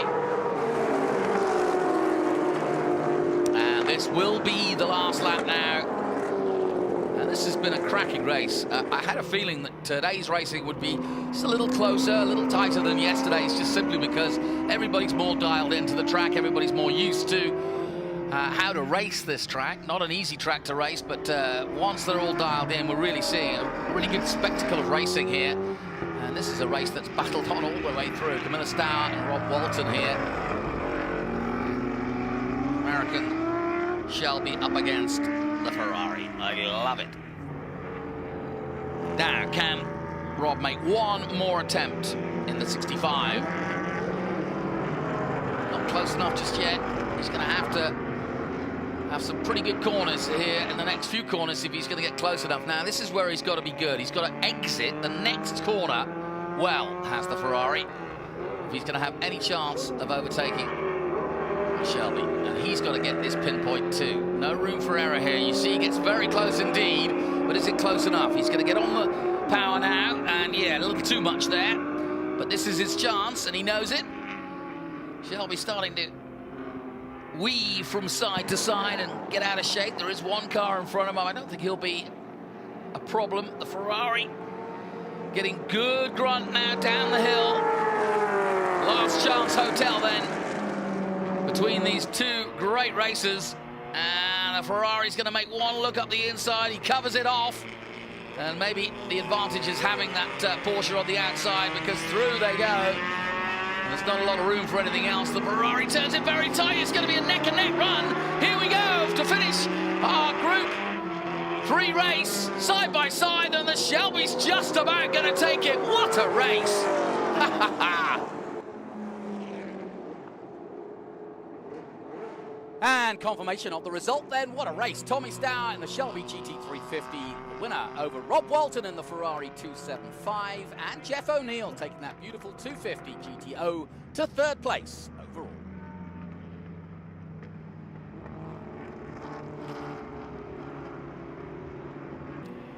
Now here's the closing stages. Oh, and around he goes. No! Just about misses out on being hit, but that was a bit of a moment. Everybody trying, and that was Tragedi d'Amore, and that was a big moment in the last corner. Luckily, everybody avoids him, and he avoids going completely round, thankfully. And out comes the checkered flag. You wouldn't want to be a museum curator looking after these cars, saying, and tuning in now and seeing your cars race like this. But hey, they wouldn't have it any other way. These owners of these beautiful cars, they were designed to race. So, have a look at the highlights then. The Shelby took the impetus early on, chased hard by Rob Walton in the Ferrari, and these two would then pull away from the chasing group and have their own battle throughout the race. Ferrari always taking a very tight line through 11, and in this case taking the lead. And back would come the Shelby, and look at that, getting sideways here and there. Lots of grunt. Battles throughout, Porsche and Ferrari. And the odd Cobra in the mix. And in the end, that was one of the telling moments. A bit of a mistake by the number 15, Rob Walton. But look how close that was at the end. Wonderful stuff to round out our Group 3 coverage.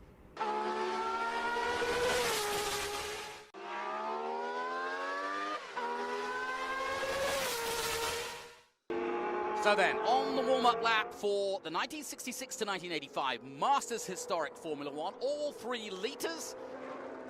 As they move on their warm-up lap, the field is led in pole position by Stephen Romack in the Tyrrell 1985, Martin Lauber in the March alongside him, then Greg Thornton in the Lotus, and Nicholas Colivas. Bud Moeller of Texas in the Ensign and Chris Locke are on row 3. Then on row 4, it's Ron Maiden and Chris Bender in the Arrow, Steve Cook in the March.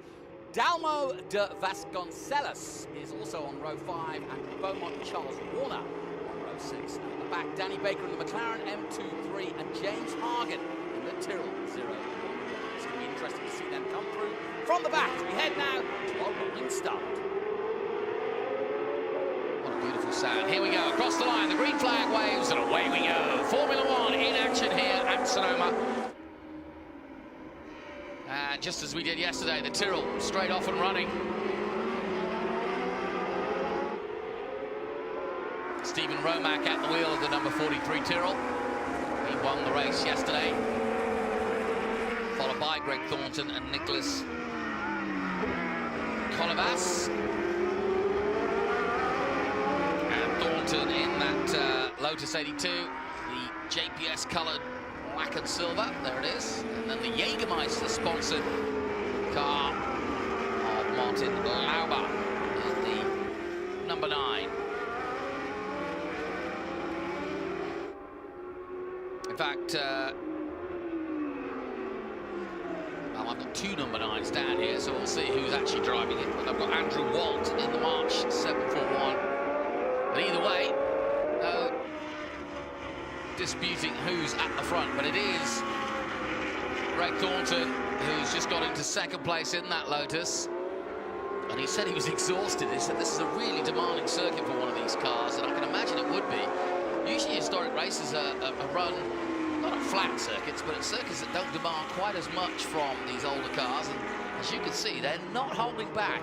Greg Thornton, an FIA historic world champion in his own right,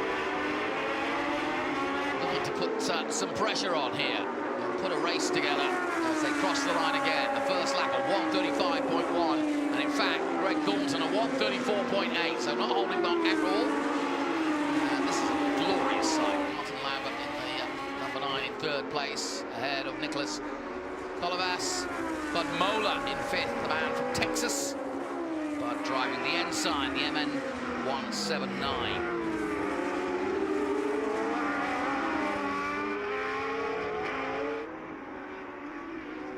Just to give you a little bit of background, the car you're looking at right now was the Tyrrell 012-6, built in 1985 and used in the 85 season. Tyrrell was the last and only team to still run the Cosworth DFV Ford engine in 1985. And the car was raced by Martin Brundle, and of course American fans will know that Martin Brundle's still very much involved in racing. His son's racing too, but of course he now commentates for Sky Sports. And so this was one of Martin's early cars.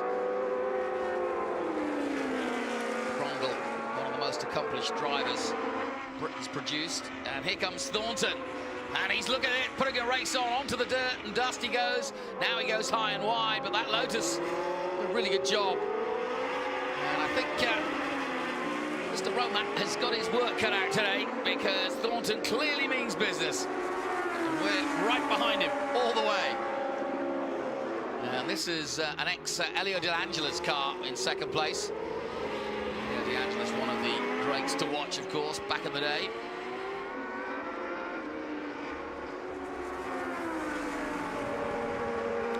composite monocoque, and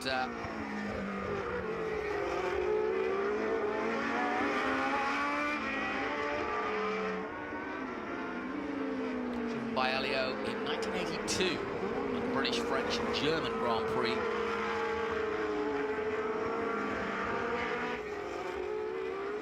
Said 3 litres, these cars, 8-cylinder, 180 miles an hour top speed. Certainly in the Lotus's case, about 500 brake horsepower. So quite a handful, you'd have to say. Now let's have a look further back down to this group. And we've got some really, really beautiful cars out here from the period. That's the number 29 of Chris Bender.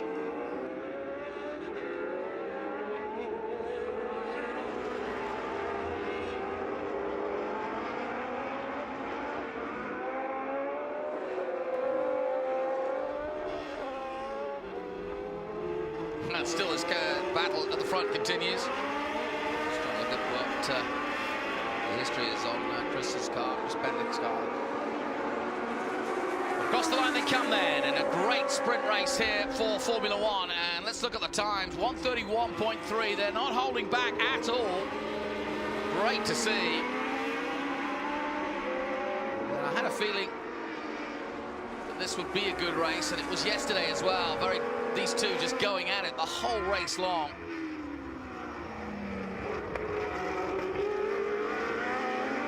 Thornton really putting the car through its paces. Ron Maiden a little further down in the 51. He's got a 77. And Chris Bender was in the Arrows. That's what I was looking at, the 1983 Arrows. So here they come, and if they're not careful, they're going to start catching up with back markers. Danny Baker's in this group as well. Or in this field as well, I should say, in 7th position in the number 30.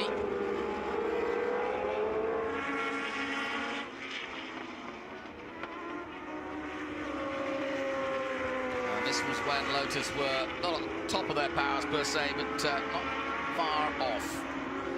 And of course, Lotus now has split, gone in different directions, but effectively, the car you see that Renault are running now was the forerunner to Lotus F1 team.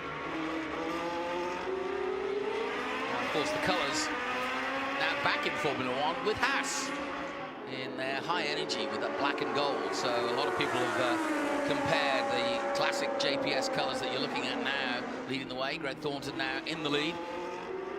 John Player Special, I used to remember Emerson Fittipaldi, even Mario Andretti driving in these colours.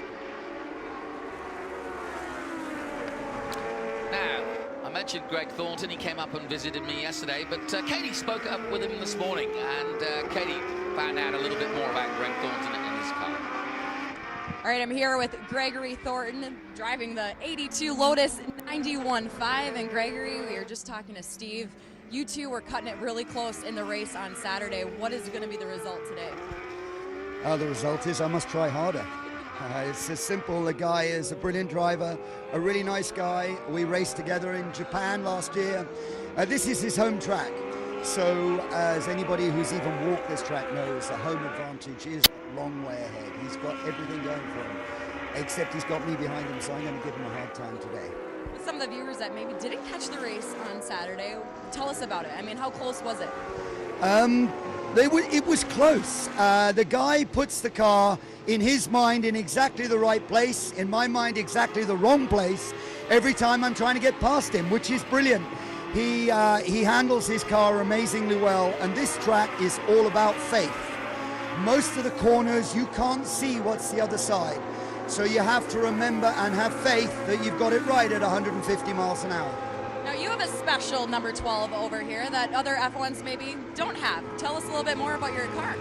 You know, I'm very, very lucky. This is the car that actually won the Grand Prix, driven by Elio De Angelis in Austria in 1982.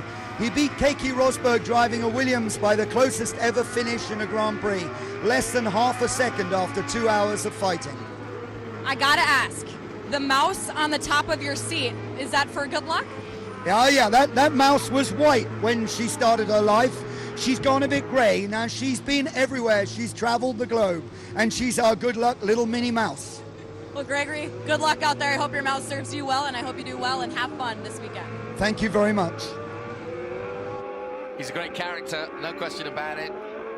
Greg Thornton, and now leading the way. He doesn't have to chase anymore. He might be beating Stephen Romack at the moment on his home track, but he's doing a really good job of laying down some really quick laps. He's just done, I may add, a 129.8.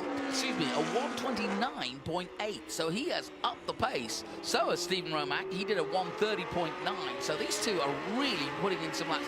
There's some almost 12 seconds ahead of third place Martin Lambert.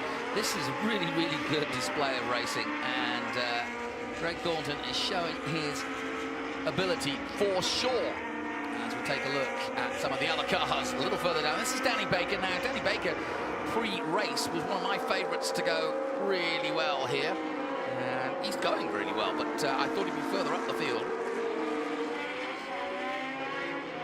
He's driving the McLaren M23, which is before the race weekend. They said, oh, that's going to be a quick car. And Katie caught up with Danny earlier today to talk about this beautiful car. We're with Danny Baker, the driver of the 1976 McLaren M23, and man, that thing is fast. I want to know, yesterday and the day before, you've been taking this around the track already. How was that car to handle out there?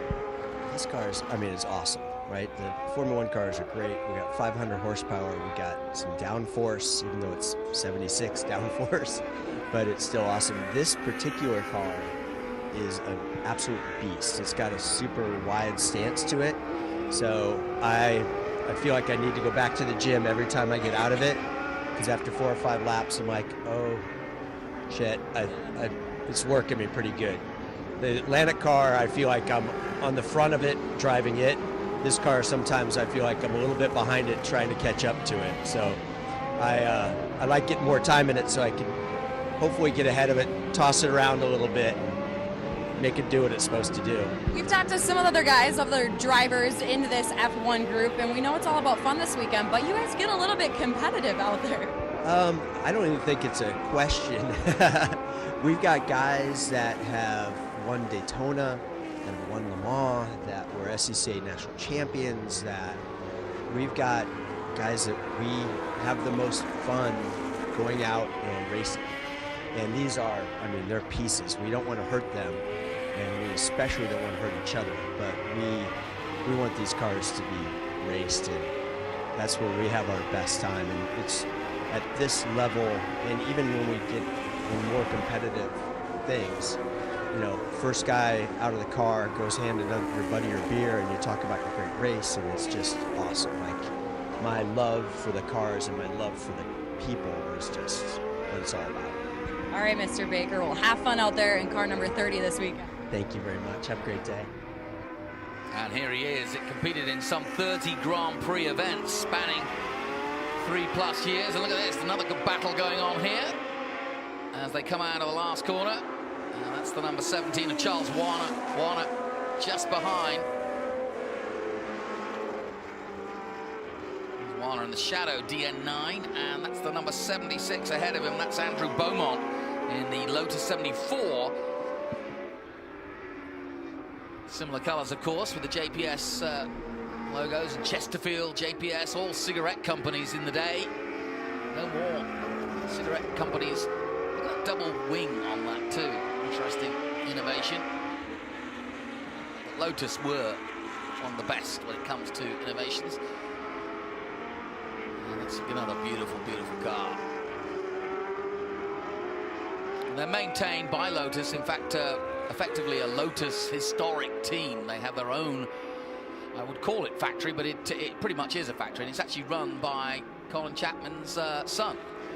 Colin Chapman, of course, the founder of Lotus Racing, one of the great innovators and designers, and one of the real main drivers in the early days of Formula One. If Ross Brawn was one in his day and now is running motorsport at the F1 level, certainly Colin Chapman. And likes of Adrian Newey now, who follow him, are the movers and shakers behind what we all seem to remember, which is the drivers. But the likes of Colin, the likes of Adrian Newey, you've got a lot to thank for the wonderful cars that you see both of yesteryear and, of course, now in modern Formula One. People forget that Ross Bourne was involved in the Mercedes effort early on. Now he's the head of motorsport for all of Formula One. As a world champion in his own car, effectively, with Brawn, along with Jenson Button. In that one-off season where Brawn again came out with an innovative design that no one else had really got their head around, and they wiped the floor with everyone. Jenson Button taking his one and only world championship. There's Nicholas Colivas in 4th position there in the elf-coloured number 3 Tyrrell, 007 Tyrrell. Made its debut with Jody Scheckter at the wheel. Now, Jody Scheckter, the great South African racing driver, finished 5th in the Spanish Grand Prix where it made its debut.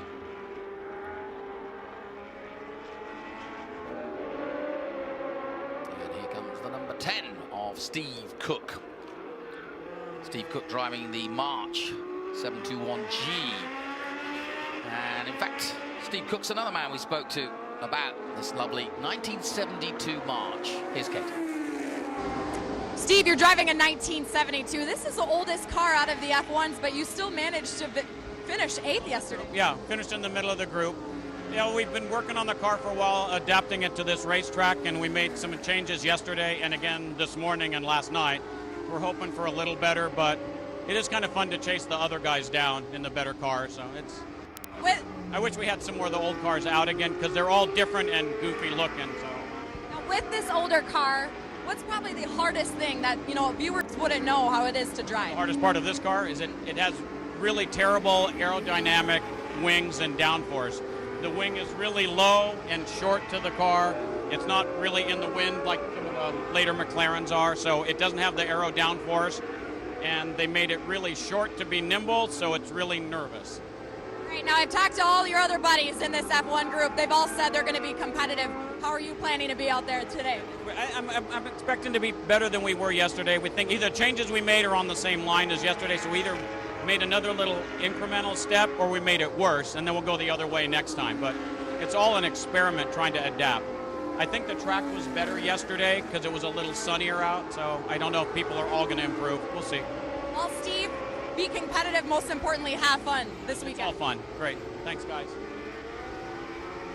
Yeah, it's interesting talking about the wings on both the front and the rear there, and they're somewhat rudimentary. And when you see the Formula One car of 2016, you'll see how that has evolved.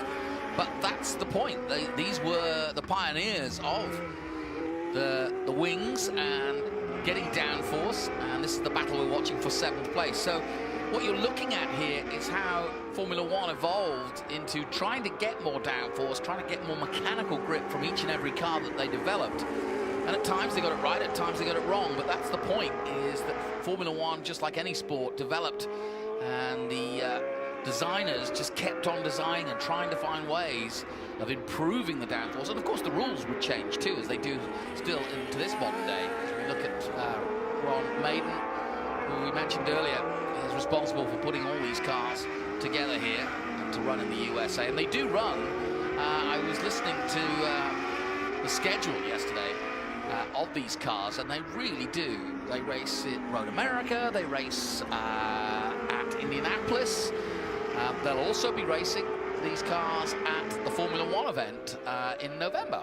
So if you are at the Circuit of the Americas watching the modern-day Formula One race, you'll see these guys in action on the undercard, and it really is quite a thrill to compare them. And what you'll notice if you do go to that race is that the Formula One technicians, engineers, the likes of Adrian Newey and the team managers, Matteo Binotto from Ferrari, will be watching very carefully. They love to watch the history of these cars and see, you know, there's always ideas to be got from those of yesteryear.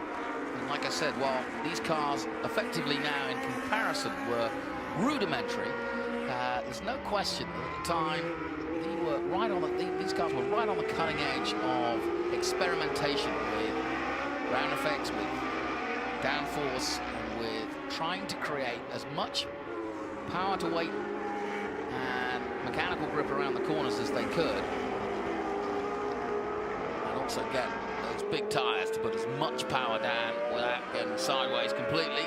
Well, that happened too. And a good view of Danny Baker enjoying it. But like he says, it's a very physical.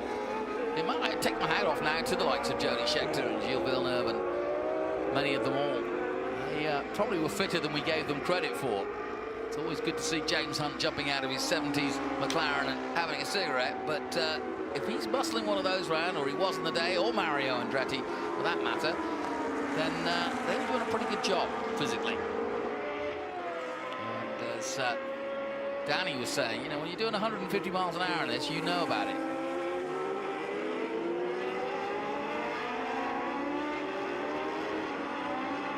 And that 72 March we were just talking about, Danny was driving. He was in the 1972 World Championship, both in the 721 and the 721X. But not the most successful. Ronnie Petersen, Nicky Lauda.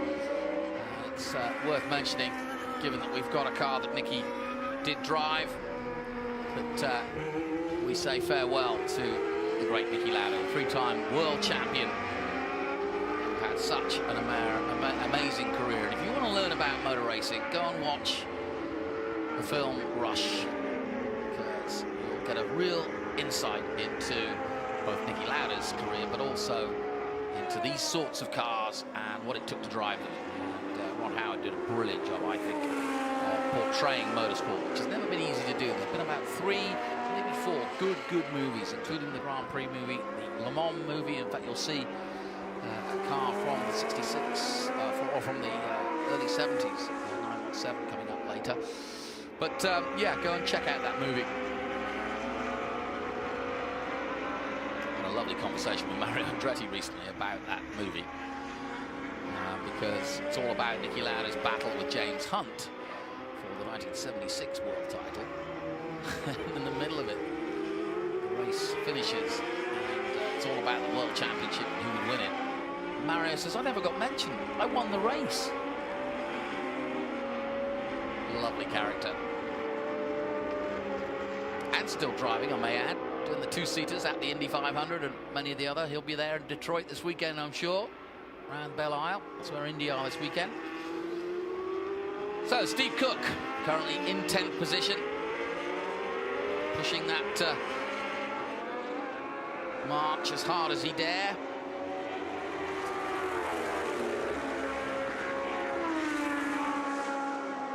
Beautiful, beautiful sound. We'll hear the modern-day Formula One hybrid sound soon, but I still don't think it compares to the roar of these beautiful cars. And look at the oversteer he's getting, how he's fighting that car, Stephen Romac. But he can't catch the Lotus at the moment. He leads the way, and he's getting into traffic now. So if Romac's going to have a chance of catching him, it's going to be now. And he's making short work of making his way through that traffic. And Thornton's on a mission, isn't he?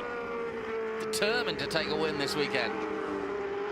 And as you heard from him earlier, he's raced against Stephen before in Japan. So these guys race all over the world with a very, very busy schedule. So these cars are hardly on the shelf or in a museum at any time. They're racing full on, and I think it's great and inspiring to see this moving history. We heard Lynn St. James talking earlier about the RPM Institute effectively trying to get young engineers and get people interested in this, the older cars and the simple engineering, or more simple engineering than the current cars, and get people to understand and work on these sorts of cars, because it is a moving history and long may it continue. I think we can keep these sorts of cars running for the next 30 or so years. I think it'll be a real accolade. And there's the checkered flag then for Greg Thornton. He wins the 3-litre Formula One Historics here at Sonoma. A great job done by him. And Stephen Romac taking second place in the Tyrrell. And yes, a little bit of a wave of congratulations. But I think Greg will be full of it after that. Here comes the number 3, Nicholas Colivas in the Tyrrell in 4th position. He'll cross the line there, just ahead of Bud Mola and James Hagen in 6th position. Ron Maiden looks as though he's going to finish in 7th. And here they come. Oh, a little moment there for... Oh, I say a little moment, he's going to have another go. Martin Lauber thought about it. And I thought he was going to lose it there on the turn 10 corner, but he didn't. And he'll need a Jägermeister after that. Nicely done. So, Nicholas Kolovas does finish third place ahead of Martin Lauber. It was a good little battle between them. Confirmation then of the results of Group 4 in the Sonoma Speed Festival. Greg Thornton in the Lotus wins ahead of the poleman, Steve Romack in the Tyrrell, and also in the Tyrrell, Nicholas Kolovas is third as we look back at some of the action. And here's a look at the highlights there. Off went the Tyrrell into the distance early on, but Greg Thornton started about, what, third, and then slowly made his way through and eventually would make his way through all the way to the top. We had some good battles throughout, but here was the sort of key moment into 11. A nice turn back, a switch back, and the following lap into the lead he went. And after he got that lead, Greg Thornton didn't look back, and it was a really, really good race by the Brit. Greg Thornton, a former FIA historic Formula 1 world champion, and showing why. There you go. Checkered flag then. And the sun's starting to come out here at Sonoma Raceway as we celebrate more great racing.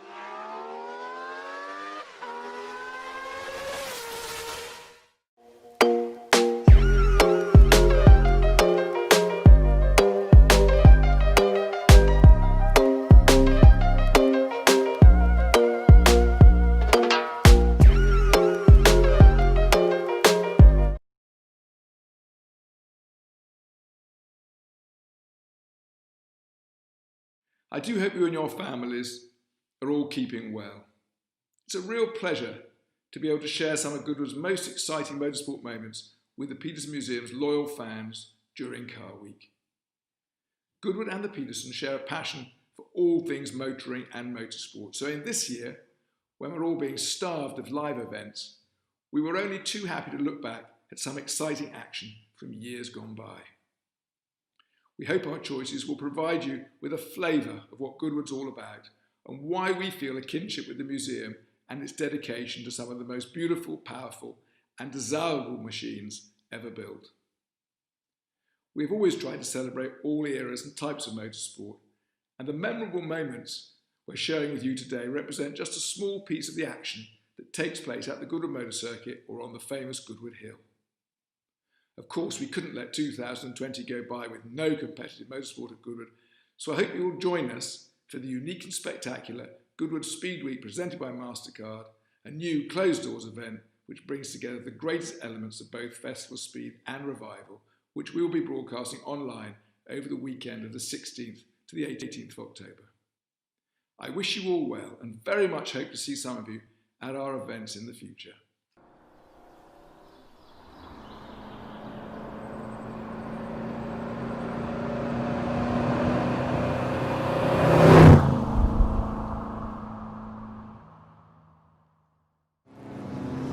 Bit of an effort to bump start them. So 5 Maserati 250Fs, 246 Dino Ferraris. There's the grid. Sam Wilson, Lotus 18 on pole. Then alongside 10, Will Nuttall with the Cooper T53, the low line, late model Cooper. 26 is Nick Padmore with Max Smith Hilliard's Lotus 16, the ex-Roger Wills race winner here. 2 on row 2 is Rod Jolly, Cooper T45-51. At 19, Joaquin Falk-Rusignol with his Lotus 16. The third row is 48, Ben Mitchell with the BRMP 48. 11, Tom Dark, now we know is relegated to the back in his Cooper 51. And 30, Julian Bronson with the Scarabro. 4 is Tony Wood with the unique Tech-Mech Maserati, the car raced once by Fritz Doré in the American Grand Prix. 7 is Nick Adams and the Ferguson, in which Sterling Moss won the 61 Old Park Gold Cup. 9 is Matthias Seletsky with his Cooper. 14, Richard Wilson with his, and Tony Best in the Ferrari Dino Rep number 1. Marshall Bailey in from Dubai to drive the JBW Maserati. And alongside him was going to be Charles Gillette. Manuel Sabe Cooper, Klaus Lehr Maserati, Paul Griffin, famous Walker Cooper. 56 is Nicholas Halusa, winner on here on Friday, but now in the Monegasque liveried Maserati. Graham Edelman in his ex-works Maserati 50F. Joseph Otto Rettenmeyer in 250F, and Nigel Batchelor in the unique Keith Climax with the V8 Godiva, Coventry Godiva engine that wasn't finished in period. Well, Mark Velvikens was supposed to be on that row, but his Aston Martin has gone lame. Charles McCabe with his famous BRM Type 25, the 59 Dutch Grand Prix winner. Eddie Williams 250F on row 11 with Adam Lindemann with his 61 Monaco Grand Prix winning Lotus 18. Tanya Pilkington with her Rob Walker livery Cooper. Eddie Maguire with the Cooper Bristol Mark 1. Michael Milligan may go, and Lamplugh, who practiced out of session with the BRM. Did you say that wasn't there? Well, it wasn't on the grid when we saw them go, I don't think. So we've lost the DBR4, we've lost the only Lancia D50 as well in the field. Steve Tillack. Yeah, so shame not to see that racing here. I think Tom Dark has fought his way back to his proper place on the grid. Will he be allowed to stay there? Well, I think if he's worked his way through the field, then they're probably not going to spend the time it would take to push him all the way either to the pit lane or to the back. I mean, he did sort of get going, so if he's worked his way through, I think fair enough. He is in his regular position. That's the red nose and the sort of pale leaf green in the middle of row 3. Tom Dark in the 251 Cooper Climax. I think I saw the BRM joining in at the back of the grid. I think you're absolutely right. Yes, 29. Rob Lamplugh is there in the BRM P225. So, Lotus, Cooper, and Lotus on the front row of the grid. Rear engine, front engine. Then another rear engine Cooper, another front engine Lotus. And the flags onto the way we go. Very hesitant start from William Nuttall in the middle of the front row of the grid. Sam Wilson away quickly. Nick Padmore, 26 on the outside, and Will Nuttall straight down the middle. And Wilson's broken. Wilson's broken. The pole man. His hands in the air and pulling off onto the grass. Number 18, probably a transmission failure, I would think. We got away quickly around the outside. Julian Bronson in the metallic blue Scarab up to 4th position. So he's chasing. But it's Nick Padmore who leads at Ford Water. He's got to take the front engine Lotus down in the inside of the Cooper 53 of Nuttall. Nuttall goes back underneath him into the right-hander. So amazing. We've had several changes to lead already. Joaquin Falk is in 3rd. The Scarab is in 4th place. Sweeping through St Mary's, the 2 Lotus 16s, nose to tail, then the Scarab. So the front-engine cars, perhaps outclassed, but they're holding their own, because in 5th place is another front-engine car. That's the Ferguson Climax P99, Nick Adams. Drive off the line really works well. It didn't work too badly, did it? And Rob Lamplugh making up places in the BRM P25 already. And number 2 coming around the outside, Rod Jolly didn't make a great start. He's got Tom Dart behind him in a pea green and red car, and Rod Jolly still trying to get by the 4-wheel drive Ferguson. So we've got a couple of unique Grand Prix cars here. That car won in the wet, didn't it, in the hands of Sterling Moss, and that's its only win was driven by its owner Tony Rolt, now owned by Stuart Rolt, who drove it yesterday in the winners' parade. Yeah. So will the 4-wheel drive and the weight of it hold against him? Car number 1, Tony Best, the Ferrari 246 Dino, the best of the grandees, and he comes through the chicane, I think, in 13th position. No, 12th place he just got up to. So it's William Nuttall who still just holds the lead from Nick Padmore, Joaquin Falk-Roussinol, with the pale blue car of Julian Bronson dropping away now, and he'll soon be in the clutches of the battle for 5th, which is number 7, the car of Nick Adams, and right behind him Rod Jolly in car number 2. They were side by side into the first part of St Mary's. Now leader Will Nuttall just keeping his nose in front. You can see the very different handling characteristics of the Cooper with its rear engine, lots of rear steer, and the Lotus, if you get that too sideways, it's going to take a lot longer to come back. And they're swapping positions left, right and centre, aren't they? This is absolutely amazing. And Padmore surely is holding the inside line, going to force Nuttall to go around the outside, but Padmore, the outright historic record holder here on the Goodwood Motor Circuit. We've got a safety car. Safety car boards are out, so no more overtaking for these guys. They'll see the yellow flags and the safety car boards. That's Rob Lamplugh. Rob Lamplough's BRM, I think the front looked like it was crumpled. I don't know whether he's had contact with somebody or with the barriers. Hand out to the cockpit. Nick Padmore and Will Nuttall have slowed down. And and a little bit unfortunate with that contact. We'll need to recover Rob Lamplow's car. Joachim Folt, that's a very good question. Where has he gone? Ready to rejoin from the pit lane is the Connaught A7 of Spike Milligan. He'll be 3 laps down, or at least 2 laps down before he gets through. Joachim Folt has dropped down the order and continues to drop down the order as cars come across the line. Not in a hurry to put 2 and 2 together, but if he's disappeared and Rob Lamplow's car looked buckled, I'm not sure how they would have come together, but they may have done. The long and short of it is the four-wheel drive Ferguson P99 using the Ulster tractor magnet Harry Ferguson's four-wheel drive system is up into 3rd place. Car that after its early career went off and did some Tasman races. There is Joachim Folt having a huge spin. Yep. That's enough to gain his attention. Everybody else is an offstage right. I think there must be some oil down 9 there and somewhere. 14, that's Siliki in 9. So it might well be some oil down. Lots of front-engined, hugely expensive Grand Prix cars shooting off into the grass. Was Wilson. Was Chris Wilson. Yeah. Just out of my sight at the exit. Richard Wilson, we need the tree locked down a bit. Right, Chris, I'll send a chainsaw over. Thank you. I think you might need permission. It might be hard to get as well.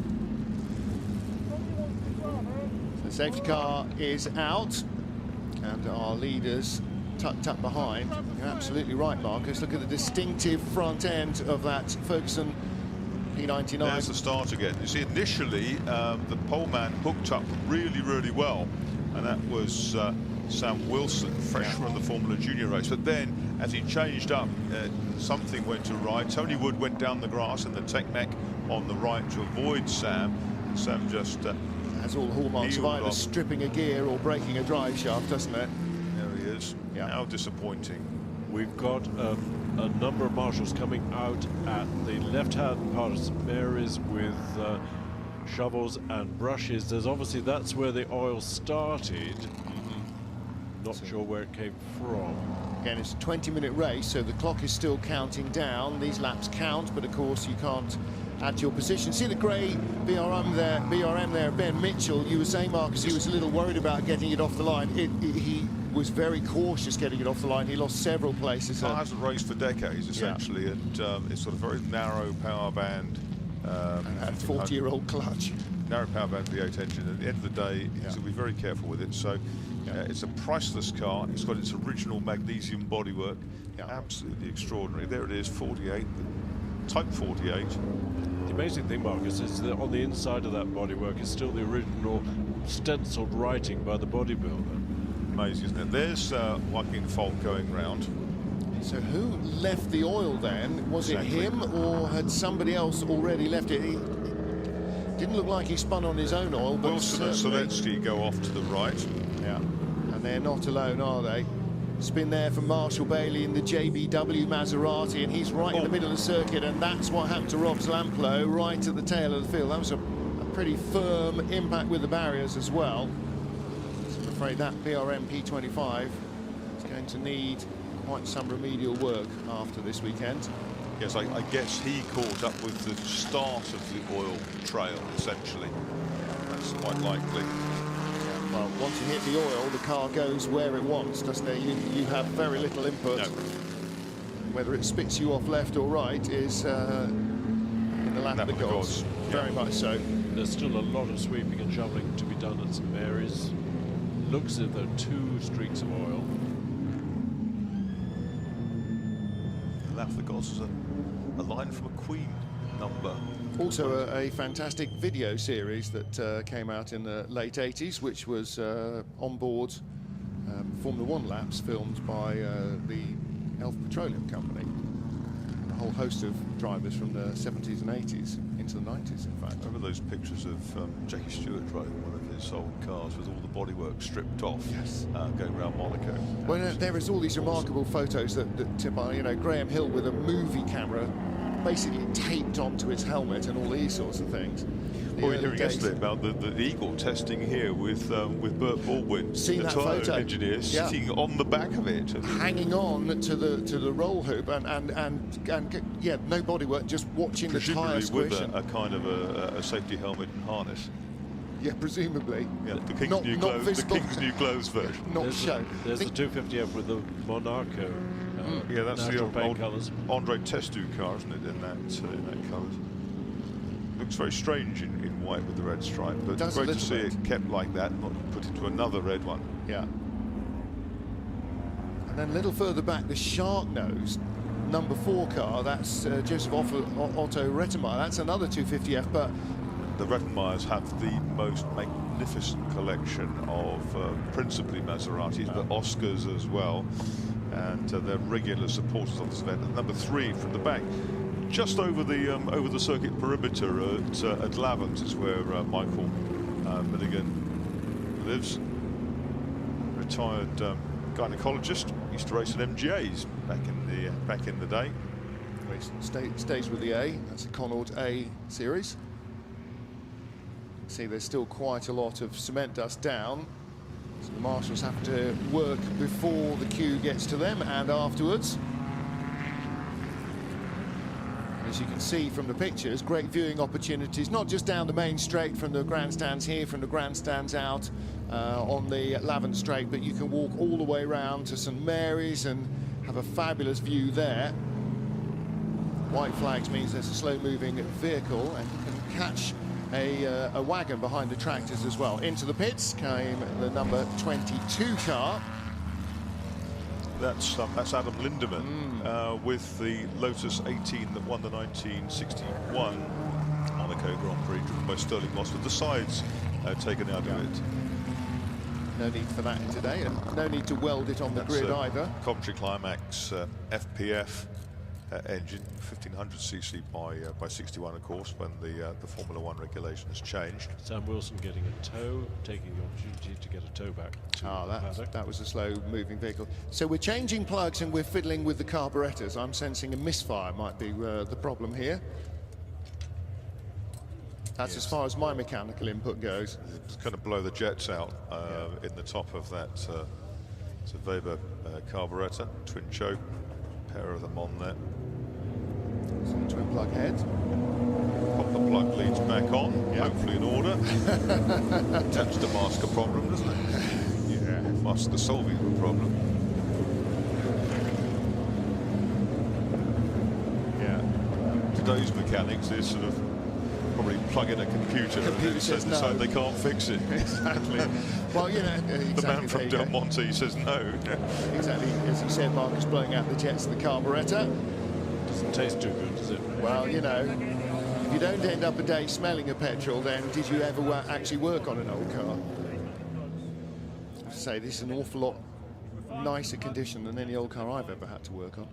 Just think where the world of race engine tuning and road engine tuning would have been without Eduardo Weber and his enterprise. Well, between him and Skinner's Union, they're made in Spain these days. The Webers that were obviously Italian. So, if you were a European car manufacturer, you use Weber carburetors. If you were a British-based manufacturer, predominantly they would have been SUs. Sounds as if the engine has started again. Going to now he fires it up. Of course, there was the not just the side panels removed. This was the car that was welded up a crack on the frame on the grid, wasn't it, at Monaco? That's Gary Pearson, the winningest driver in revival history with 12 wins, who's done that work on the car.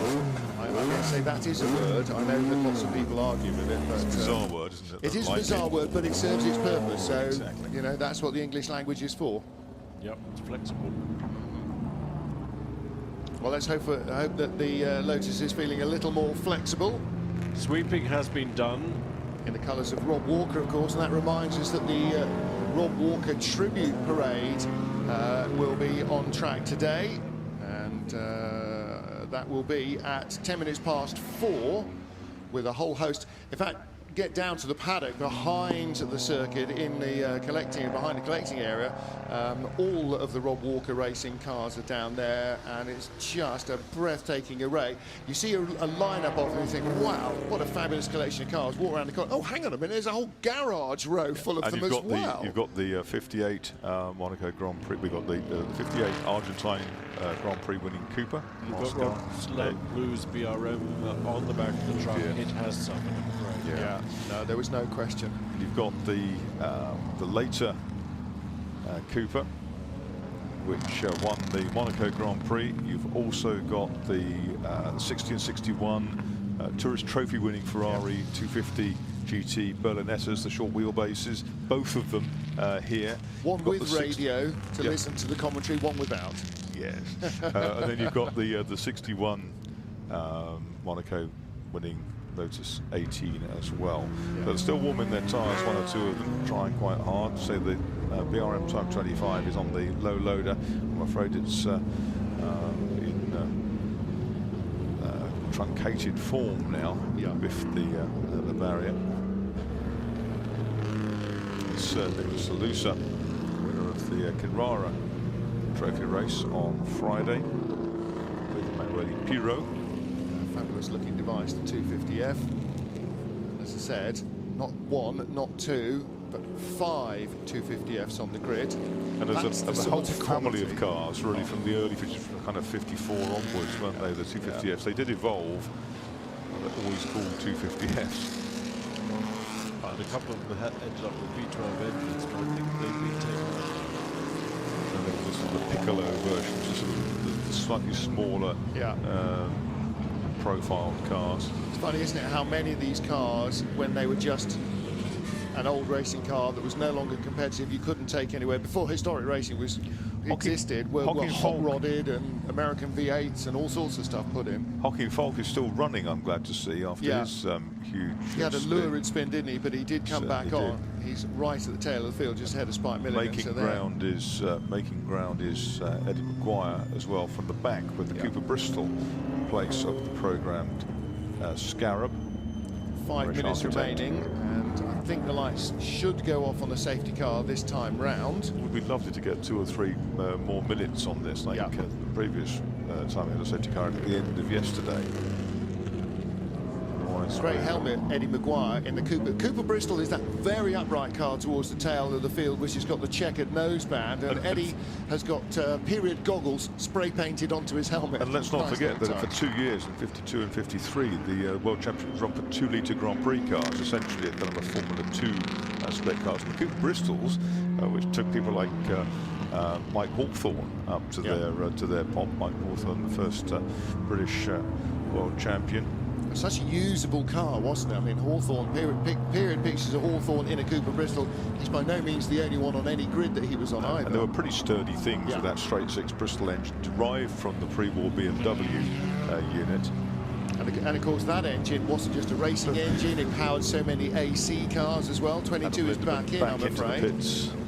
I raced a Cooper Bristol for a couple of races at Donington in way back, 1981.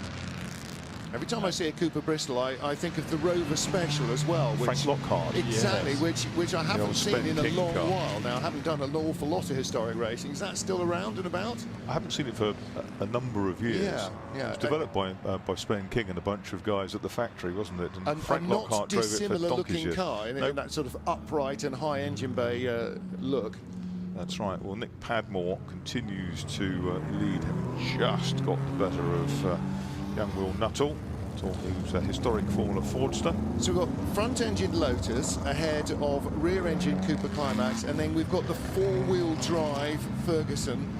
So you've got a whole, and then the Scarab with the Indy engine. You know, the top 5 has got as much variety as you could want in any race. What you've actually got is a bunch of Formula 1 bit part players from the front engine era that have moved up and are batting above their weight these days, chasing a Cooper T53 at the type that Jack Brabham and co would have driven. Now, is it a factor of the circuit being essentially long, fast sweeps with very little short nudgery stuff that doesn't allow the mid-engine cars really to extend their advantage. I think that there's actually a lot of other mid-rear engine cars that could be there pushing down the order. I think the whole purpose of this race is to showcase this revolution in Formula One and to give the guys with the quicker front engine cars an opportunity to be up there on the podium. And away we go again then. Nick Padmore never slow to get into his stride. Fifth place is Rod Jolly, 4 times a race winner in Richmond and Gordon history here in the number 2. Watch that, the Cooper with the work stripes over. Right behind him is the Tech-Mech. There was the Ferrari we saw. Tech-Mech's come on well up the grid as well.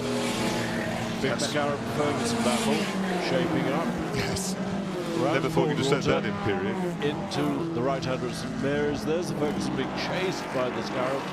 So the four-wheel drive Ferguson with its Climax engine, the Scarab pale blue car with the white nose with its Indy-style Offenhauser engine right behind, and coming in down underneath, kicking up the dirt is second place Will Nuttall. The lead 2 are gone, aren't they? And the Ferguson drift out wide on the oil. The four-wheel drive didn't help when he got on the slippery stuff. So Tony Wood and the Tech-Mech has nudged past the Ferguson.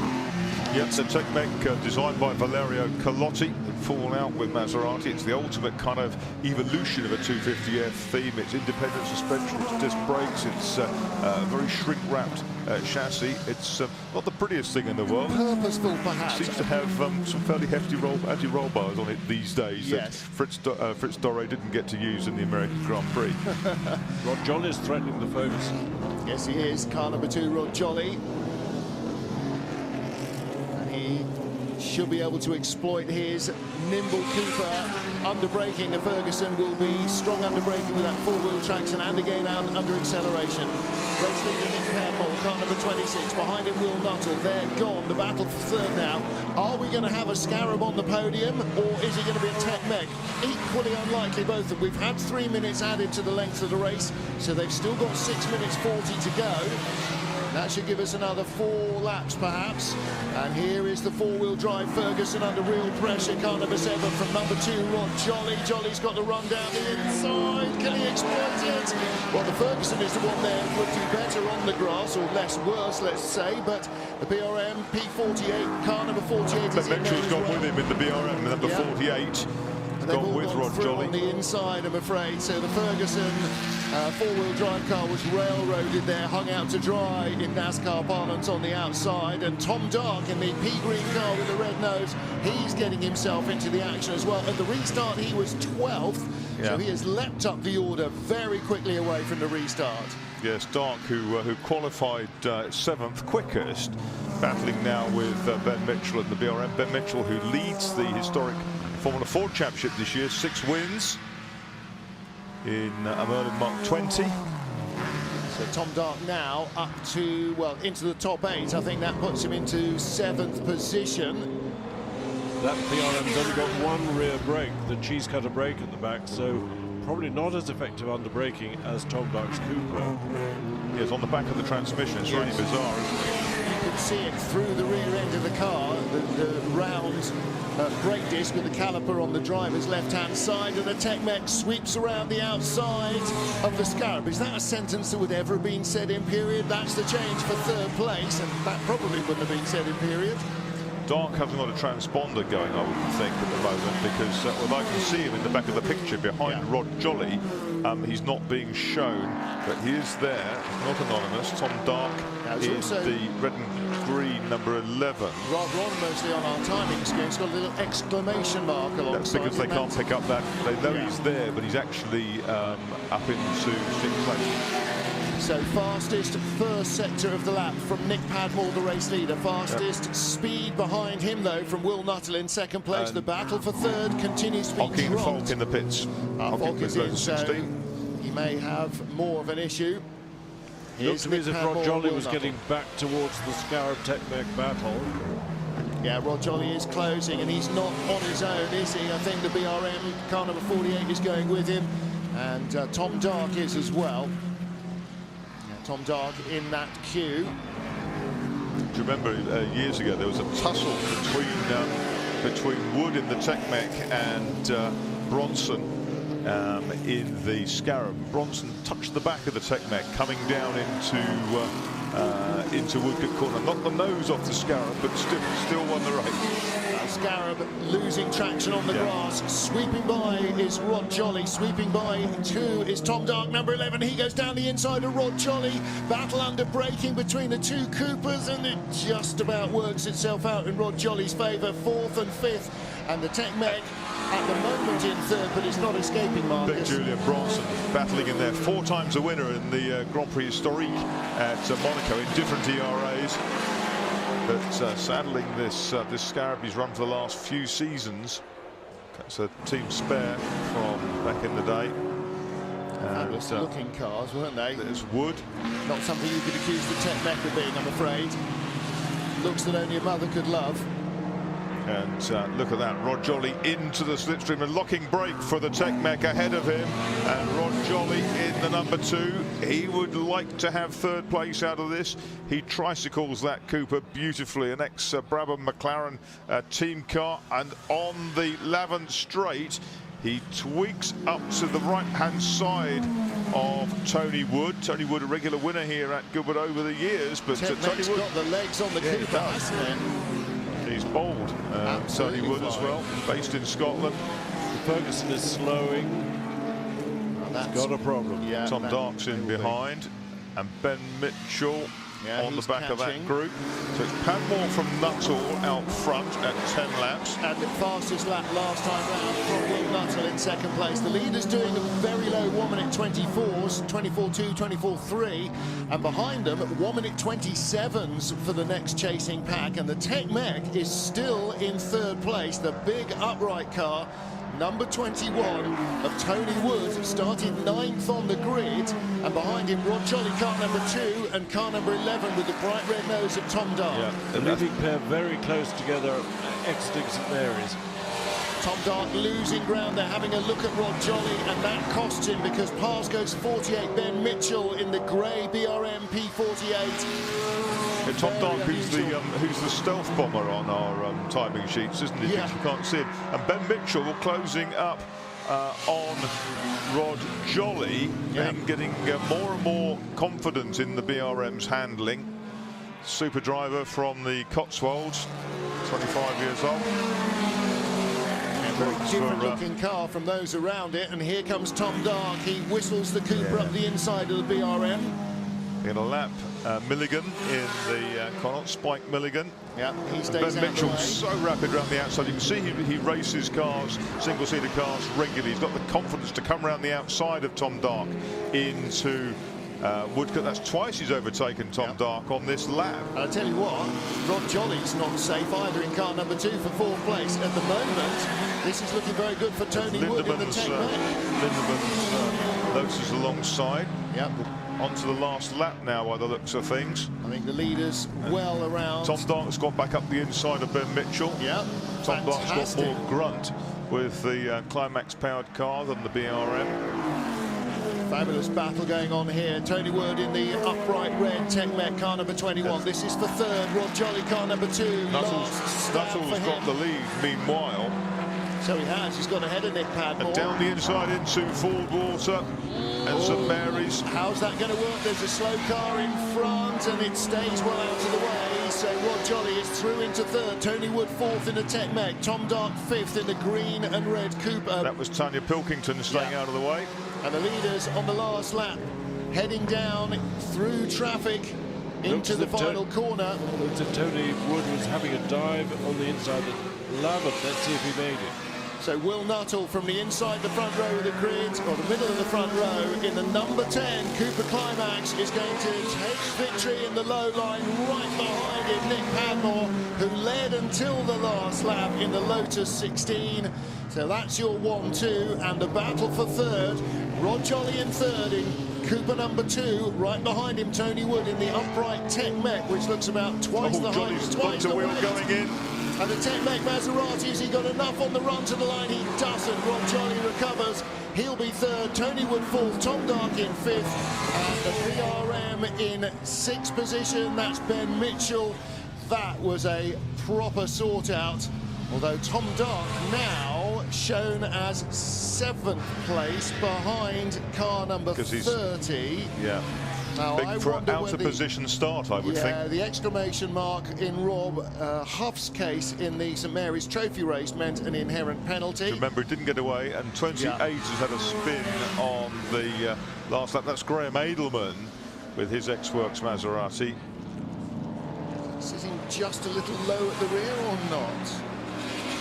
Sure, no, well, he's gone around, I think maybe just touching the grass. Never seen the 250F used as an auto test car before. That's quite impressive. Do you know what? Goodwood Revival brings all sorts of new things to you, doesn't it? I would think Tom Dark being shown there, he's been given, by the looks of things, maybe lumped with a 10-second penalty or something like that. Maybe so. Maybe so. Anyway, victory for the low-line Cooper Climax of Will Nuttall from the middle of the front row of the grid. And that would have been definitely a tripartite battle if poleman Sam Wilson's Lotus hadn't gone clang on the run down to the first corner. So it's going to be Nuttall from Padmore, Jolly from Wood, Mitchell from Bronson. That's the top 6. Dark, if he finished just behind Rod Jolly, as he did by about half a second, that shows with that 10-second penalty. Yeah, that has been included. And that's, he broke on the start line, didn't get away, and then he whittled through into his what should have been his correct position on the grid for the restart. He should have gone from the back. Yeah.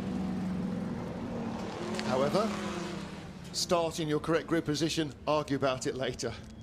And it gave us some great battling as well further back in the battle for third place. But there are your top 2, and they were a long way clear of anybody else. The gap from first to second, 14 hundredths of a second. The gap from second to third, 22.2 seconds. So the battle for third position that raged definitely didn't help them catch our breakaway duo.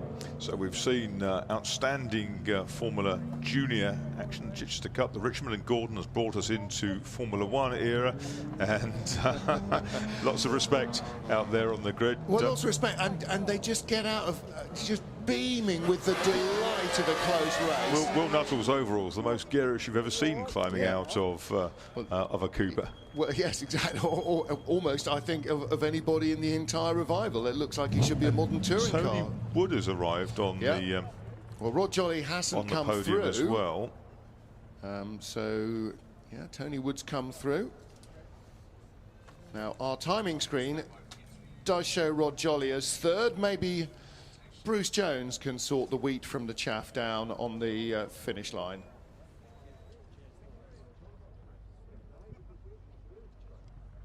Thoroughly entertaining Richmond and Gordon Trophy, and the cigar and the winner's garland to Will Nuttall. What a fantastic battle. Cooper versus Lotus in period, but today it was your Cooper that came out on top after a fine tussle with Nick Padmore. Yeah, very clean and fair, and it's a bit of a shame that he missed a gear on the second to last lap, but it's a shame that it didn't last a bit longer, and obviously we hope that Charles is all right, who went off earlier. So, no, it's a bit of a shame it's shortened, but we had a great race while we were at it. Obviously, it seems there must have been a fair bit of oil down through St Mary's, a lot of cars spinning behind you. But what was it like when you hit it at racing speed again on the restart? We'd had enough time to look at it, to be honest, before we got there. It was worse the lap where he did get by me, and I just hit it and he cut down the outside and then cut back on Levant. Well, these cars look fantastic when moving around on the circuit. Congratulations on victory. Nick Padmore, one just missed gear change there, but it was a great tussle you had. Oh, it's brilliant. You know, me and this car, we have a love-hate relationship. The gearbox is always a problem. So, I missed a gear and it just didn't go in. Then it jumped out, then went back in, and that was enough. But a big thank you to Max for allowing me to drive the car, and great to race against this guy, because it was so clean through Lavant side by side, and he gave me room, and what a great experience. I loved it. Exactly so, a masterclass. Congratulations on second place. And the driver who probably had to fight hardest, there was a four-way battle for third, and Tony Wood in the Tech Mech, you came through at the end. Yeah, I'm not quite sure how I did, but just happy to be on the podium again. It's brilliant. Now, I've just mentioned we had the safety car period while the oil was cleaned up and a few cars that had spun. when you're in the heat of battle, how much space have you got that you can now have the drivers near you? Because you're going to be moving around on that oil. I have to say that I had a moment, I came through the oil before the safety car. I think it was Tom Dark, literally had a tank slapper one way, tank slapper the other way. And I'm thinking, he's going to spin, where am I going to go? He managed to hold it, and I went round him, so it was all fine in the end. And you're here at the end. So well done, Tony Wood, the third finisher in the Richmond and Gordon Trophy.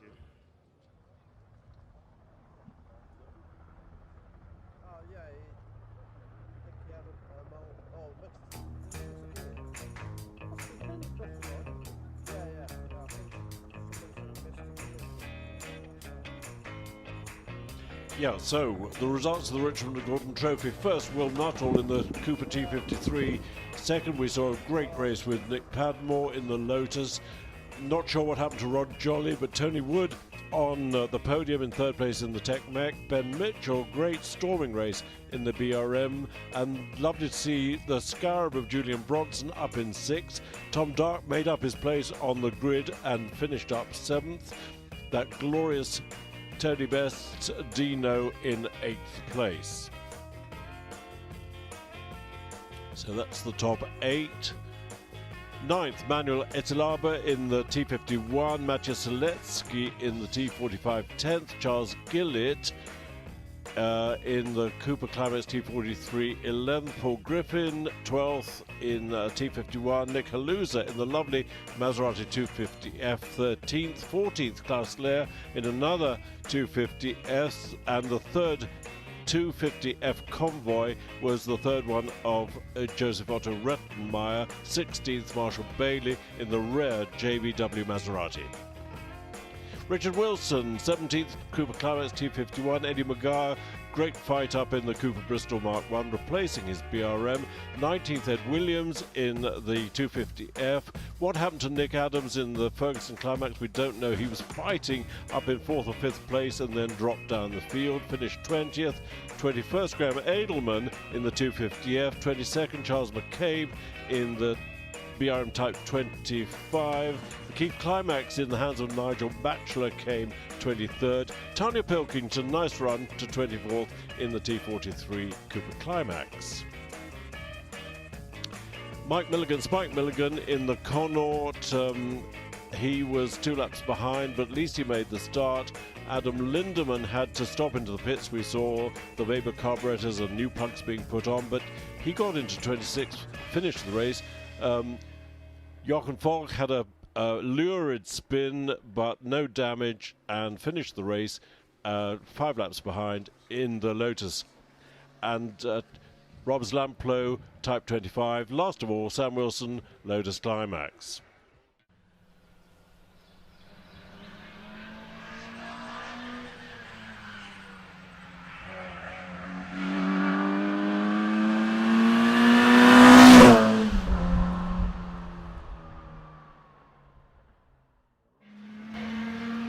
Sounds strong, doesn't it? You hear that all the way up to Madrid Corner. There's the lone Lister Jaguar Le Mans Coupe, space train car that Anthony Reid has driven many times in the years. He's with us in the box. Here's the grid then. Shedden and Wardy type on the front with Wolf and Gans in the Cobra, Hart the Hart Cobra. Second row, Smith and Bryant Cobra, Whisker and Jordan TVR. Third row, Huff and Mines Jaguar, Blakeney Edwards and Wakeman in the Lister Jag, and Menassian and Caron in their Cobra. Row 4 is Fabrice-Niol and Padmore with the Jaguar E-Type. Matt Neal Spaten with the Sunbeam Tiger. Row 5, Haddon and Lynn with the Cobra. Hancock and Hunter with the Jaguar E-Type and Van Riet, and Decadene in the Ferrari Drogo. Row 6 is Harris and Pearson in their Ferrari 250 LM, and Fiskin and Wilson in the Cobra. Row 7, Atwood and Shepherd Cobra, Twyman and Lindemann Jaguar E-Type, Plato and Davis Chevrolet Corvette. Row 8, Hadfield Friedrichs in the Aston Martin Project 212, Greensall and Squire Sunbeam Tiger, and the 9th row, Devis O'Connell Jaguar, Jackson Attard Chevrolet, and Lindsay and Bridges AC Cobra. 10th row, Joy and Glacial with the second, the Ferrari 250 LMs, McIntyre and Hall with the Bitserini, row 11, Capadia, Warburton, Jaguar E-Type, Turner and Henderson, AC Cobra, Goff and Thomas, Chevrolet Stingray. At the back, no sign apparently of the Soper and Young Jaguar number 77, but we do have Andy Newell starting the Ferrari 250 SWB number 6 that will be taken over by Frank Soper. Change your car. Not raining now out there, which is really good news for the start of the RAC TT celebration. Race 14 on your programs.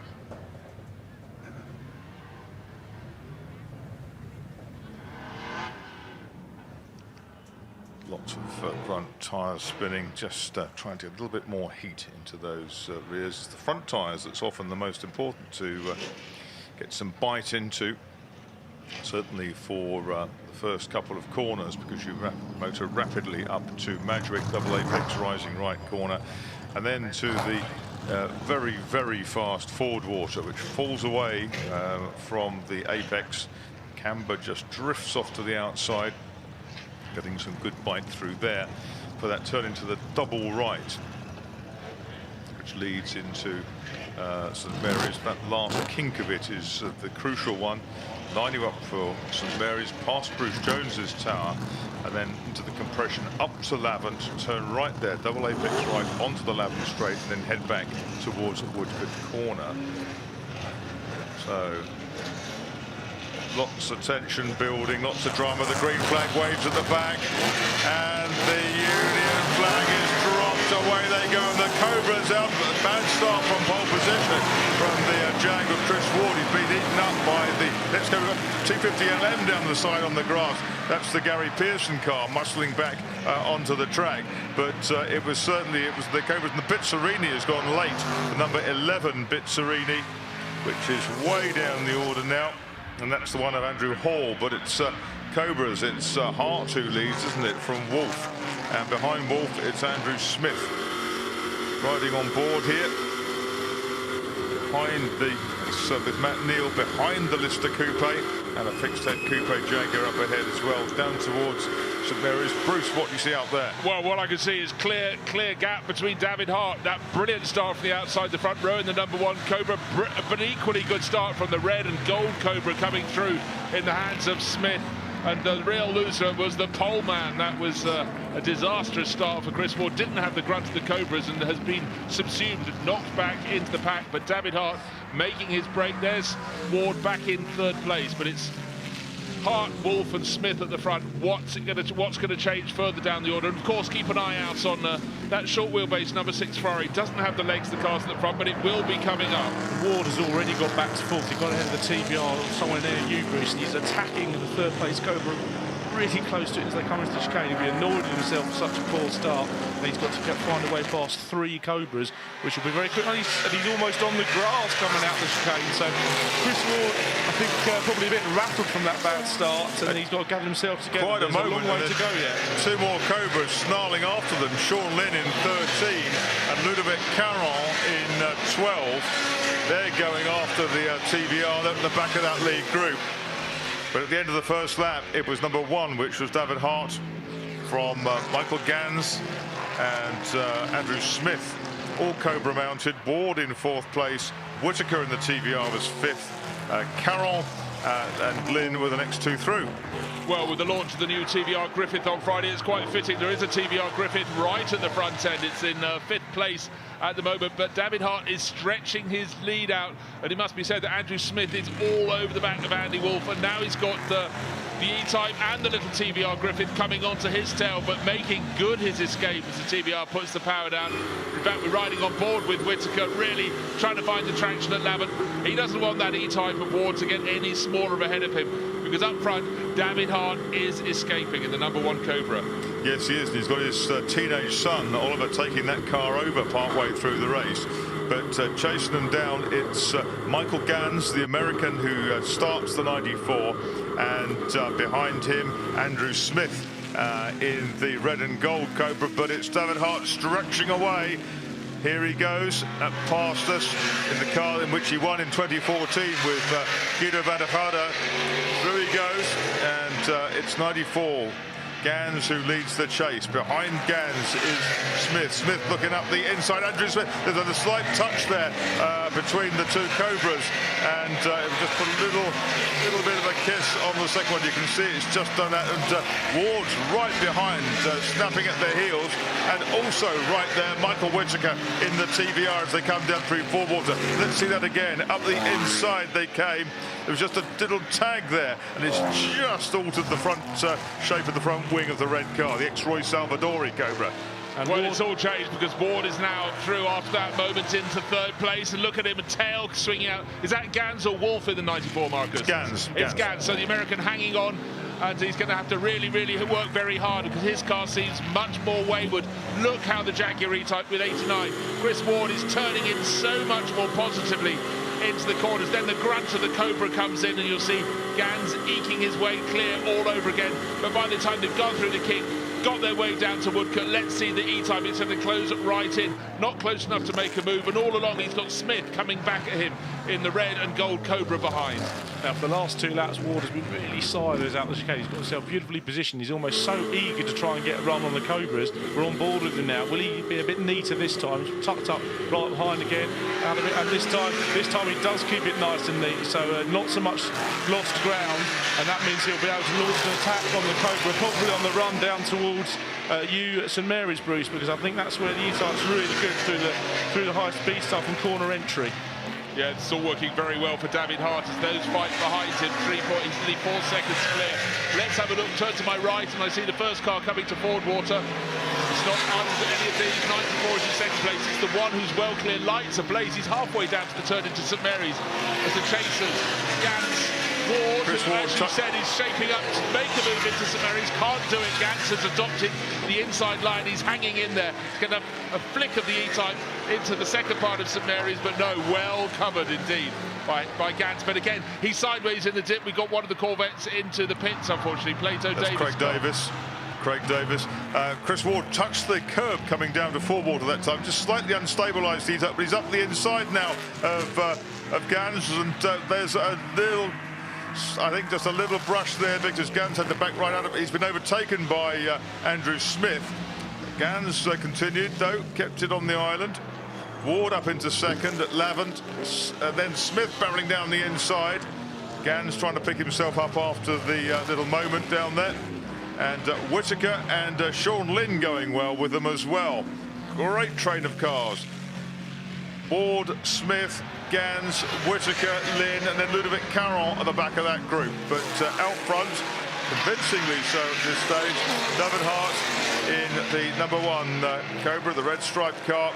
4.4 seconds clear after 4 laps. But we know from yesterday that Chris Ward can lap consistently in the mid to late 25s in the E-Type, and the fastest lap so far is Hart's 126.5. So assuming the conditions are roughly the same, I think Chris Ward will have the pace to go after the #1 Cobra now. The classic situation there, one little slide wide, and when you're so close you can lose a couple of places. That's exactly what happened. So now Michael Gans in 94 back into 4th place. Just coming to Smith. Let's have a look at the replay. We're riding, looking forward at what's happening in front. Then a little slip up. That's all it was. And bang, 2 cars going straight past. All filmed from Whittaker in 5th place, but Gans was 2nd. And then bang, in the flash of an eye, he was down to 4th place. There was that little kiss, perhaps. Well, he was more alongside than Gordon Chedworth on the Guido van der Garde last year, which was a similar sort of idea, where the E-Type can just hold a tighter line through there. So it was a bit door hand to door hand. The Cobra's always washing out more, and Ward is edging away from those 2 Cobras. Any damage on the side? Can't think. And Ward has got the best sector 1 and 2 of anybody in the race on this lap 5. He's on fire. He's flying up towards the chicane. Nice and neat coming out. How much did he taken out of the advantage? It was 4.4 seconds. It looks it's down to about 3 and a bit. Let's have a look when it crosses line. 3.4. Fastest lap then to Ward, a 1:26.194. Gap is 3.4 seconds. So that gap ought to come down and down. What's going to happen with the chasing bunch behind? Andrew Smith, I think, is going to start dropping Michael Gans. Gans has looked a little bit loose. Now, of course, we've got change behind because Whittaker's fallen behind Sean Lynn. I think it's Ludovic Carroll, isn't it? Isn't it Carroll in the number 12 car? I know I think it might be done by both, Bruce. When you come down to you might be able to see. Yeah, moving up well is Sean Lynn in 13 up to 5th place. Awards off. And that's the leader, off onto the grass at St Mary's. Second place has been ceded back to 4th, so it's been all changed yet again in that battle. And in behind 13, we think it's Sean Lynn closing in the red and white Cobra, so Ward has got to do it all over again. Just set the fastest lap of the race, was cutting down the advantage of the race leader, David Hart, and it's gone totally in Hart's, the Dutch driver's favour there. Is that another Corvette in the pits? I fear it is. We had a white and blue, now we've got a blue and white. Disastrous for the Corvette That's crews. right, that's the Sam Thomas car that Jack Goff's due to take over. And here's the leader, David Hart then, on his merry way in the number 1 Cobra. And down to the chicane, here they are then. It's Andrew Smith, Michael Gans, the chastened Chris Ward, and then Sean Lynn in the 13 car, chased by Ludovic Carroll.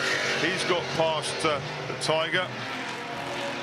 And in the middle of all that is Mike Whittaker in 86, the TVR. There's the beautiful LM. 2 prototypes essentially running together, the LM and the Mr. Jaguar, the Space Frame Mr. Jaguar Coupe. Battle over 11th place. You can see the graphics on the grid screen. That glorious looking 250 LM, and the slightly less glorious Mr. Jag, but every bit as effective, certainly around the circuit here at Goodwood. Tucked in behind the number 17 Cobra, Turner and Henderson, all just outside the top 10. The pace at the front is picking up. Who's setting the fastest times at the moment? It's Chris Ward all over again. He set the fastest lap when he got up into 2nd place. Now you can see he's fighting to get inside Michael Gans. This is where they got together before, but Gans stays ahead this time, holds on to 3rd place. Yeah, that's right, and certainly Chris Ward's on the charge again, but with a 4.5 second lead out front. David Hart is getting away. The gap between 1st and 4th just under 6 seconds last time through. So it's all very tight. To my right in the commentary box is Anthony Reid. You've won races here many times before, Anthony, and you've driven quite a number of the cars in this race. What are you thinking at this point? What are your tactics? Well, because of the tight battle for the lead amongst 4 or 5 cars, this race is going to hinge on strategy and also the speed of the driver change. I say strategy. The new regulations for this race is if there's a safety car period during the pit window, driver changes are suspended. So you're going to see, certainly with the JD Classics car, they're going to pit as soon as the pit window opens to remove the risk of a safety car taking place. Yes, that's safety cars have been instrumental in solving resolving many long-distance races here over the years, both here and members' meetings. And absolutely right in what you say. You don't want to be involved in a really heavy traffic jam in the pits, do you? It's narrow here. Well, it's a big enough traffic jam on the circuit. That's the reason that... Go on, Bruce. I should say there's a big enough traffic jam on the circuit. Chris Ward clouted the curbs at St Mary's, nearly caught the back of Michael Gans. But the things I wanted to add for Anthony is the wind is really picking up. We could have a change of weather blowing in from the St Mary's side of the circuit. That's interesting. You've also been involved in mixed condition races here, Anthony, haven't you? Yes, 2 or 3 years ago I was leading by 10 seconds. The race had actually started late. The weather closed in with about 10 minutes to go, and it was Simon Hatfield that came through and passed me in a car that just should never normally have won the race. That's in 2013, yes, indeed, and that car running down in 23rd place, car 27, in this very race. Well, the gap's coming down, another half-second trim back by Andrew Smith, 3.2 seconds now. This is getting to be a really stout fight for 2nd, 3rd and 4th places. On the outside, just kind of boxed was Chris Ward there. Clever move, and Gans kept it cool on the inside. They've had one minor scrape a couple of 3 laps ago. There was just the merest kiss then as well, but all sorted. But the Jag's through to St Mary's, and the Cobra sense is smoking. That's smoking and pulling right back. There's bodywork on the wheel. Ah, well spotted, Marcus. We wondered where How Ward got past, going past the number 16 Ferrari, dispensing with that, no problem at all. Can't see any damage on the side of Chris Ward's car, but they've been so close so often. And yes, you can see a little blow to the left, driver's right rear corner of that AC Cobra. Really bad luck for Michael Gans.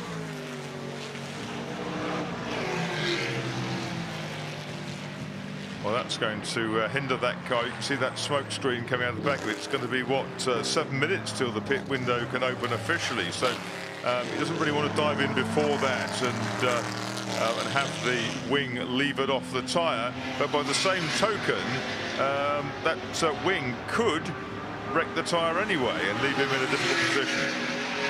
It's a little bit like watching a round of British touring cars, to be honest. There's been a fair bit of just rubbing taking place. Well, indeed, and yes, you can see there's a little mark on the side of the Jag. That was from the earlier one, and on the other side, well, that looks all pretty clean and tidy. But this is a great battle, and Andrew Smith, who with Oliver Bryant's been close in the past to win this race. This car has never won the race. It's been second, it's been third over the year. Oh, and a touch and Dispatch. The Cobra has been nerfed into the field, and he's just the merest of touches destabilised the car. It's gone off. Well, you've got to feel for that. I can hear Anthony Reid reacting in the background there, because you don't have a small moment out of Ford Water with contact. And just as they were catching, Smith and Ward were catching David Hardy. Had a lead of 4 seconds, come down to 1.8, and there, as they fought over second place, a little touch, the merest touch. Let's have a look at the replay. Very tight behind as they go into Ford Water. It looks as though it's covered by Smith, and then just a little kiss, round it goes. The heart-in-mouth moment for Andrew Smith there across the grass. That was a John Cleland-esque moment. And your point is, Anthony? Have you been on the end of one of those in the past? I have. Let's look back at an earlier situation, and this is... This is again from Chris Ward. This is him getting up close, and that was where the damage was done. He lifted the bonnet on on the Jag. I thought I saw it was up, so that was where we got the rear damage to Michael Gans. Then the bodywork started rubbing.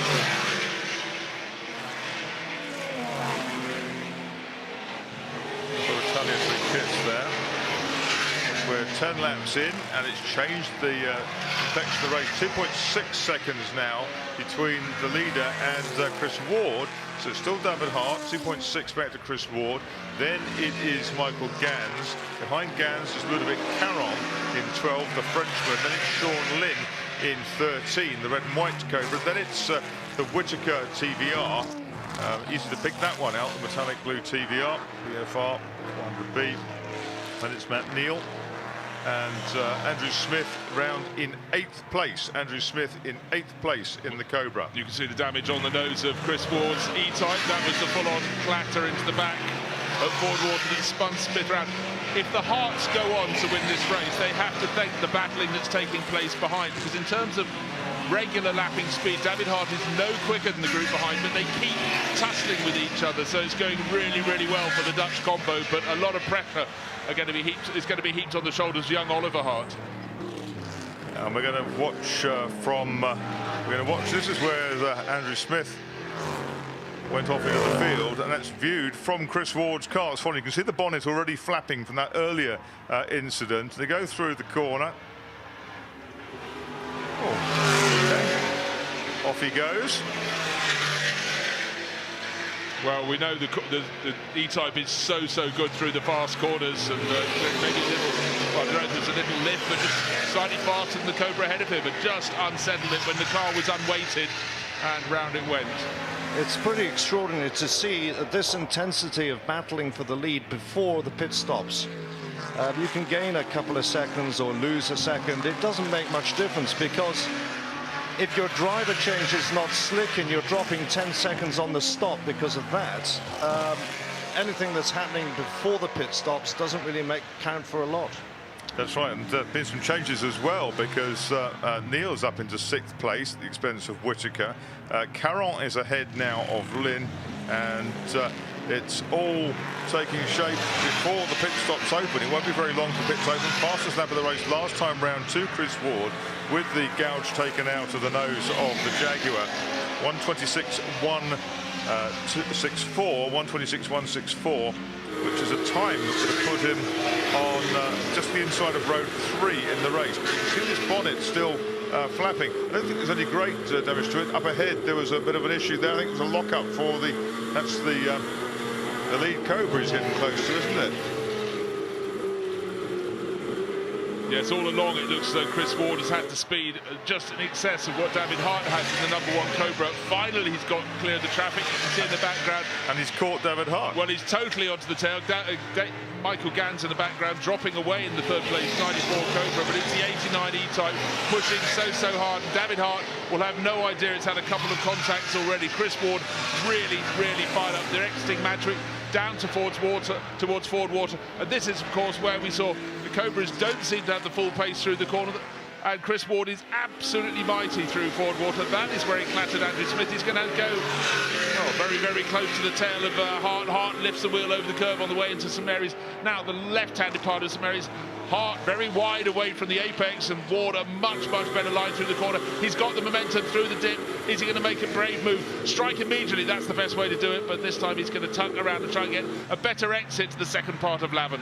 That's right. I think the grip's going away in that lead Cobra, because David Hart not maintaining the early pace. Ward 2 fastest laps on the trot, and now he's locked into combat with the Dutchman in the Cobra, coming down the Lavant straight where the road appears to narrow. Even from the cockpit looks like that, and come through the middle of that down towards the corner of the Super Shell building is the E-Type. That's the Hocking Falk car off on the outside of Woodcote. That's going again. Hocking Falk rejoining. Yeah, they were down towards the tail end of the order. It's got damage at the front as well from earlier on. Just in front of the Capadia Warburton E-Type, which must be thinking, where do I go? Very nearly clipped. It went between the two Prothero cars, didn't it? Very big. Yeah, just watching that battle for the lead between Chris Ward and David Hart classically illustrates the difference between the fine balance of an E-Type Jaguar and the brute force of American muscle. Very crude suspension, cart horse springs, poor camber control and toe control from the Cobra, and full independent suspension on the E-Type. The E-Type's got a fabulous balance, and as the race unfolds, it's just going to generally look after its tyres better than the Cobra. And indeed, Anthony, I guess that's why Andrew Smith was slightly off balance when he had the little kiss from behind out of Ford Water. The Jaguar better planted, and then in fact, well, nearly being planted in the field was the Cobra. It's still going again, running in, trying to see where it is now. It's fallen down the order to 8th place. But this battle for the lead is getting tighter and tighter. Where is Chris Ward going to make his move? The window is now open, so it's going to be interesting to see if Chris Ward drops into the pits on this lap. Okay, let's see who's lined up. Ollie Bryant standing there. Yeah. You can see that one. Wanting to get into his Cobra as quickly as possible. And Hart, of course, has got his young lad to drive with him this time. He doesn't have Guido van der Garde. So I think we're going to find the jet goes in, and it does. Brakes for Chris Ward, in he goes. He will probably look. They've got a position right at the back of the pits, which is quite handy initially. That's the wrong place to actually have a pit. For an early stop? Yeah. But he wants to do the far end to avoid the traffic. He could well be boxed in. A lot of people in the pits. Oh, well, as you said, Anthony, it could all hinge on a pit stop. It looked like a masterstroke from JD Classics there, but really getting delayed in the pit stop. That's 3 or 4 seconds straight away at the very least. In comes the Smith car as well for Bryant to take over. Well, he's out, and he's out behind the 27 Aston Martin, which is running down in 22nd place. So, Flash Gordon back out.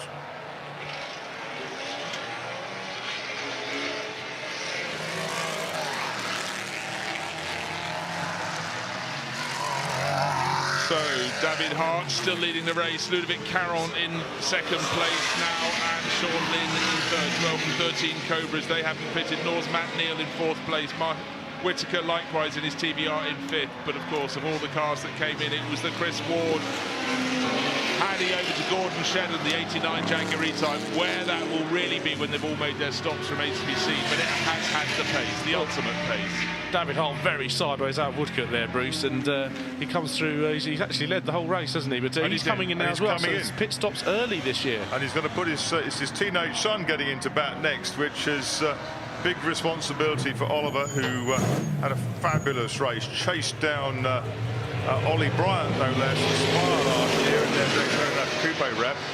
But here's the Shedden Ward Jaguar, number 89, winner of the last couple of years. Away goes Oliver Hart into the race. Well, you couldn't see how quick that pit stop was, but it wasn't obstructed on the way in or the way out. Where's the Jaguar? Way behind, so it's gained about 5 seconds. I thought it was slick, or more to the point, the Jaguar crew lost about 5 seconds. Well, the Hart car is 6th. The Ward and Shedden Jaguar is 7th now.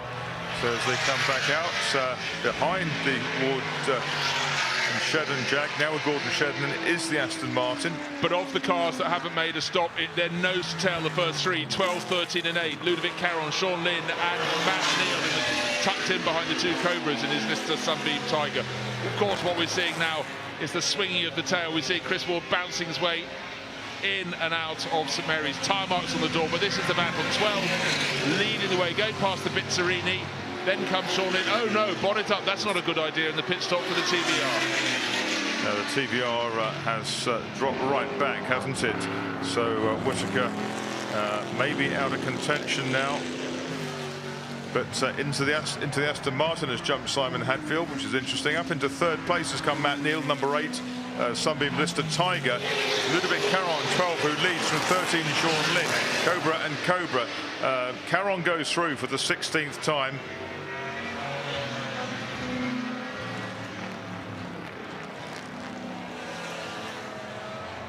Oliver Hart sideways out the chicane there, and I think the next car will be Gordon Shedden, so we'll get a proper read on what the gap between those two, the top 2 that stopped. It's 3.5 seconds, and I reckon that outlap was quicker from Shedden than the Cobra ahead of it, which Smoke appears to coming be out to the bottom of the number 1 Cobra.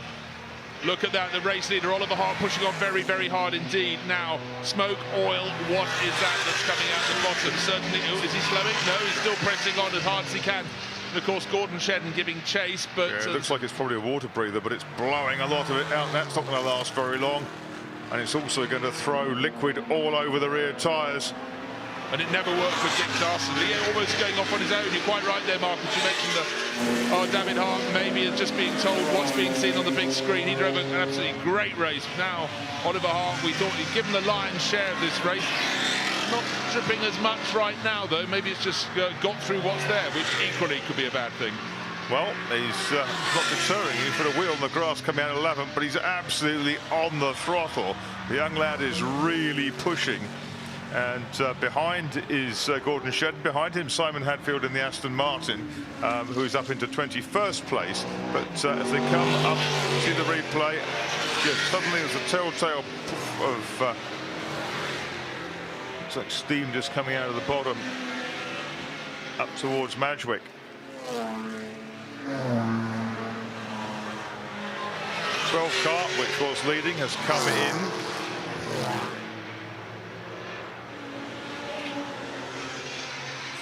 That put Sean Lynn ahead at 17 laps.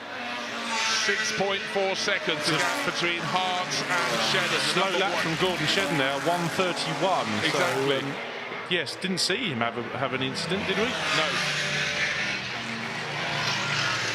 So I'm just looking out as Sean Lynn continues to lead from Matt Neal. Up into 3rd place is Van Riet. But looking, David Hart now turning into St Mary's. Yeah, I'm looking. Oliver Hart now in that car, and he's the first of the stoppers, isn't he? He is, with Sheds behind him. Yeah, it was 6 seconds between them, 6.4, and at the moment I would say the pace is definitely with Oliver Hart. And just trying to see what's happening with Shedden. He did, as Kevin pointed out, a slower lap, 2 and a bit seconds slower on that last lap alone, but he's winding up to speed now. But of course, this was the first of the front runners to come in. It lost a bit of time by getting boxed in the pits, but in terms of speed on the track at the moment, Oliver Hart in the Cobra number 1 seems to be lapping at a greater speed.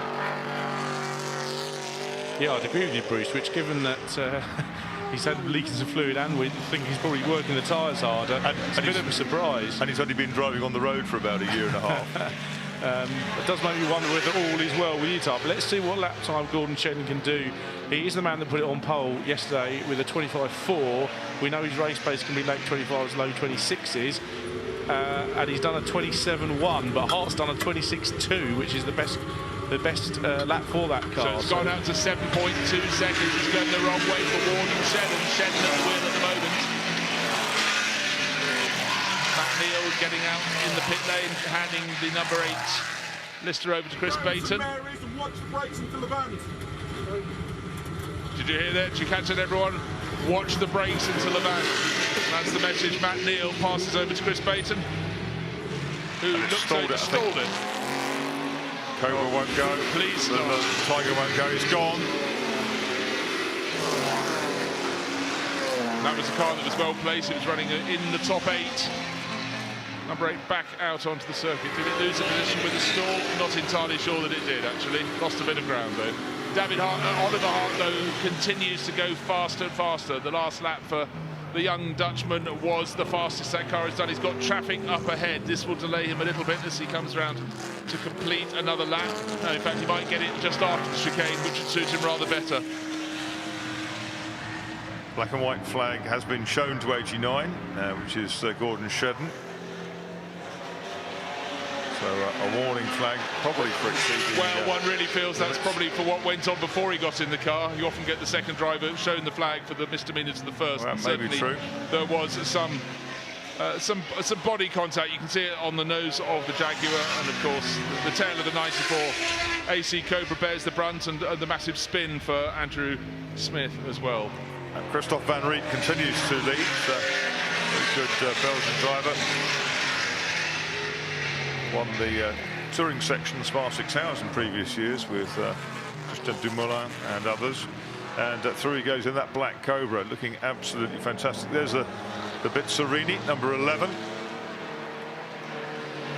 Down the order, and that's got McIntyre in it now. Well, has McIntyre noticed the number 1 Cobra? Not entirely sure he did until they were quite deep into Lavant, and in fact that almost led to McIntyre going off. Slight delay there for Oliver Hart. Let's see what happens when Gordon Shedden comes up. He's now 7.8 seconds behind. Oliver Hart's racecraft pretty much learns in the Dutch National Historic Touring and GT events, where he races a Mustang. And the big fields, so you're always working your way through traffic. And the youngster continues to lap very consistently. He does. Shedden has gone into the 26 now, but the 2 cars faster than him on the track are the Hart Cobra, which is effectively our leader, and Ollie Bryan in the Cobra that was nerfed by the E-Type earlier on, and he'll be fired up to get back into contention. He's been trying to win this race for years. It's never quite happened for him, and he's going to need a bit of luck for that to happen this time too. Yeah, well, we quite fancied the pairing. Now the black and orange flag, presumably for car number 1. That's our Smoky Oliver Hart, our race leader. Oh, what a cruel stroke of luck. So that will elevate Gordon Shedden towards the 89 Jaguar. I don't know that there's an evident problem with it right now. There was a few laps ago. Oh, it's going again. It's got the little puff of steam from underneath. So the 2 top cars, Van Riet in 5 and Hancock in 29, the Jaguar, yet to stop. Then it's Hart, got that meatball, and Shedden behind by quite some way, 6 seconds. Well, that's closed in again. It was 7.8, so a much better lap for Shedden. Maybe it was traffic that delayed him so much the lap before. Oliver Hart pressing on. Of course, he doesn't know he's seen that, hasn't seen that flag yet. It will be greeting him next time around. Darren Turner up into 5th place, yet to stop in the Cobra, because Pearson now has stopped. Hand over to Chris Harris in the LM.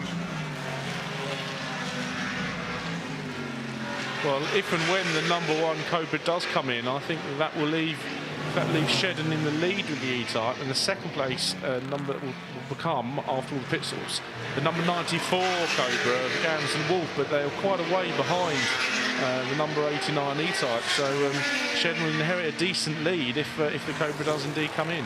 And I think that will see the 21 Cobra coming towards the front to a podium position. Down in 8th at the moment, 2 cars ahead, not stopped. Ollie Bryant really pressing on. Again, riding on board this time with Shedden. We'd seen Ward driving this E-Type up the inside of the pits arena as they approach St Mary's. Has the pits arena seen it? Didn't see Oliver Hart so long ago, and now it's not really seeing Shedden, but Shedden will be able to tuck around the inside. No, he's going to go the inside into Lavins, I would think. He'll go from left to screen to right. Very well done. Down the inside of the pits arena then.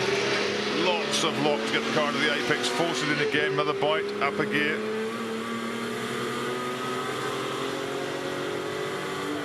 Third to fourth going down there.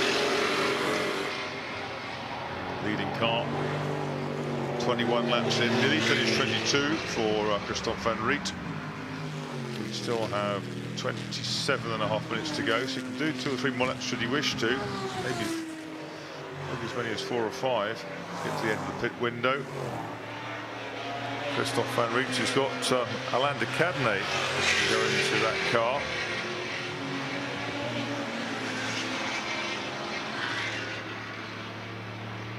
Hancock, car number 29, still in 2nd place. Is it definitely de Cadenet in that car? My list still has Richard Atwood on it. No, de Cadenet is in that car, assured before the race.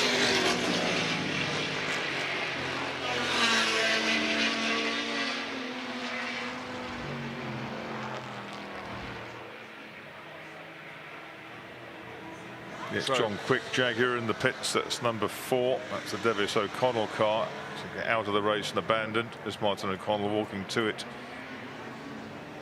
So our cars from 3rd to 6th are now the first 4 cars that have stopped. So that's the Hart Cobra, which is 3.5 seconds ahead of Gordon Chen, but probably with that stop, if he's going to listen to the meatball flag, then it's the Gans Wolf Cobra, which is 15.5 seconds behind the E-Type.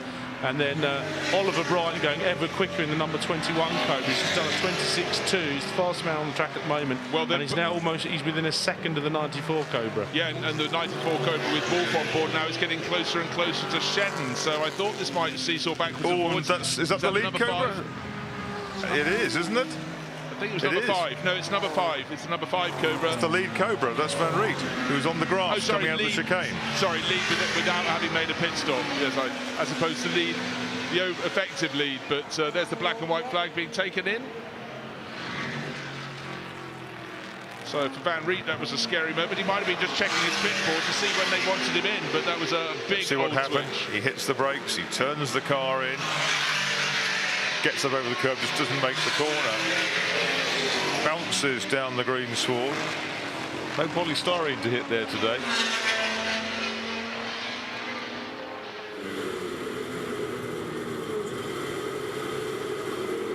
Awful lot of steering input into the Jag, isn't there? Moving around quite a lot. Yeah, it doesn't look as comfortable as we've seen him previously. I wonder if there's some oil down or something not quite right, because the lap times aren't quite as quick as we might have expected. Having said that, with Bryant down in 26s, the times are possible, and he is closing in. He is closing in on the Cobra, number 1 Cobra anyway. Yeah. Here's Christophe Van Riet after that huge moment. Must be getting towards his pit visit anyhow. Could be this time, or he might want to risk 1 further lap, but then you just have to get into the pits. Yes, because if suddenly there's a problem and the pit window has to close prematurely, you can't stop under the safety car, as Anthony reminded us. Yeah, and just another thing, he is lapping at the moment, 1 minute 30s, whereas the quick guys are doing low 27s and even high 26s. He's up behind Rob Huff. And sideways Shedden out of the chicane that time. He's virtually closed down Oliver Hart. And they come through, numbers 1 and 89, both of whom have had warning flags.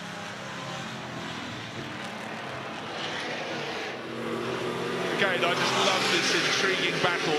E-Type with the better handling, Cobra with the fantastic grunt at the various points of the circuit. They each have their benefits and their demerits. But right now, as the power needs to go down all over again, it's the Cobra that just has the run, but only just as they come down to St Mary's. But when they get to St Mary's, this is the point at which the Cobra is often attacked by the the Jaguar. The Jaguar can turn in much more tightly across the apex of the corner, often hits it, does just very lightly there. Gordon Shedden slightly loose on the exit, and then they've got a back marker up ahead. They should get through Lavin before they find the car ahead is the Hancock and Hunt car that runs second in the white E-Type, which hasn't stopped yet. Absolutely. And a much quicker out of Lavin for Shedden. He comes up alongside and he grunts past the kink. A change of lead. 89 comes past 1. Very good move there. It's all down to the better exit from the second part of Lavin's and just having the balance to get the power down as soon as possible, and that paid dividends. But you can see the twitching from Oliver Hart behind. Now he's got to regain his composure and take the fight back to the E-Type.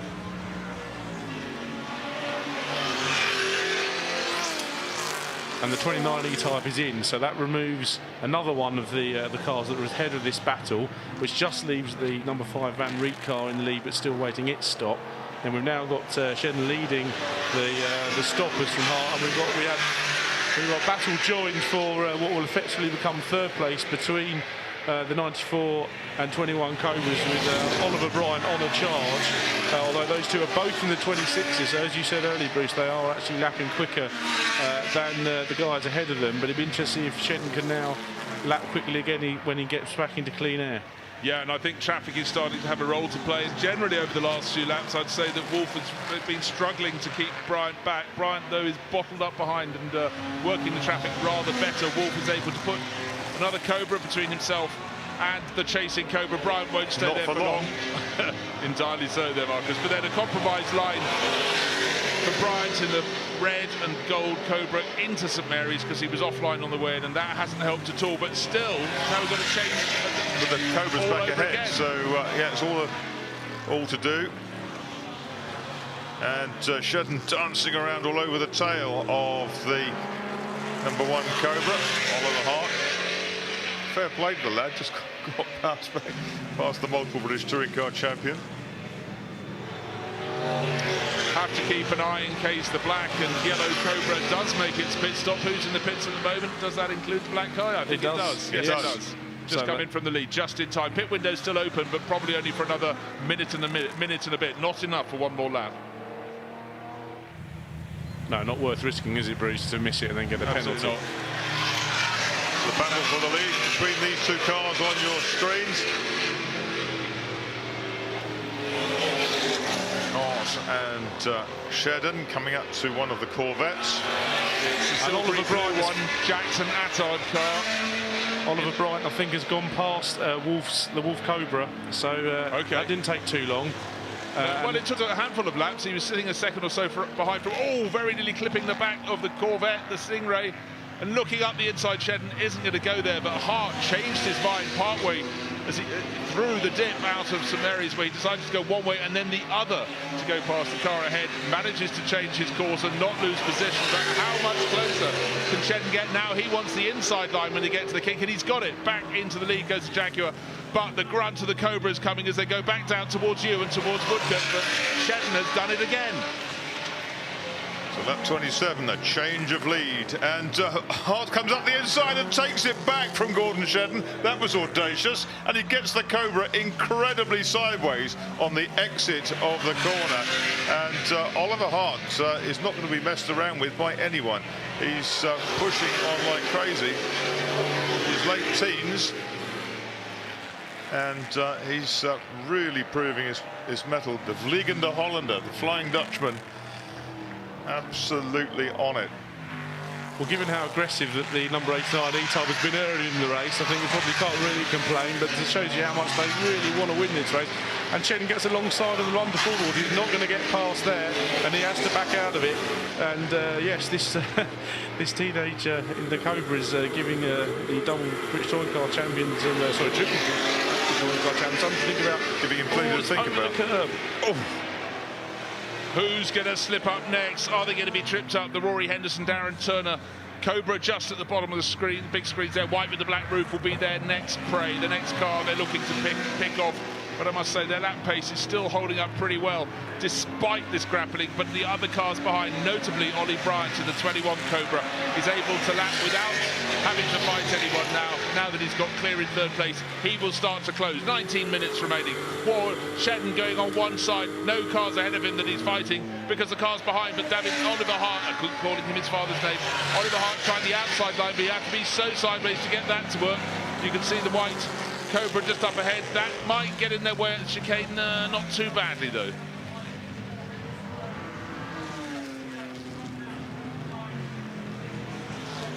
Well, they've swapped every lap for the last 3 laps, haven't they? Somewhere around the track, but this time I think Shedden has got himself a decent gap as he goes down towards Madgewick, and this will be the part of the should be the part of the lap where the E-Type, this high-speed balance, gives it a little bit of the edge, so he should be able to get without out of lunging range on this lap, Bruce.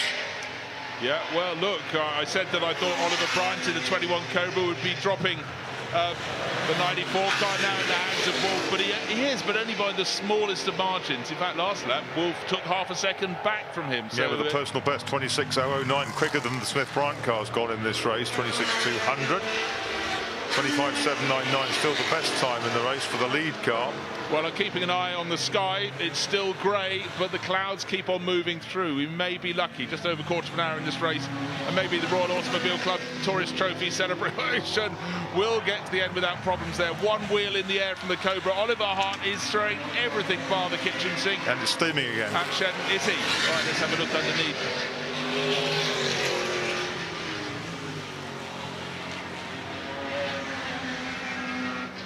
Can't fault him for trying, can you, Bruce? It's just he absolutely will not be beaten. He's trying so hard to stay with Shedden in a car that generally seems to be quicker over a stint, but he's hanging on in there, and if he gets half a chance in traffic, the Cobra will be back ahead again. The Lister Coupe is coming back at the order. Patrick Blakeney Edwards catching Alain Ducadney in number 5 Cobra. Hand over fist for 6th place. Here come the leaders, though. They go through for the 29th time. And it's Shedden from Hart by 0.389 of a second.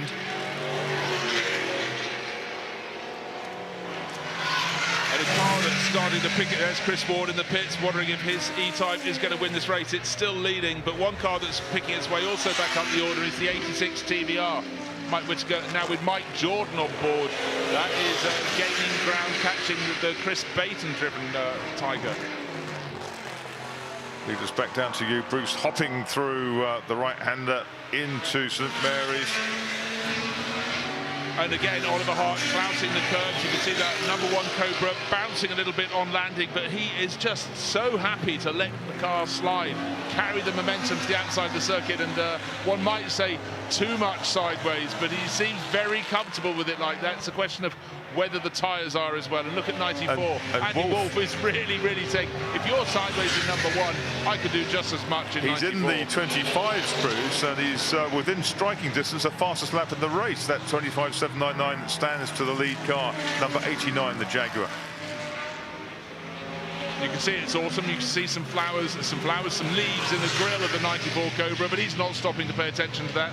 Lead battle closer and closer. It looks like Oliver Hart, maybe he's actually gone out a little bit. It was just under 0.4 of a second last time. Maybe it's gone out to a princely 0.6 of a second. Now, was there a clipping on the chicane here? Yes, just scraping the wall from Oliver Hart. And the gap did go out to 0.7 That may well be a 5-second penalty if yesterday's precedents are Yesterday, Tom Christensen and Chris Ward both got 5-second penalties for clipping the chicane. So they clipped it a little bit harder, but what's clipping and what's not? Well, we'll find out, won't we? This is a tussle and a half for third place, because Andy Wolf pulling out of the slipstream of Oliver Bryant and going down the inside into Fort Water. Will 2 into 1 go through there? The red car's already been off in the field there once earlier in the race with Andrew Smith at the helm. Troy Salvadori Cobra, GPG 4C of Oliver Bryant. Well, obviously the pit stop wasn't long enough for Andrew Smith to explain about all that happened, but it would have been seen on screen by Oliver Bryant. But he's still there. Then a big twitch behind him from Andy Wolf. He'll have to do it all over again. Every time you get these cars a little bit sideways, you're throwing 1/10 of a second out the window.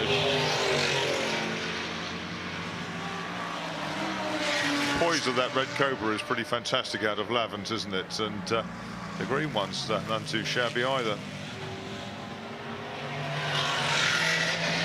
Down to Woodcote they go. This wonderful scrap over third place.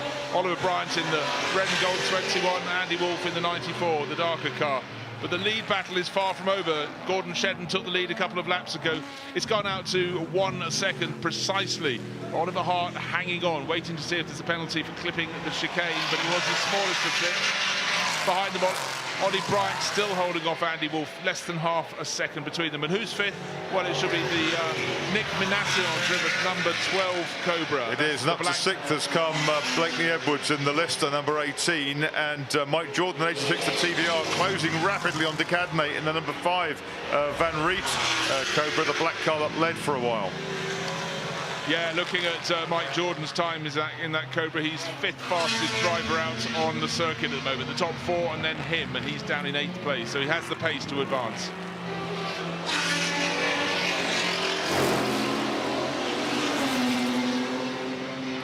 David Hart still watching on from the pit wall. He's not sure what to think with his young boy Oliver doing a sensational job, but how is he going to get that one Cobra? There it is, the big one on the screen. How is he going to get it back past 89? Because I'd say this lap in particular, Gordon Shedden has stretched his advantage. Okay, 5-second penalty has been applied to Oliver Hart. That is why the interval has gone out from 1.0 seconds to 6 seconds. So clipping the chicane has cost him dear. Suddenly good news for the Hart, the Shedden and Ward combination leading the race.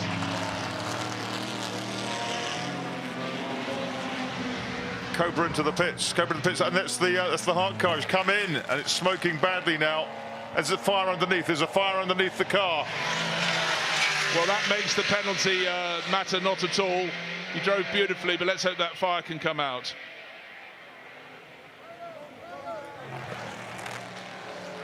Sat into a really fantastic performance from both drivers, actually, to really take the fight to the Shedden Ward E-Type. Has won the last 2 years and now looks pretty comfortable again with a 14.9 second lead over the battle that's on the screen at the moment between Oliver Bryant and Andy Wolff. So suddenly this, as you pointed out, is the battle for second place. Bryant's holding it now by 0.4 of a second. Well, the fire is out. Thank goodness, well worked down in the pits there, trying to work out what caused a mistake there from Ollie Bryant. No, he's pulling. It's broken. Something has broken. He went to the outside of the circuit. Broken. It happened here before in a previous year.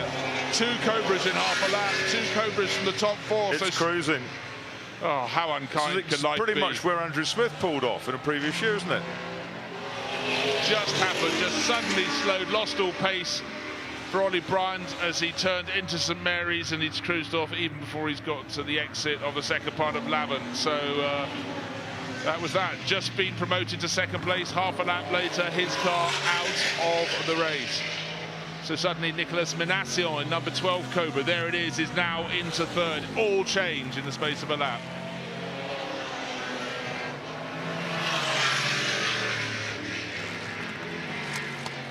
So Andy Wolff in the Michael Gans car is now up into second place, car 94.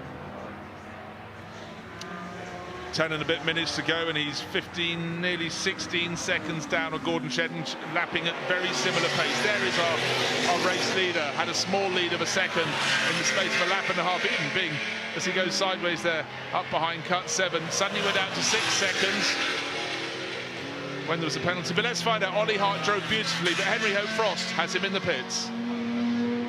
Ollie, that's really bad luck. What happened? Already from the start, when I went out of the pit, I felt something strange. There was no power in acceleration and no power at the top speed. But I just shifted one gear back and tried to give some power. That's the only thing I could have done. And every meter except the temperature meter of the oil was all down. Everything was. I was just driving because it's good to revive. I want to drive. I'm not going to get in. And then I had a little fight with Shedden, and then it was over. It was a fantastic performance. Hard luck. Thank you. Thank you. Thank you very much, Henry, for that quick-fire interview. David Hart, shake of the hand. I think we're going to see a lot more of Oliver Hart in the years to come. That was incredible. If that was a little fight with Shedden, I'd like to see a big one. Yes, you did wonder. Well, but cool as a cucumber, having got out of a very hot cockpit. Absolutely, brilliant drive. And the lad's 17 or 18 years old, just amazing. So I think the next position that's in doubt, because I think the top three are pretty well set, but... the LM. The LM, there's... Oh, is that Chris Harris coming in slowly? There's stuff all over the road as well. There's... not sure what that is in the road. You're going to see it, though, I think. Well, it's very close to the Lynn Haddon car. That's the dirt level of the road that Chris Harris pulled back onto the track from the grass, having come precious close to collecting the Cobra. Slippery surface flag going out with 3/4 minutes to go. So Mike Jordan is within 3.2 seconds. And that's slippery surfaces for the stuff that the oil that's been dropped by the hard Cobra, isn't it? So that's the potential change, I think. Yeah, the top three are nailed on at the moment. Shedden with a 16-second lead over Andy Wolff. That's the 89 Jaguar ahead of the 94 Cobra. The number 12 Cobra, another 21 seconds further back, and a similar mark back to Pat Blakeney-Edwards in number 18. But that could be passed for that fourth place, as you pointed out, by Mike Jordan in the TVR Griffith. But as we've seen in the space of a minute, an awful lot can change. We still have 8 minutes remaining in this race as Chris Harris presses on all over again. The Lister Tiger is up to 6th in the hands of Chris Baton, who's doing a grand job. Okay, can I throw something in, Marcus? Car 89 on the screen, car 89 on timing screen, under investigation for Chris Ward's actions in the car. It just says car 89 Ward under investigation. Can't guess, but there had been contact at various points. You can see by the various battered front bits on the front end of that 89 E-Type. Well, I think that's fair enough. I think there are at least 3 passing manoeuvres that involve some level of contact, so they probably do need looking at it. Not saying necessarily deserve a penalty, but it should certainly be looked into. You do get 5 seconds for scraping the chicane.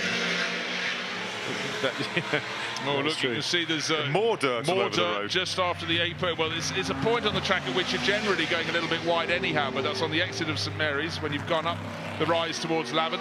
So 12 in third place. Nick Minassian, great opening stint by Caron, and Minassian, as you expect, going out and almost clumping that little clod of earth at the side of the circuit. So there's more even before St Mary's. So various points on the circuit. Before St Mary's, there's grass on the circuit and out of St Mary's. Mike Jordan is 5th in the TVR and catching Blakeney-Edwards. And there's the number 8, Matt Neal. Chris Baton. And that's, yes, Chris Baton now. And that's why he's dropped back behind. And that's why Alan the grass Decay. is there. OK, we've got an answer to that question. But watch Mike Jordan go.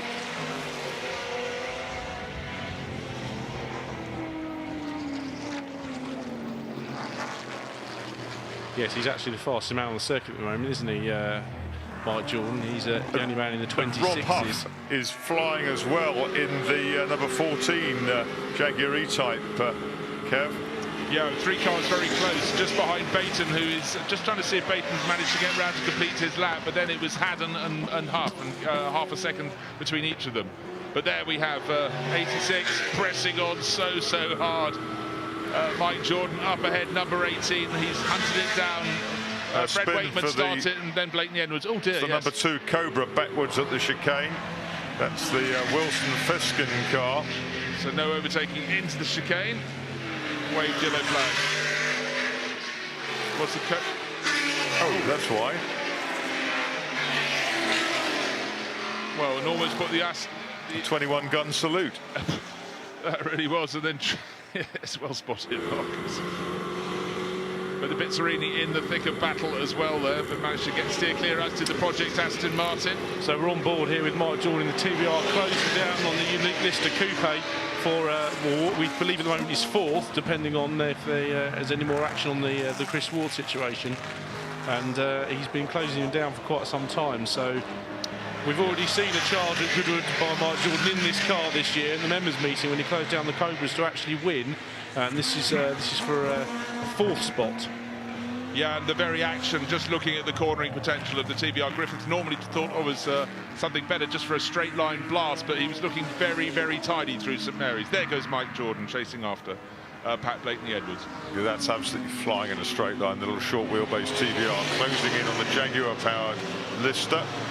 Lister's slipperier, but the TVR more wieldy into Woodcote Corner. He's right on the tail now. Patrick Blakeney-Edwards coming up to the chicane. The Lister and the TVR. Blakeney-Edwards and Mike Jordan, both top historic handlers, both very versatile. And you're dealing in tenths of a second. Thing though, the TVR's got onto the tail of the Lister, but can he find his way past? But Mike Jordan's had a lot of track time this weekend. Oh dear, we've lost number 5 from 6th place.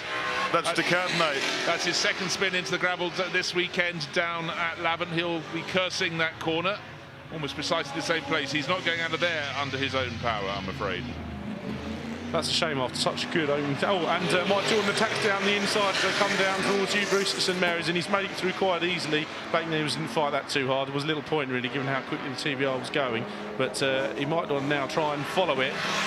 But it's a big gap back up to the third place, guys. Okay, we've got the answer. 30-second penalty for our race-leading E-Type. That's put it back to 13 seconds behind Andy Wolf, the 94 Cobra, now leading the race. The 89 Jaguar with a half-minute penalty back down the order. Let's look at the replay of the move made by Mike Jordan to get the TVR ahead of the Lister Coupe. It just made a mistake going into Lavin and, sorry, not into Lavin, towards St Mary's, ran a little wide, and the turning potential of the TVR so neat and tidy. Have a look here.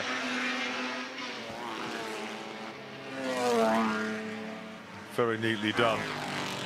Well, it's going to be no hat-trick for the 89 car by the looks of things. Only 3 minutes to go, and a couple of lap lengths in it after this. And the 89 car of Ward and Shedden will feed it to 94, which is Gans and Wolf. Gans and Wolf, who are shown ahead at 38 laps then. Andy Wolf driving it, the FIA Masters historic Formula 1 champion of 2015. Former Lister apprentice, going back even further, so served his engineering apprenticeship very, very well in Cambridge. Michael Gans, of course, who won the ERA race yesterday, could find himself atop a second podium this weekend at Goodwood. So that late penalty has really shaken up the order again. So suddenly, having chased all race, no emotion shown on the face of Chris Ward. He was the driver who was pinged. 30-second penalty hasn't been defined to us as to what that was for, but there had been several points of contact. You can see the front wing has had a little mark. That was against the back of one of the Cobras. Then we had the incident with Andy Smith's Cobra going out onto the grass with a lurid moment out of Ford water in close proximity to Ward. But that matters not right now if you're the driver of 94, you're Andy Wolf. Michael Gantz in the pit lane will be urging him on. This dark green Cobra looks fantastic with that hard top on it, I think. Now on a very comfortable lead, still at 13 seconds and lapping just as fast as Shedden and Maddis in the car behind. The race is almost in the pocket of the Gantz-Wolf combo.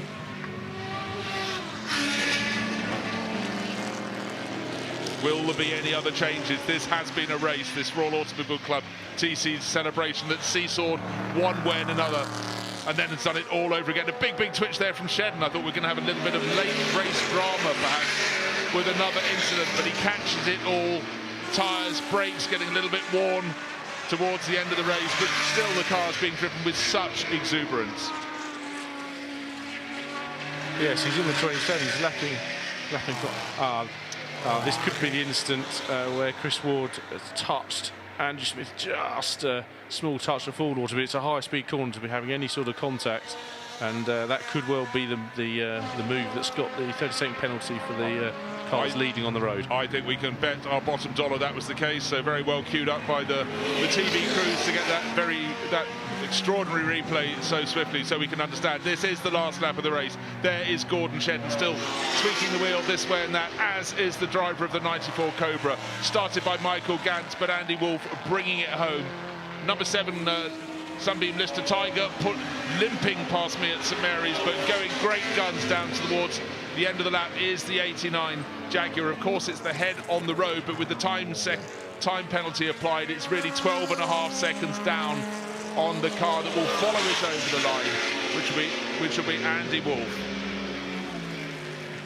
So this is the last lap, and as they cross the line, the car in third place, Nick Manassian, goes through St Mary's.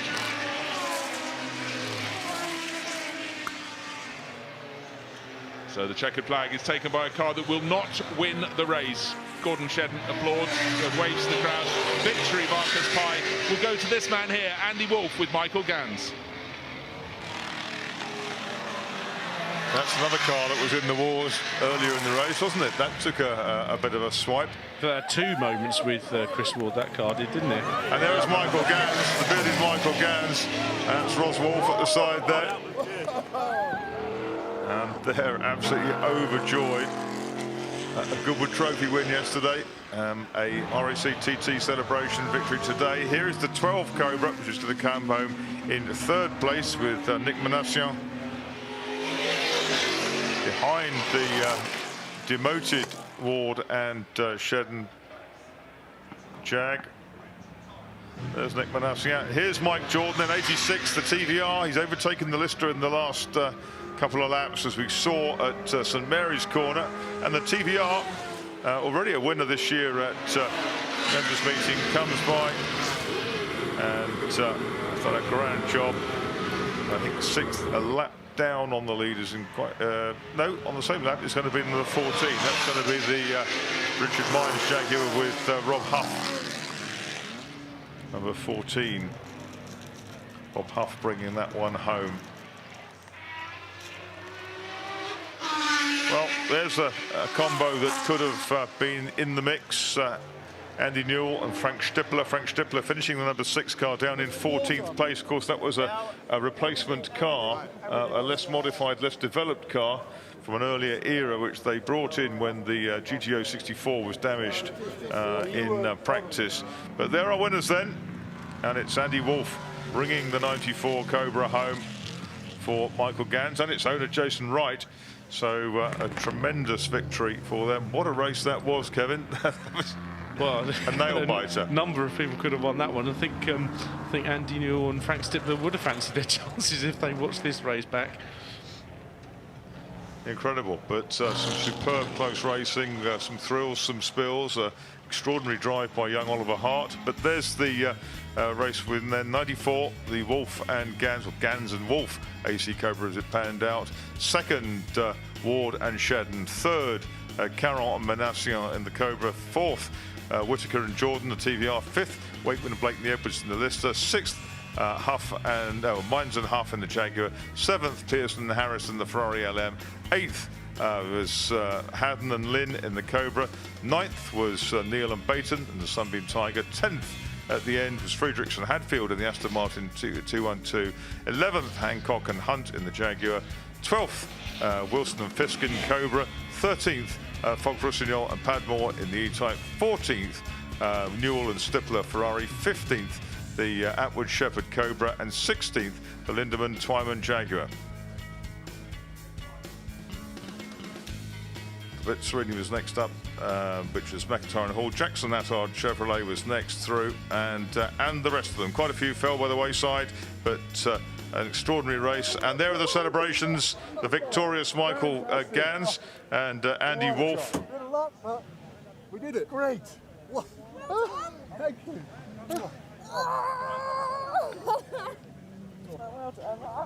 And that's Ross, that's Andy's wife there. Jason Wright, car owner. Squadra Kenny Rogers, as we call him. Fabulous race, and the Wolff manufacturing team that runs that car, fine job.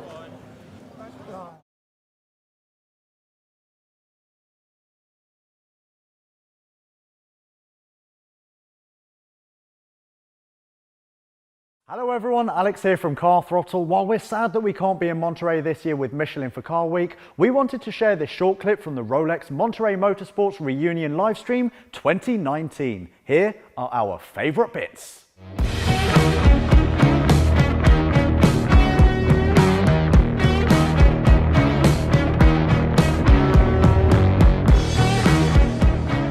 It's Jeff Swart. How are you doing? Good. How you Great doing, mate? Good to see you. I'm very well. There's a simulator behind you, which I'm very excited about, but we'll get onto that in a minute. Glad you're the one excited. So you've done pretty much everything, right, Jeff? You're a racer, you're a filmer. You know, what's been the highlight, I guess?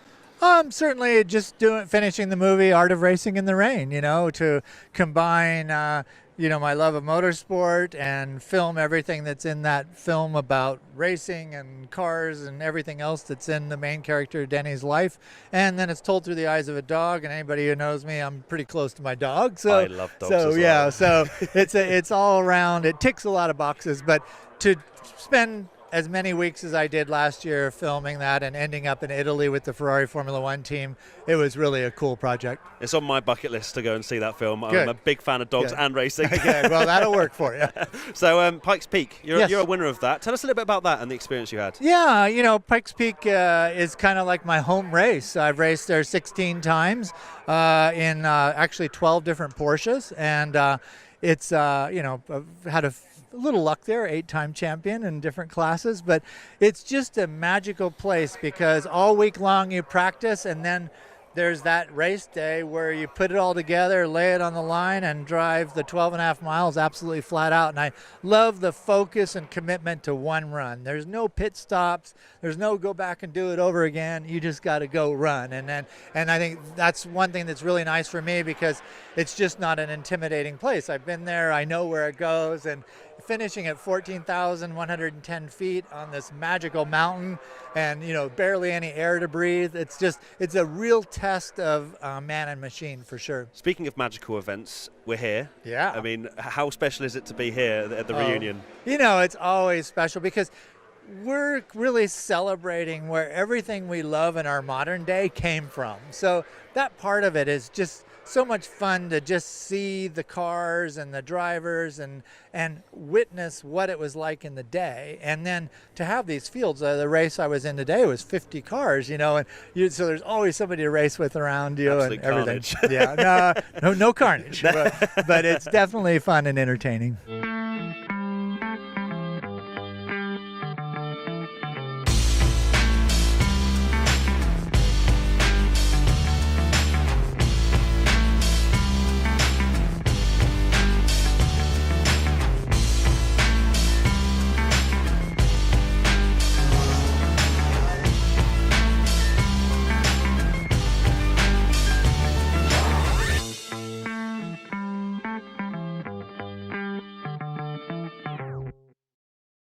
Right, here we have Steve and his E30 M3 Group A race car. Steve, firstly, thank you for coming on the live stream. Thank you, Matt. So you've been racing earlier today, haven't you? I'm very jealous. Yes, I was out earlier in my E9. I'll be going out in this car tomorrow. Wow, and what a car it is. Can you tell us a little bit about it, the story behind it? Sure. It was it's a full-on Group A motorsport chassis that came from BMW. Was assembled in Middlebridge, England by Middlebridge Engineering. Most of the cars went to Schnitzer and were assembled by Schnitzer. Middlebridge was a Japanese-owned company, so they assembled their own car. Then it went out to Japan in 1987 and raced in the Japanese Touring Car Series from 87 to 93. Its best year was 93. Asahi Sport bought the car, upgraded it to full Group A spec, brought in Anthony Reid to race it, and they finished second in the championship. Amazing. Now, I know your wife is over there, but I'm going to ask you how different the road car costs are to a race car. Well, what are the difference? Yeah, obviously there's quite a bit of difference. It's you don't want to blow an engine in one of these. That's pretty much game over, right? Yeah, it gets very expensive to replace them. The parts are getting harder and harder to find, and the people that have them charge a lot of money for them, so it gets to be quite expensive. Now, I'm very jealous, as I said, about you racing earlier today and tomorrow. Yep. How would you describe the corkscrew turn? Because it's a very famous corner in motorsport. Yeah, it's a wonderful turn. You pick a tree, you aim for a tree, and you hammer the throttle, and you come off the cliff, and turn the wheel, and you hope the car slides down and bites. And it's a thrill ride every time. And how come you chose the E30 M3? I know you have a few other race cars. What in particular drew you in? My father was a distributor for BMW back in the mid-'60s, and so I was the lot boy and parts getter and all that, and I just fell in love with BMWs. So I bleed Bavarian blue. I don't know what else to say. I just love the cars. I think they're one of the best engineered cars in the world. They're very fun to drive. They're very consistent to drive. Just a wonderful car. Right, thank you so much for your time, Steve.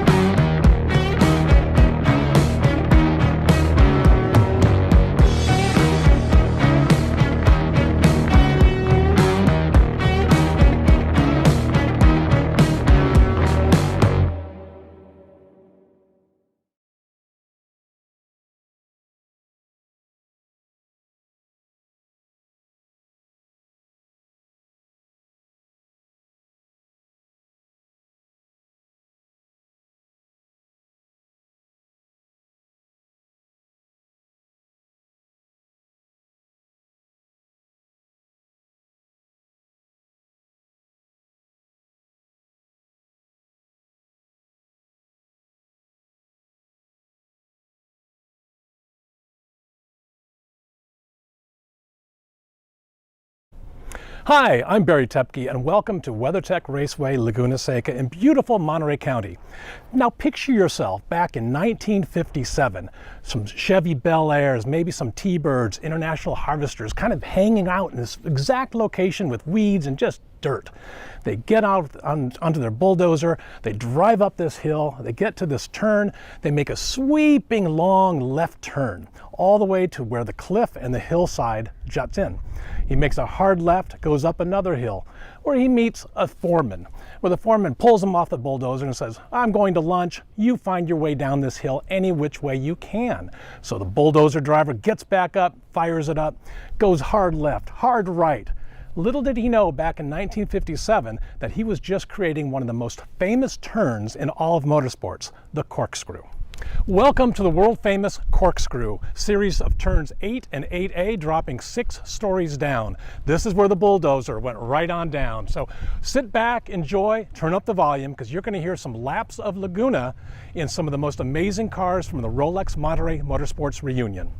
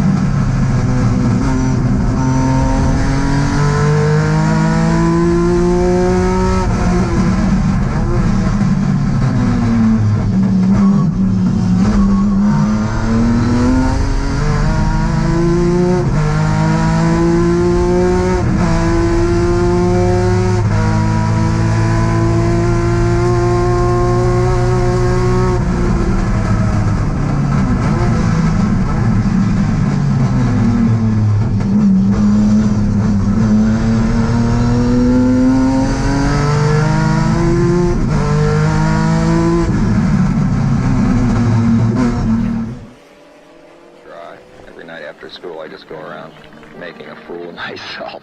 I had a 1954 Dodge 6-cylinder that I used to just drive the wheels off of, sneaking onto racetracks after the races were over and driving around as fast as I could till somebody threw me off.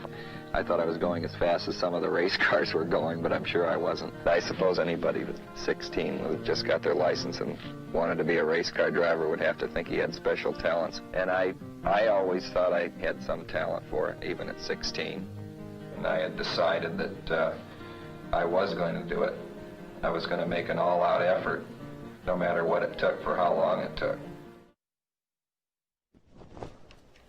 Well, obviously that passion for racing still burns in John Morton, because he is out there in the car that Ralph talked about a moment ago. Look for the number 46, 1970 Datsun 240Z, in the hands of John Morton, and there it is. Morton's career is just phenomenal. He went starting out with those little 510 sedans, winning SCCA national championships, and he co-drove with Jeff Brabham in the fire-breathing GTP days of the ZX Turbos. It was just a phenomenal career, and it's great to see John here. But with that, it's time to go racing. Ken Epsman and Cooper McNeil across the front row in a red Decon Monza, that black Porsche 935 K3. And the old Interscope livery Porsche that Danny and Gaius made famous is going to leap into the lead. And speaking of famous liveries, the BRE Datsun design with the red, white, and blue, a classic as well. Absolutely. And carried by so many different Nissan race cars, including the Bob Sharp Trans Am Zs, and a whole lot more. There's John. Still quick. Able to hang with the Porsches and the BMWs just in front of him. Lights ablaze.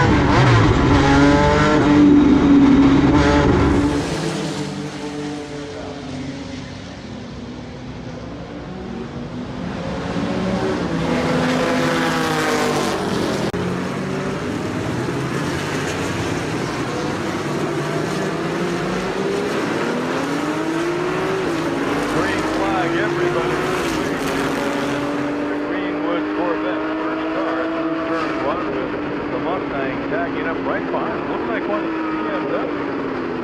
That's the CSL that Henry Schmidt, car number 58, has moved up into the third position.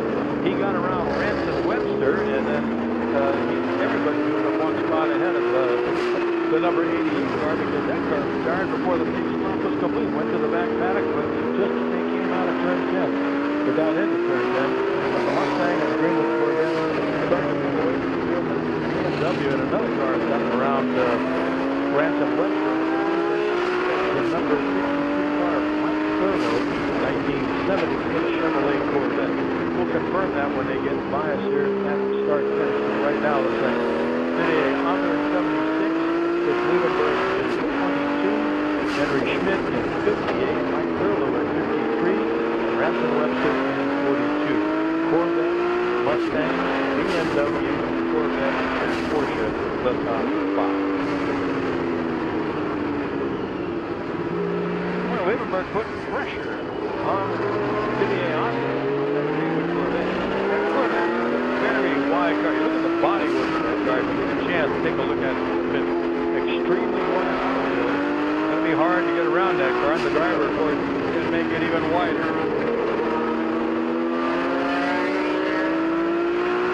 Less than a car length separating your first and second place cars as they cross the start-finish stripe. Good race.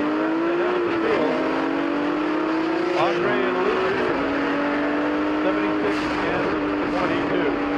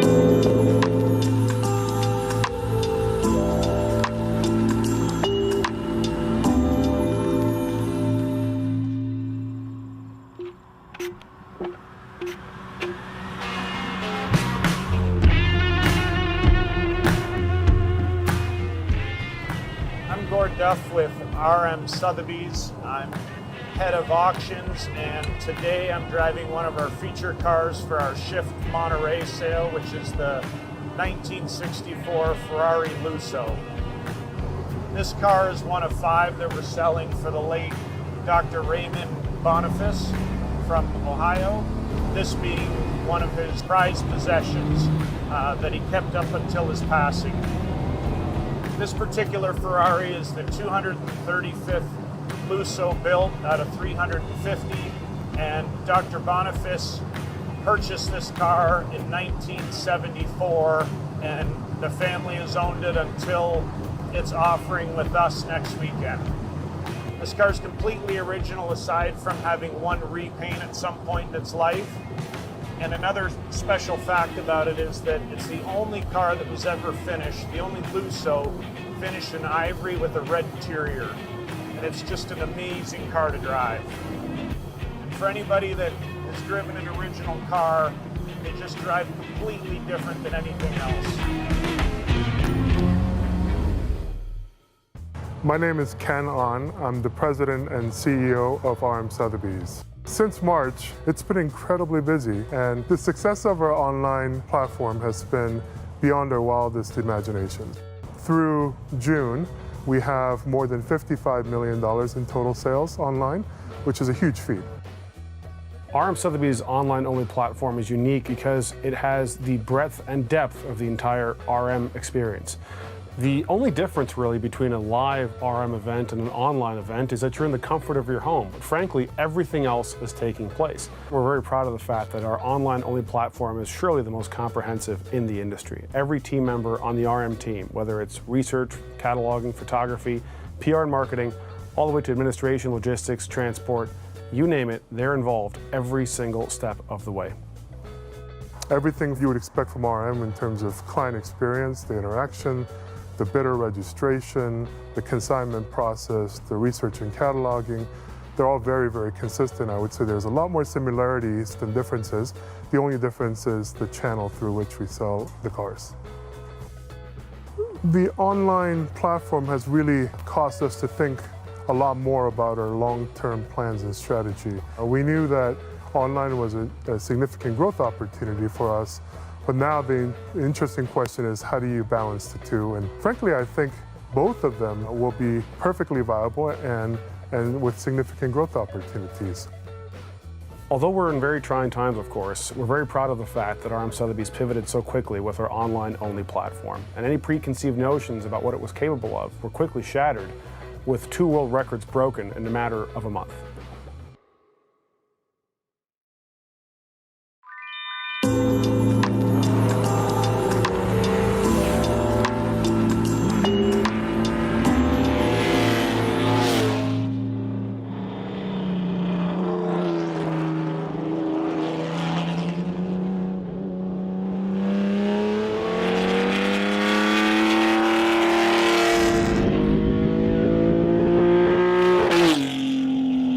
I think of Ferrari as the most successful Formula One team in history. It really forged its racing dominance in sports car racing, particularly with GT cars. We're joined here by some of their most successful models, including a 550 GTS, 1 class win at Le Mans, and Spa 24 Hours winner. The 250 LM, well, these took the overall win at Le Mans in 1965 and had a complete class podium lockout.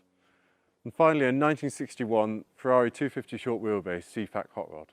But there was one other car that Ferrari had that really dominated proceedings in period, and that was the Daytona Competizione. These cars were extraordinary. Their competition career started in 1969 and went all the way to 1981. How many race cars can you say raced for 12 years during their entire life in contemporary racing? During that time, they took 3 Le Mans class wins, a Tour de France overall win, and 2 overall podium finishes at the Daytona 24 Hours among 3 class wins there. An extraordinary record for such a car. Ferrari built 5 Series 1, 5 Series 2 and 5 Series 3 cars over 3 years. In addition to the 15 factory cars, there were further 10 examples prepared by privateers such as Holman and Moody and Francorchamps. This pinstripe Sunoco blue example is one of those privateer cars prepared by Holman and Moody for Kirkf White. Kirkf White took his brand new road car straight to Holman and Moody, who went completely through the car, fitting a whole host of upgrades. One of the most important of these was the engine, which they sent to Traco. Traco managed to get 450 brake horsepower out of this engine.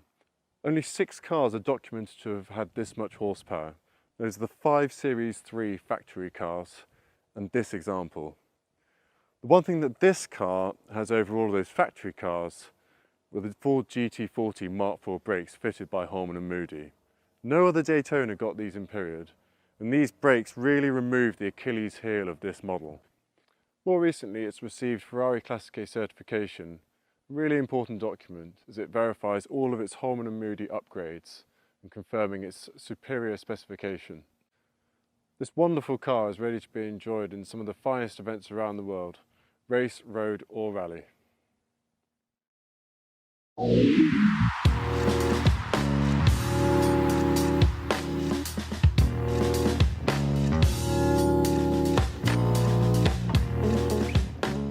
Silver lining to me is empty roads for people to actually get to use and enjoy their cars right now and decide whether those are ones that they want to keep or if there's something else they'd rather experience. And that's allowing them to just transact and try new things or enjoy what they have or, you know, really just keep the hobby going in a lot of different ways.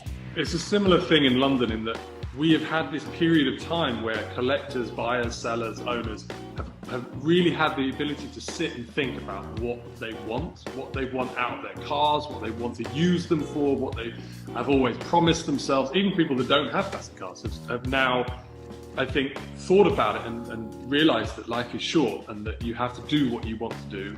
And that forces the market to have a natural cycle of revolution and cycle of people buying and selling, upgrading, and that's, I think, been a real positive, that people have really focused what they like, what they don't like, and that's ensured that people have started to sell things and started to buy other things.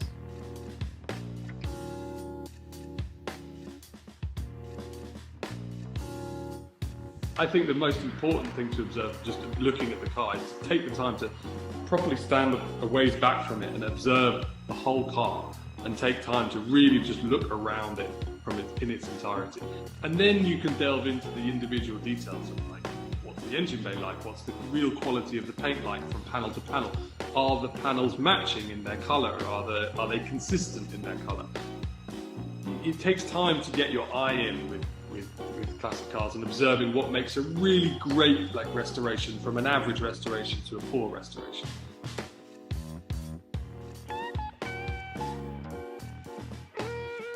Well, the Concorso Italiano is it's an interesting car.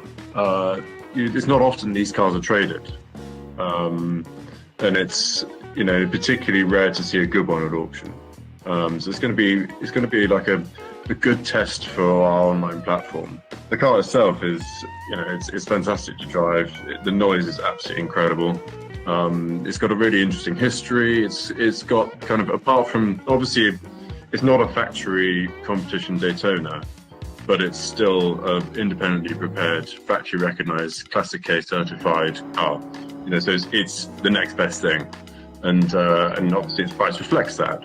But it'll be a really interesting test for the auction. It's a great car, and we're very excited to have it.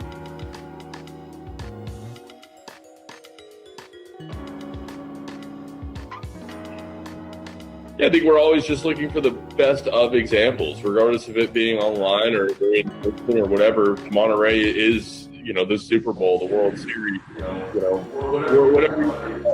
Always where you want to present the best car of the year. So whether it's a Volkswagen or a 23 window bust or a Ferrari 250 GTO, you want to find the best examples that are the nicest restored, the history, something that everybody appreciates.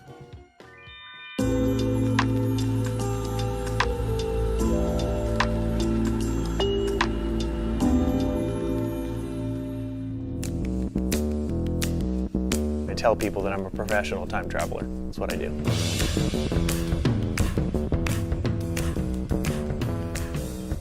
This museum is very special because, to my knowledge, we're the only museum that is tactile with classic cars, meaning in our showroom we allow our guests to get into the vehicles, experience them as their original owners would have. Every Sunday we take 3 different cars out of the collection and we will take our guests for a ride. You go through the gears, you get up to about 40 miles an hour, so you get to experience what it was like. The automobile collector hobby has been aging out, and it's generally recognized all over the place that we have to interest the young people. If somebody doesn't preserve this iron, nobody's going to get to know anything about it. Keeping that interest alive is incredibly important, and allowing younger people to come in and touch these vehicles where they ordinarily would not be able to, it's unlike anywhere else. Our 1930 Stutz Monte Carlo is a custom coach-built car by Wyman. So the entire body of the car is constructed out of ash wood and then upholstered over in a leather-type material. Only 3 were ever built. 3 are still in existence. Thankfully, we have one of them. The Stutz is definitely our crown jewel. It's our finest car. The car does make a dramatic statement. It definitely draws a lot of attention. A lot of people ask, well, has it been shopped? Is it custom? Is it this? Is it that? No, that's the way it came. That's just the beauty of a Wyman coach-built car. You take a look at a piece, an engine accessory, and it's done by an artist. It's literally a work of art. When you drive it, you feel like an absolute emperor. It's an incredible automobile. There is nothing finer than being in that vehicle. The future of the museum is quite bright. We're a small staff, but we're a young staff, and we have a lot of bright ideas and hope and dreams for this place to bring classic cars into a new age, find new ways to use them and experience them, and bring that forward to future generations as well.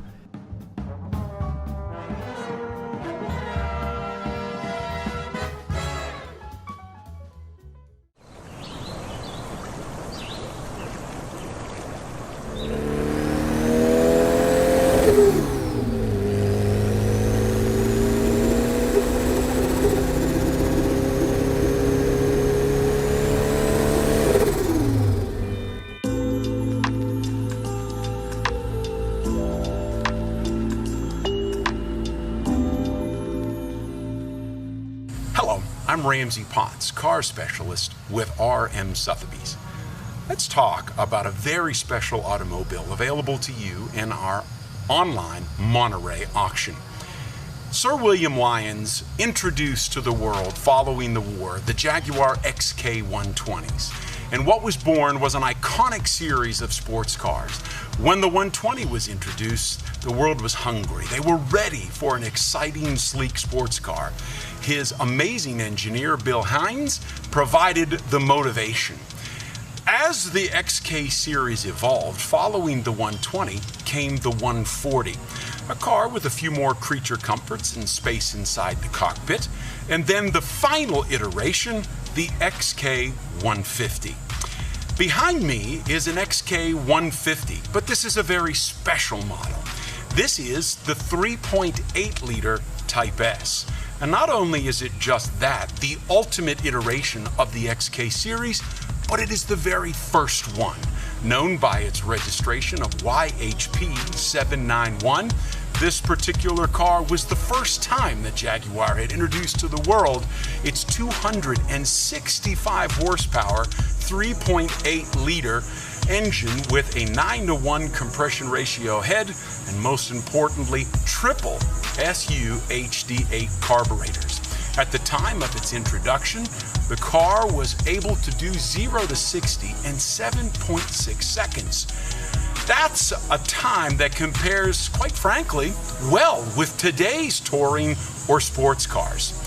One of the best parts about the XK 150 was not only its driveline, but it is believed to be the first standard production automobile ever offered to the world with four-wheel Dunlop disc brakes.